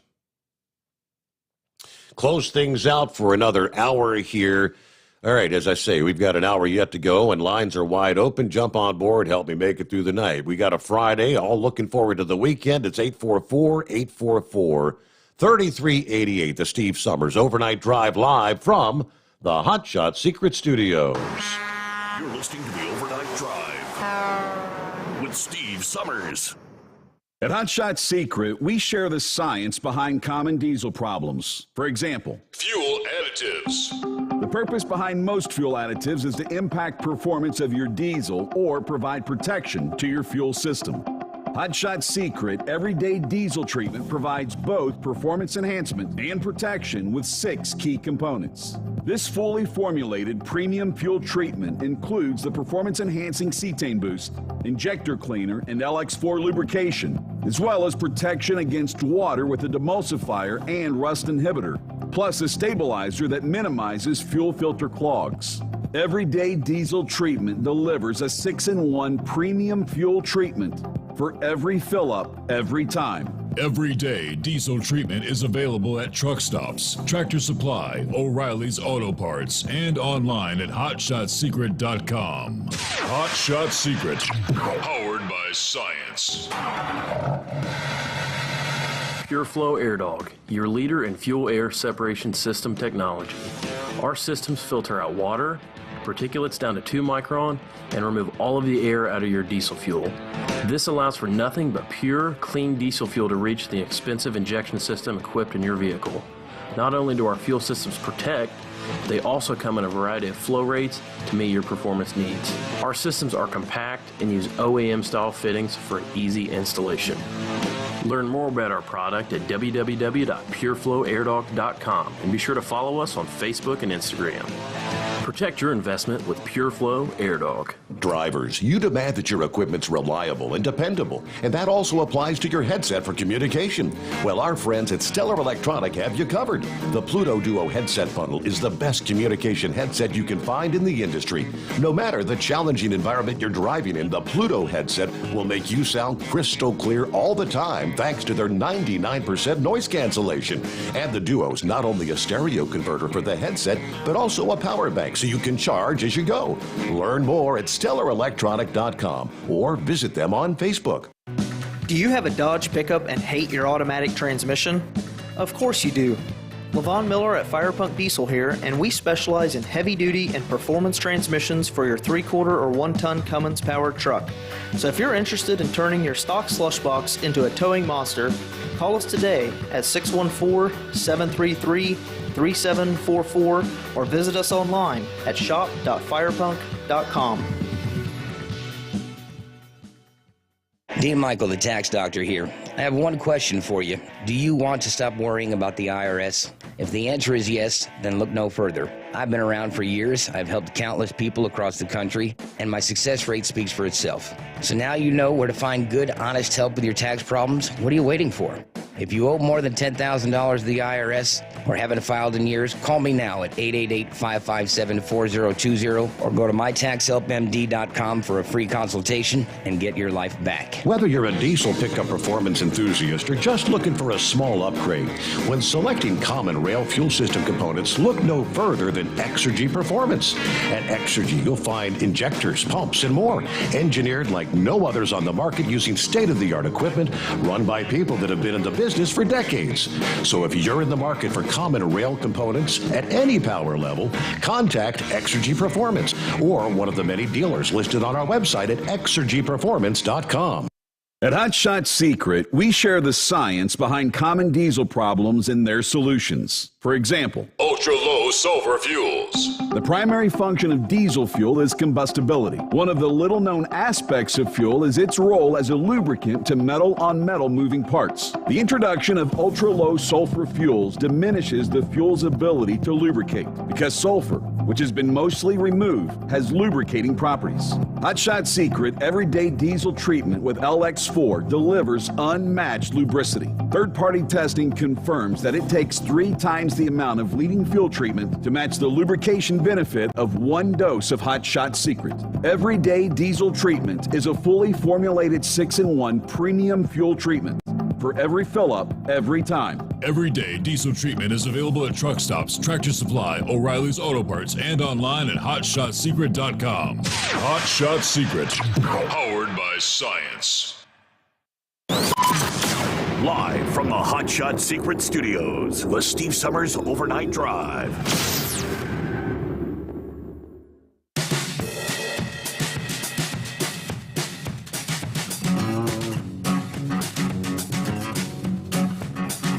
All right, here we go. Final hour on a Friday.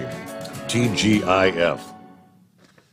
Now, they've been telling us the last few days the dry, the tranquil weather in the southeast was going to be coming to an end. Well, it has. And we're looking at some torrential rains falling tonight, especially through the heart of Louisiana, central and southern Mississippi, on up into central Alabama. Even some pockets of heavy rain now pushing over into much of Georgia. Rains are now encroaching on the Atlanta metro area. So I'm looking at rain stretching from Savannah to Atlanta, southward all the way down into north central portions of Florida. And some of the pockets of heaviest rain from Hattiesburg to Jackson, Mississippi, on back into central portions of Louisiana. According to forecasters, this is the time when some of the heaviest rains are going to be falling as we head into the weekend.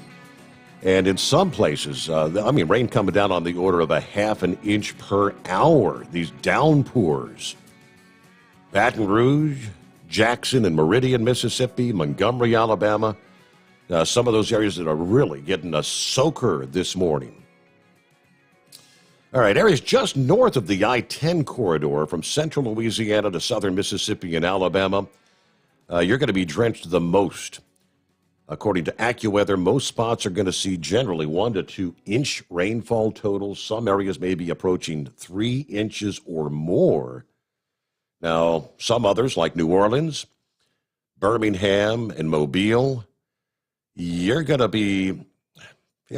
get by with a little bit of rain, but the heaviest is going to stay south of those areas.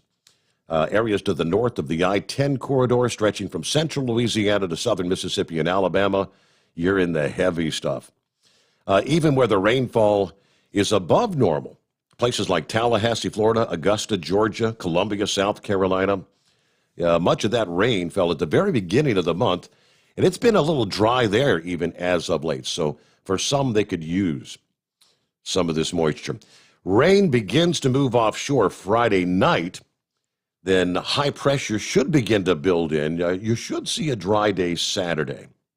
So it looks like if you're going to be venturing outdoors second half of the weekend, an indoor backup may be warranted as more precipitation is going to be arriving by that point in time.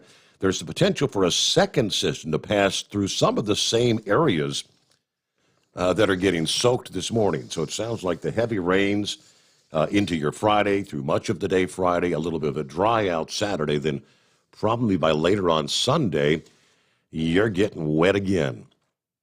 But yeah, definitely a slow go in the southeast. And don't forget the areas to the north of that rain this morning. You've got dense fog advisories in place, stretching from places like all the way up into Jefferson City, Tennessee, to Nashville, Huntsville, Alabama, Chattanooga, Cleveland, Tennessee, all in the mix with dense fog advisories.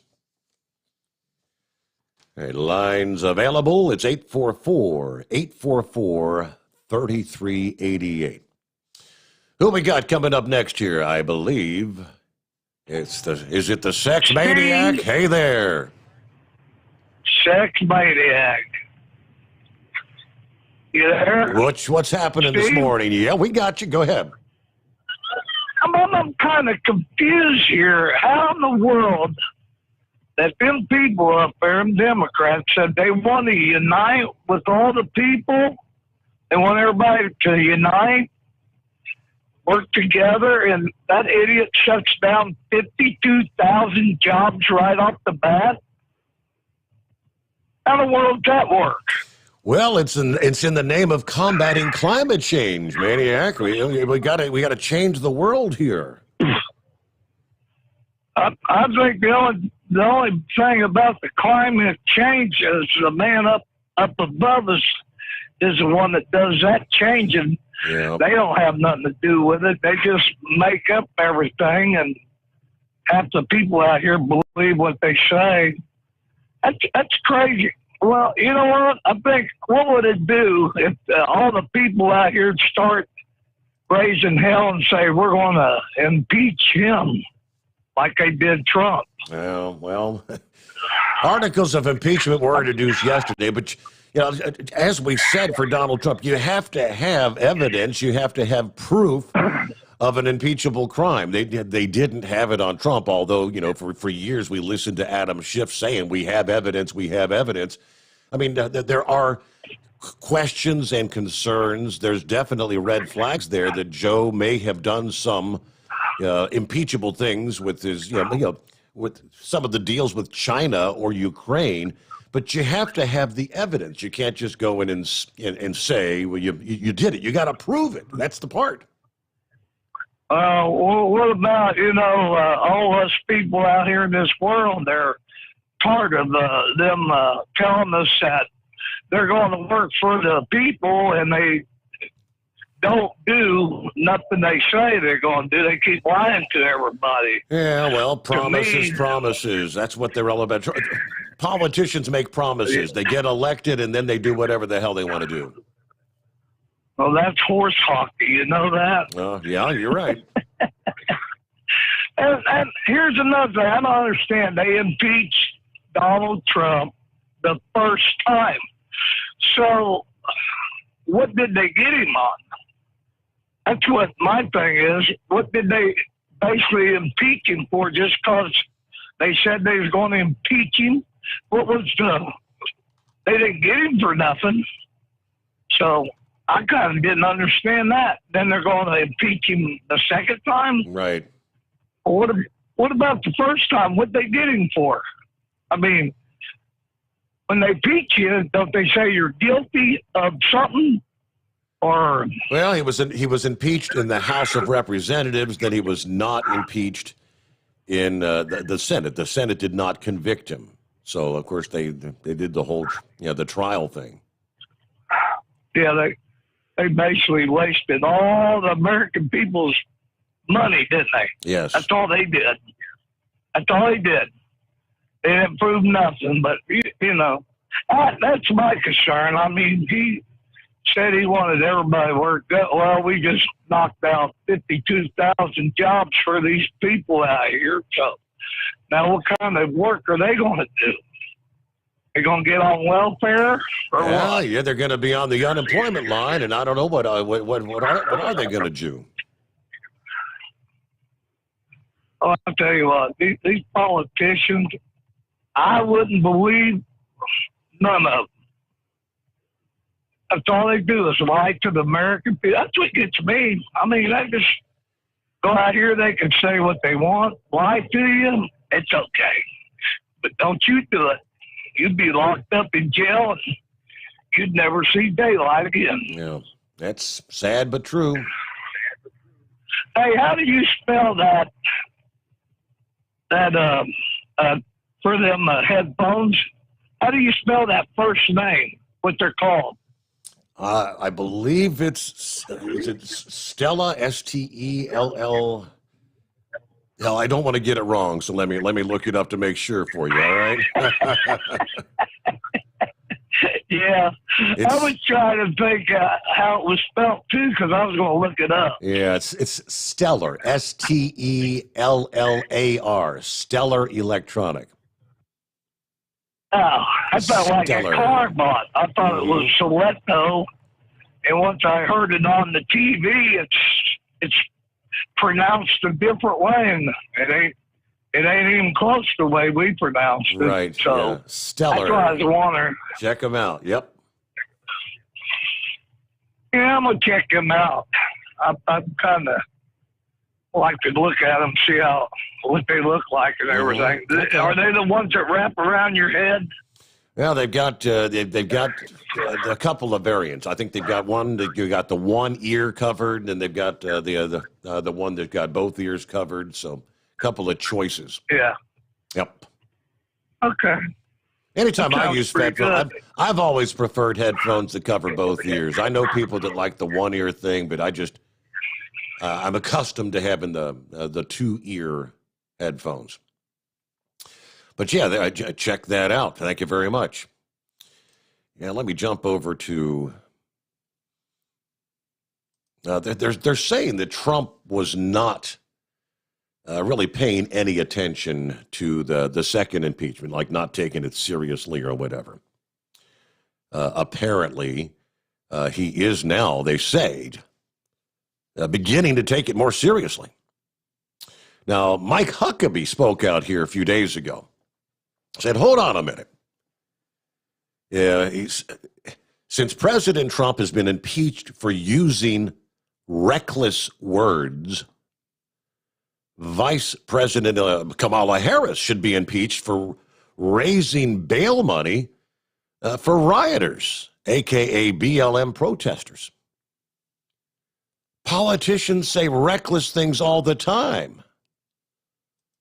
Now they go into where Trump told the crowd on January 6th, we're going to walk down to the Capitol and we're going to cheer on our brave senators and congressmen and women. We will never give up. We will never concede. I don't see anything there about saying we're going to tear we're going to bust the windows out, break down the doors, and overtake the Capitol. Is that what you're hearing there? Now, later in the day, that's when the supporters, supposedly supporters, we all know now, broke down the fencing, forced members of Congress to seek shelter. Of course, the following week, the House voted to impeach Trump for the second time for, quote, inciting insurrection. Huckabee says if we're going to impeach Donald Trump for what he said, then we'd better impeach Kamala Harris for saying the things that she did last summer about the rioters and looters. I mean, she even established a monetary fund to get them out of jail on bail so they could get back to the riots. Everybody should have a turn, he says. Now, he's referring to Harris and her promotion of the Minnesota Freedom Fund, which was an organization that successfully raised bail money to release protesters, some of whom had been accused of serious felonies. Former governor said Trump's role in the fracas did not serve the country's interest very well. He disagreed with Trump pressuring Vice President Mike Pence to invoke an imagined power to reject the results of the Electoral College. I think Mike was right, and the president was off the mark when it comes to what Pence could do, but that is not an impeachable offense, he says. He said the biggest consequence of impeachment for Trump is how it stains his legacy and clouds what was or had been 4 years of amazing accomplishments as president.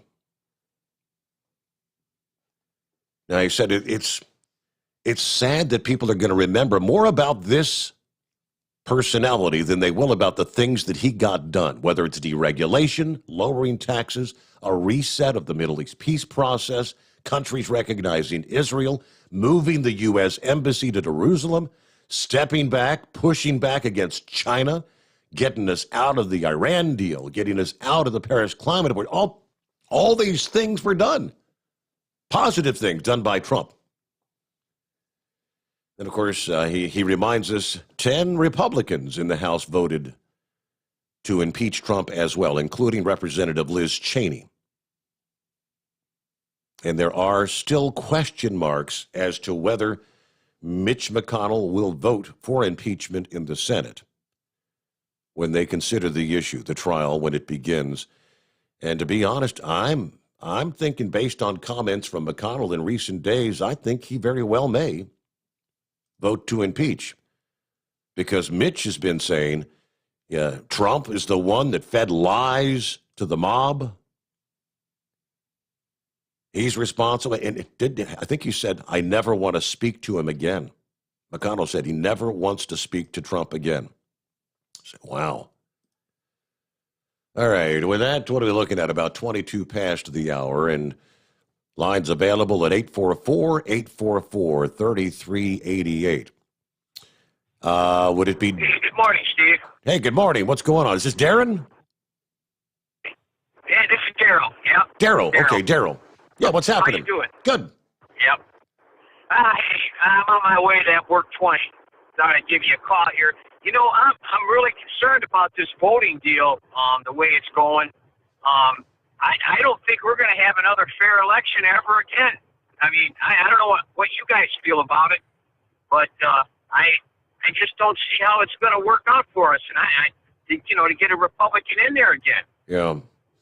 Yeah, I'm hearing a lot of people with that sentiment that if they're going to continue going with more and more of the mail-in voting, yeah, we know that the ballots can be stuffed and there's no way to track them. You know, and now they're right. One of the first acts of the new Congress, the first pieces of legislation is, kind of mandating that all states will automatically register anyone who comes in to renew their license. So, the whole motor voter thing, potentially millions of people will be registered to vote. They don't even know they're registered, which will lead to more ballots being mailed out, because they typically mail out the ballots to all those that are on the voter registration. Well, there's going to be the potential for untold millions of ballots just floating around out there for anybody to pluck and fill out. Right. Well, get this. I'm in Michigan, and I got to get my license renewed next month.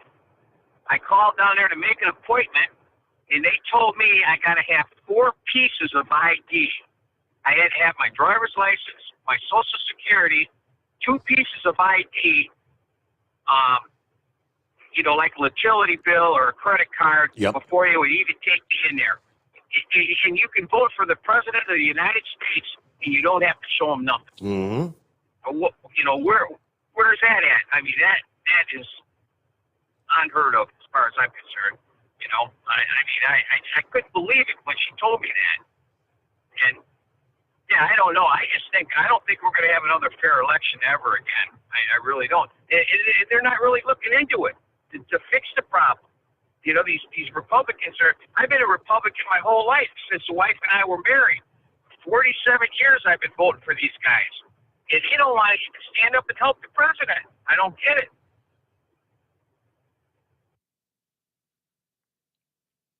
I guess they just want us to believe everything was on the up and up. Just accept it as it is. There's no alternative. You just accept it. Move on.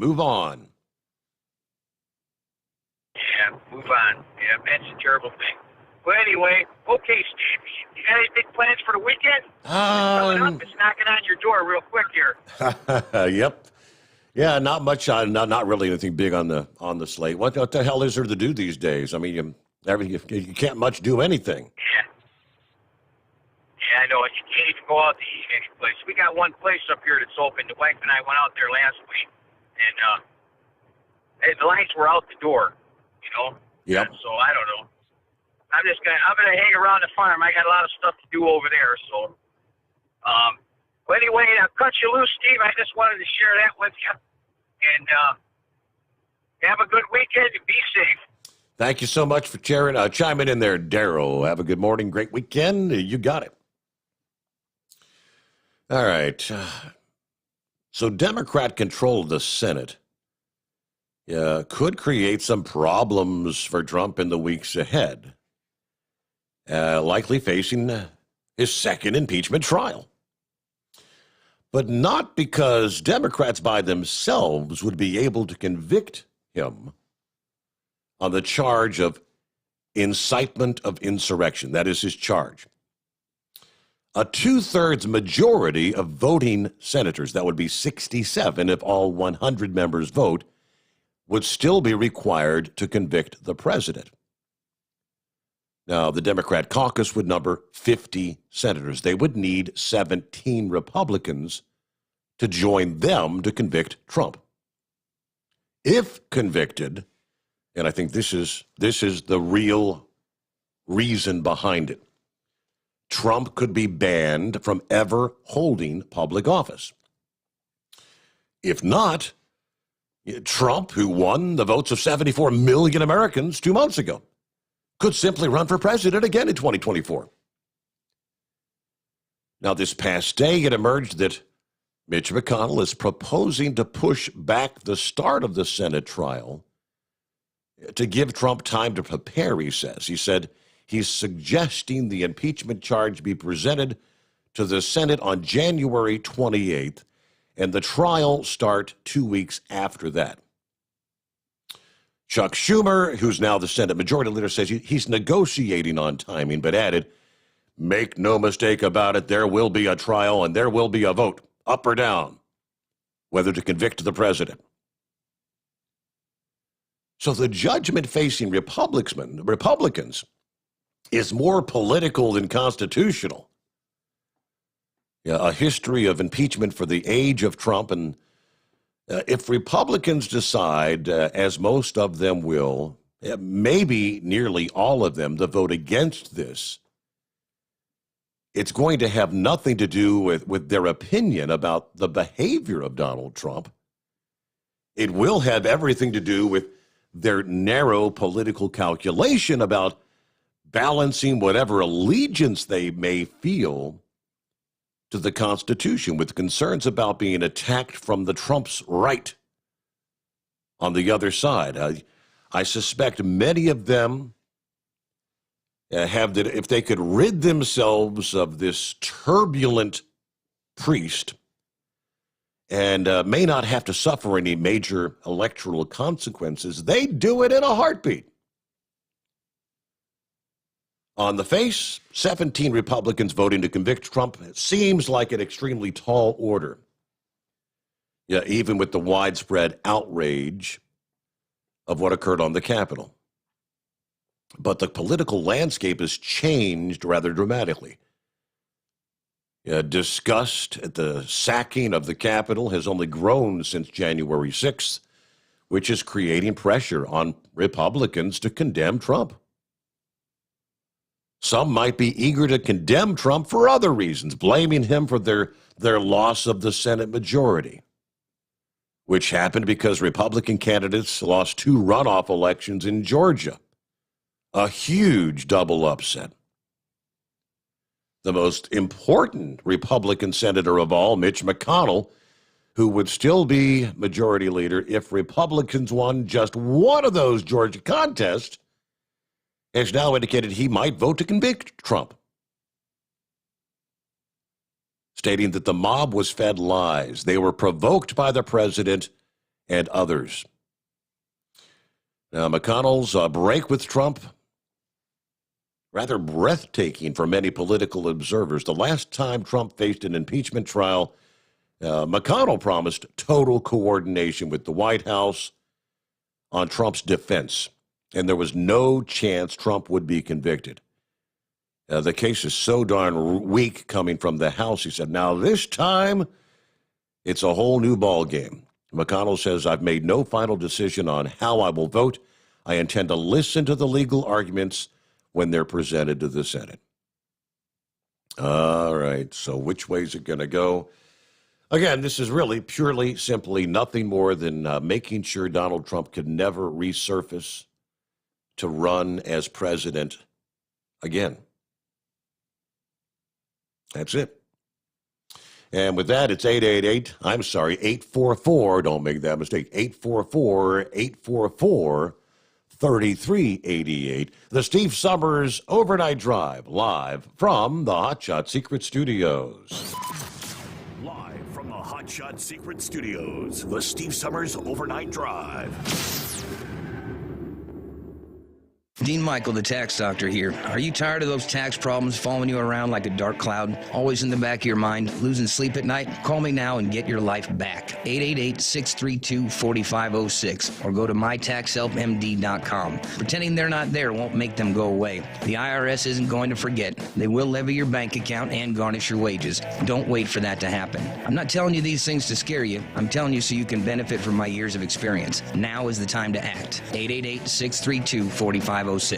For anything diesel, take it to Shy Diesel. They provide a wide variety of services and diagnostics to determine what the problem is with the latest technology. From simple oil changes and preventative maintenance to fuel system diagnostics and repairs, engine rebuilds and cylinder head repairs, and rebuilds with our in-house machine shop.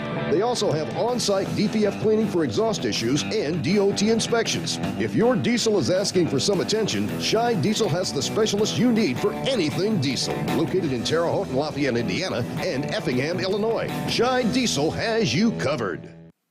Getting a good night's sleep while on that long haul can be quite the challenge. That's why Commercial Vehicle Group has partnered with Serta Mattress to bring you the Bostrom plus Serta mattress for the best night's sleep possible while you're on the road.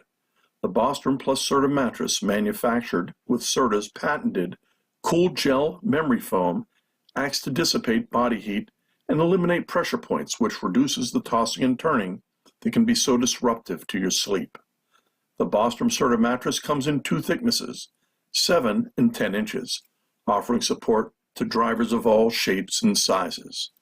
The mattress comes in the standard 80-inch length with 4 widths, 32, 36, 39, and 42 inches. For more information on the mattress or where to buy, call us at 800-459-7328. That's 800-459-7328. At Hot Shot Secret, we share the science behind common diesel problems. For example, Fuel additives. most fuel additives either impact performance or provide protection. Hot Shot Secret Everyday Diesel Treatment provides both performance enhancement and fuel system protection. Everyday Diesel Treatment delivers a 6-in-1 premium fuel treatment for every fill-up, every time. Everyday diesel treatment is available at truck stops, Tractor Supply, O'Reilly's Auto Parts, and online at hotshotsecret.com. Keep the bugs off your glass and the smokies off your ass. This is the Overnight Drive with Steve Sommers.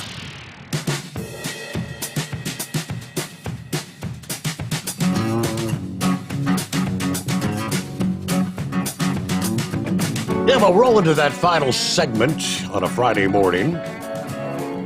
Got plenty of room for you. You want to jump in, chime in? As we roll toward the 5 o'clock hour in the Eastern time zone, wrapping up week number 2 of the Steve Sommers Overnight Drive. It's 844-844-3388.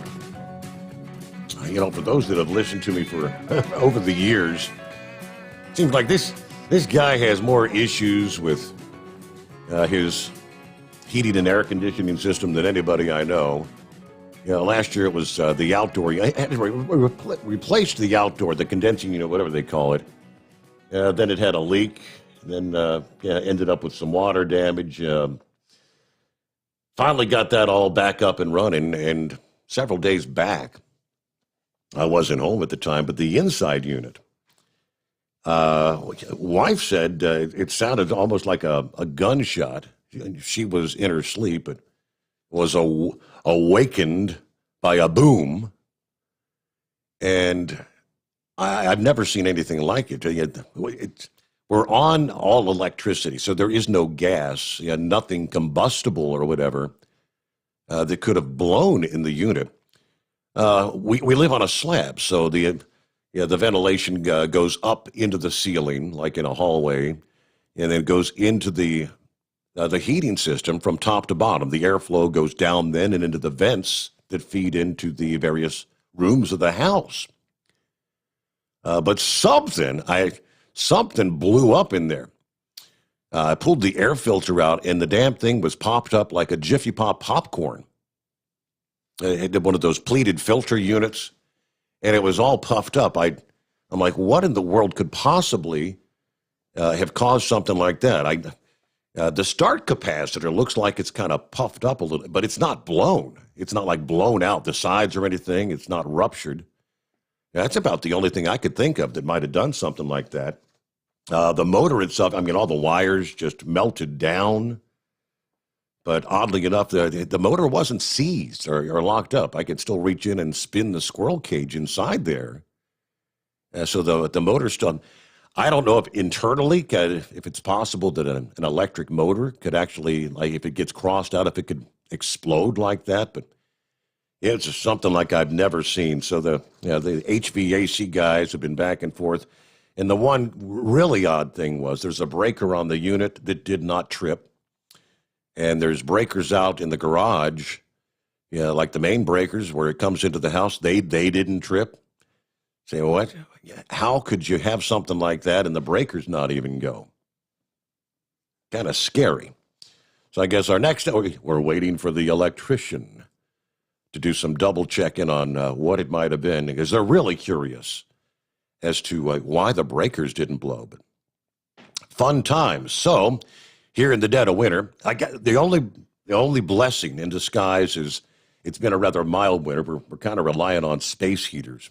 I had bought the wife one of those little fake fireplaces about a year ago, and it's got the electric little coil, so it's generating heat like in the living room. Got a space heater that we put over in the dining room, and that keeps the front of the house okay. But boy, the bedrooms are mighty chilly. Got to bundle up when you go to curl up and try to get some sleep.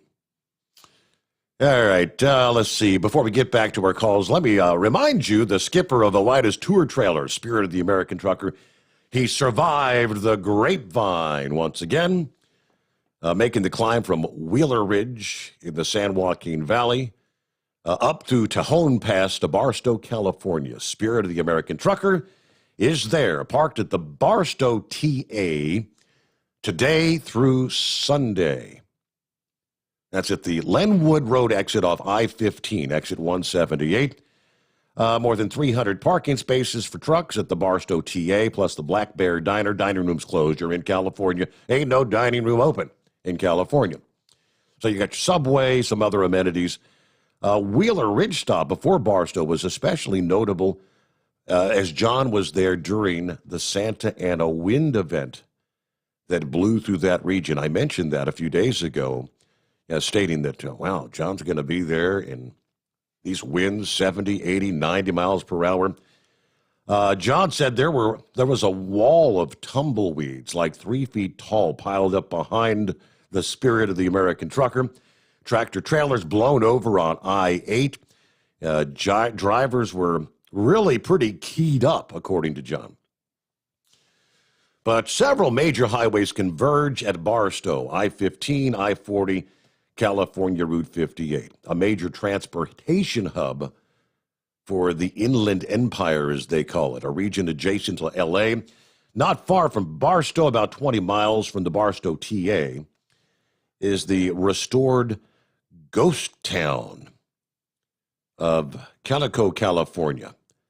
Now, the former silver mining town in the mountains. Silver mining, of course, ceased in 1896, according to the monument there.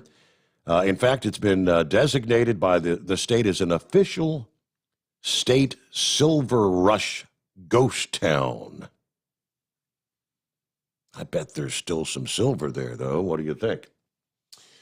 All right, get back to your calls here, and not sure who's on the line. Who we got here?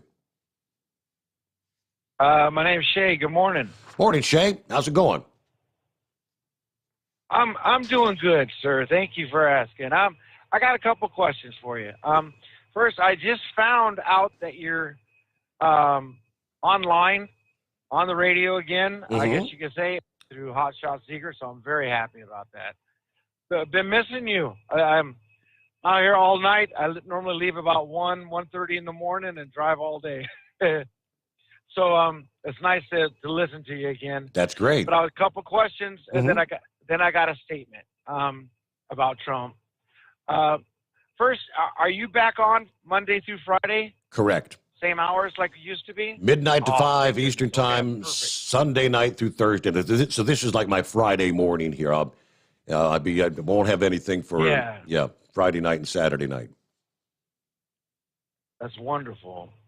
Now, I just like to make a statement or an observation of what I've been seeing about this impeachment stuff. Yes, And sir.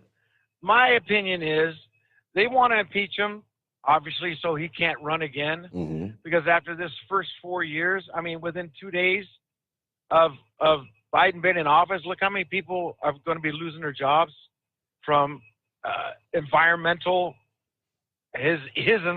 issues, I guess you could say. Correct. And I think by the time his 4 years are up, we're going to be looking for somebody that can beat him. And I think they know by the time the 4 years are up, if Trump is able to run again, I think that he's going to clean house. That's my opinion.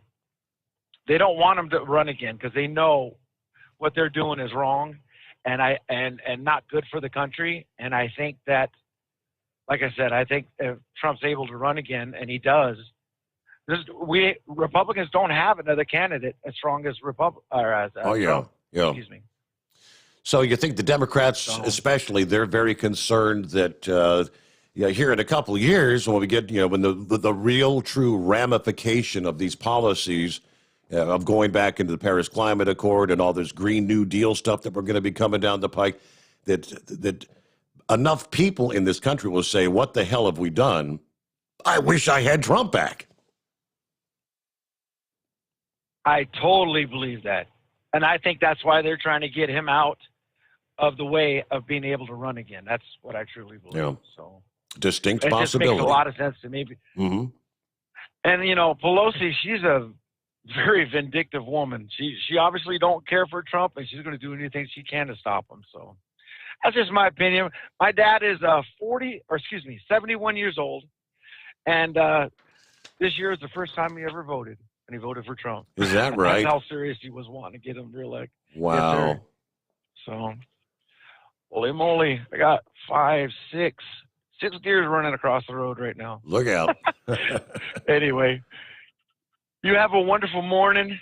Thank you for, I'm just happy you're back on the radio. I love listening to you. Yep. I love a lot of the guys that I used to hear. And like I said, so I'm glad you're back, and have a great morning. All right. Thank you so much for the call. And share the word, pass it on, let your friends know. Others, if you know anyone else that maybe used to listen to the show or maybe aren't familiar with the show.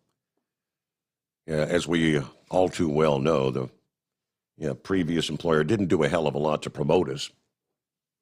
It's all about making money. You can, haven't we always been told you gotta spend a bit to make a bit? You got to spend some to make some. But their mentality was, we just take money in, we don't put any money out. I mean, you couldn't even get an ad in the trucking magazines. I think once a year we got one page in OOIDA's Landline magazine. Of course, that was on trade. Okay, we'll trade out the ad. But then, that's very, very, very limited.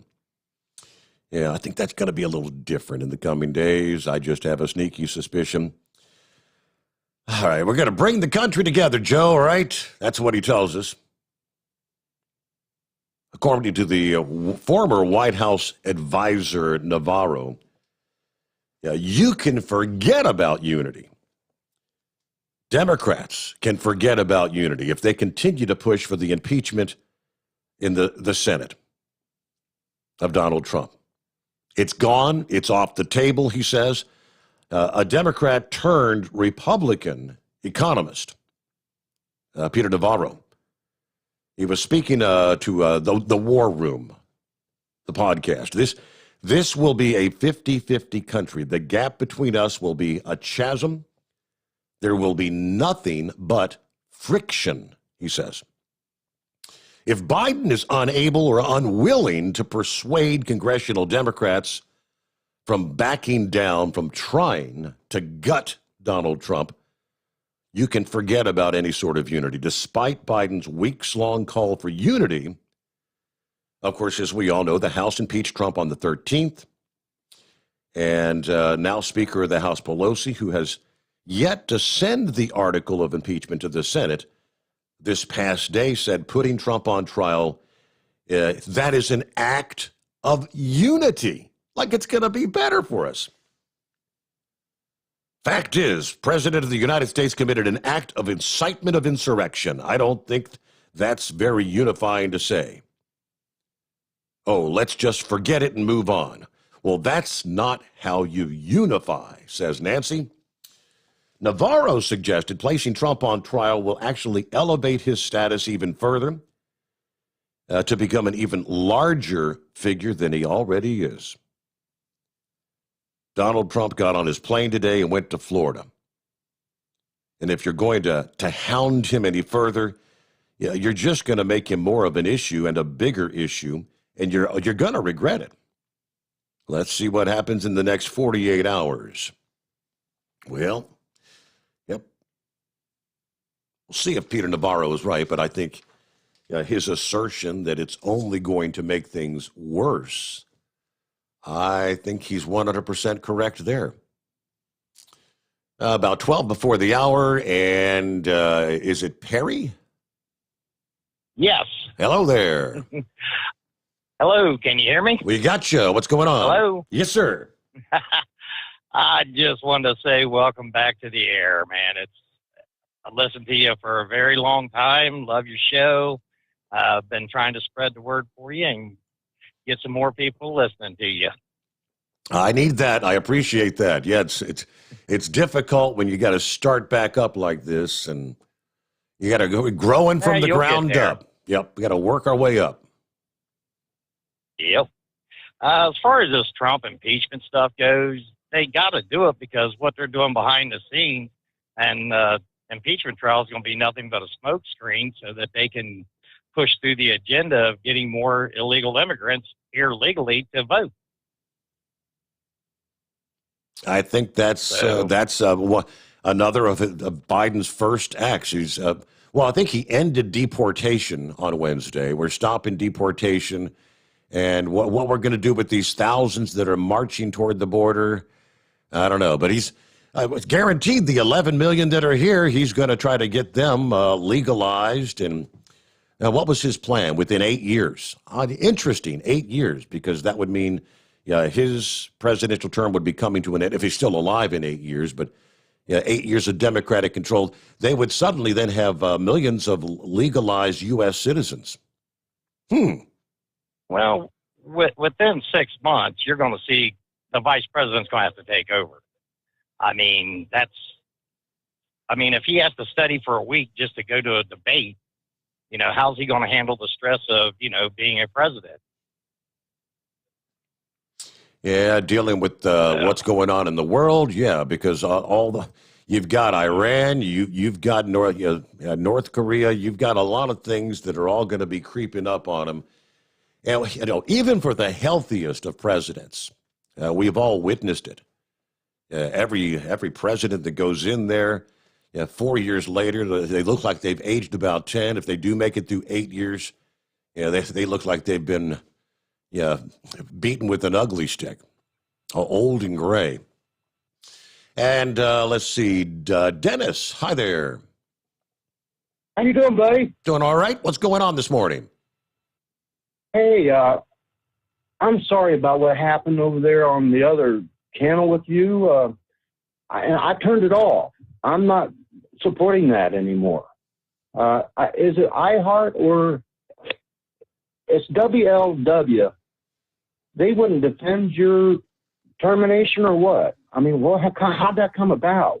Why? No, supposedly the boss got an email from corporate and said that it's all about money, money, money. They're cutting budgets. We're cutting budgets. They would cut their best programming? I think they're cutting their throats. I'm sure people have fled from that channel. How do we get you back on a radio station to where we can hear you as we drive down the road? I'm calling in tonight. It is Friday morning, the 22nd, and yet I don't think this will be broadcasted until Monday. Is that correct? No, we're on live right now, but we're live via stream. We have right now the Hot Shot Secret YouTube page, the Hot Shot Secret Facebook page. It's on live there, and then the podcast is available from other sources once we wrap up the show here this morning at 5 a.m. But yeah, if you've got YouTube, you pull up YouTube on your smartphone and go to the Hot Shot Secret. YouTube. I'm watching you right now. Oh, you're watching it. Okay, yeah. So it's live right now. Absolutely.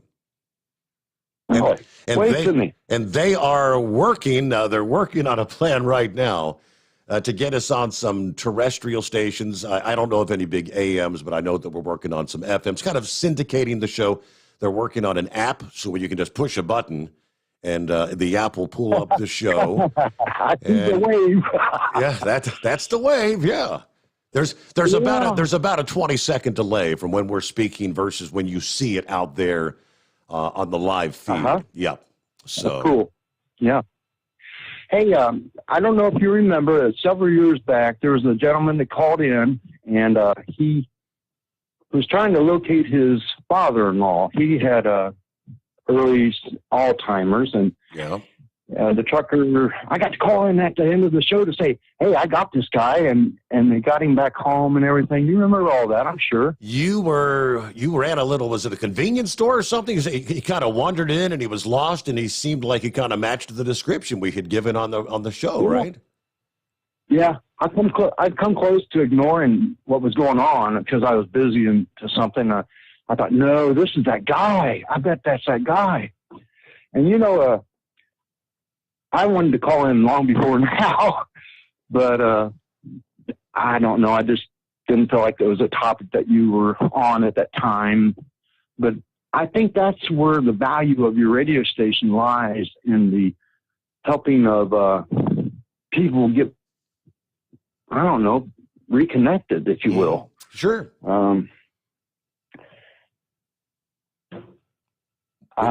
We've always worked on putting out the message. If there's a missing truck driver, if there's a truck and people call in and give the description. Hey, he was headed from point A to point B. Check the truck stops or the rest areas. If you're sitting there at a truck stop, look around, see if you see that truck. And we've helped locate a number of drivers, some with happy endings, some with not so happy endings. But that particular night, that was just so wild because I think it was we were in the final hour of the show when you called in and said, hey, we got your guy. We found him here. So, and yes, he was reunited. And I remember the guy the guy that was missing, son, that called back in to thank me profusely for helping find his dad. His name was Joe, as I recall. I believe so. Yes. And I was. Everybody was, acknowledging the fact that I had done that and saying, what a good job, what a fine job. I was getting free coffee for months. But anyway. That's great. Oh, my. Well, Well, hey, it's good to hear from you, man. Don't be a stranger. Give us a call, share the word, and just hang in there because availability is going to be growing. You're going to have other options in short order. Real quick, like, can I get to, and would that be Big Sexy? It sure is. What's going on, Big Sexy? Not much. I'm out here running a paper route. I run paper route at night. Okay. I've been listening since back when the trucking bozo was doing it. So Yep. I actually drove a truck back then. So I've been listening. I hadn't called in maybe once. I think you've already touched on it once tonight about the Antifa and what they were doing in Portland. Correct. Correct. Yeah, they attacked the Democratic headquarters, and it was even saying that Creepy Joe wasn't their guy. Mm-hmm. They basically don't want any government. They're anti-government. They also attacked the ICE place there, wanted to get rid of immigration and all that too. Was spraying on the walls to reunite families and stuff like that. Yep. Did you touch on the fact that as soon as he signed his deal about the mask, he went out and violated it? I saw that briefly as I was getting ready this past evening. Fox News. I think Hannity might have been on at the time, and they were showing the video. Yeah, as soon as he signed the document requiring everyone to wear masks on in federal grounds or travel, he comes out to do he comes out and gives a speech without a mask on. So we'll go figure. Yeah. Yeah, he made it mandatory on all federal properties and then went to I think it was the Washington Monument, done a speech on federal property without a mask on. He did a DA of the Week nominee. That's another one of them, do as I say, not as I do. Exactly. Yes, sir. You're right. But I'm glad to have you back. I completely deleted my iHeart app after all that deal was when they took you off the air. I've just been sitting back waiting. I've been listening. I just hadn't called in the last couple of weeks till tonight. Okay. Well, I sure do appreciate you. I have to catch it where I can call in when I'm driving and not get in and out of the truck, Yep. Right. Well, thank you much. I hope you do get the app up and going. That would be the most convenient way. I had to put you on YouTube and then lay my phone down in a cup holder in the floor where the screen's not bothering me while I'm driving. Yeah, right. And that's been kind of the biggest complaint is, I guess for a lot of people, I guess you have to have the subscription, the paid YouTube Plus or whatever, to where you could turn the screen off. And without that, you gotta dim the light as much as you can or set it face down. But all right, there, Big Sexy. Yeah, you get to be our final caller for week number 2. That wraps it up on a Friday morning. Thank you so much for helping me out to get through the night, as we say. The Steve Sommers Overnight Drive, live from the Hot Shot Secret Studios. We'll see you back Sunday night, Monday morning. Hope you'll be here. Tell your friends to...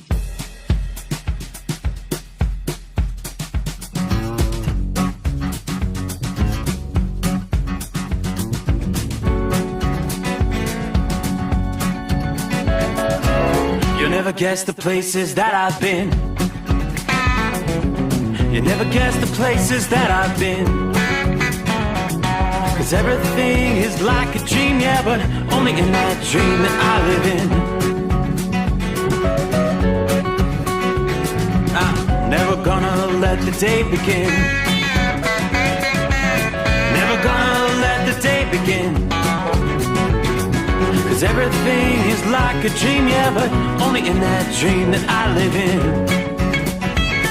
Oh, don't wake me up before you go, and I'll just make this bed my home. Oh, darling, please just let me sleep. Give me my dreams.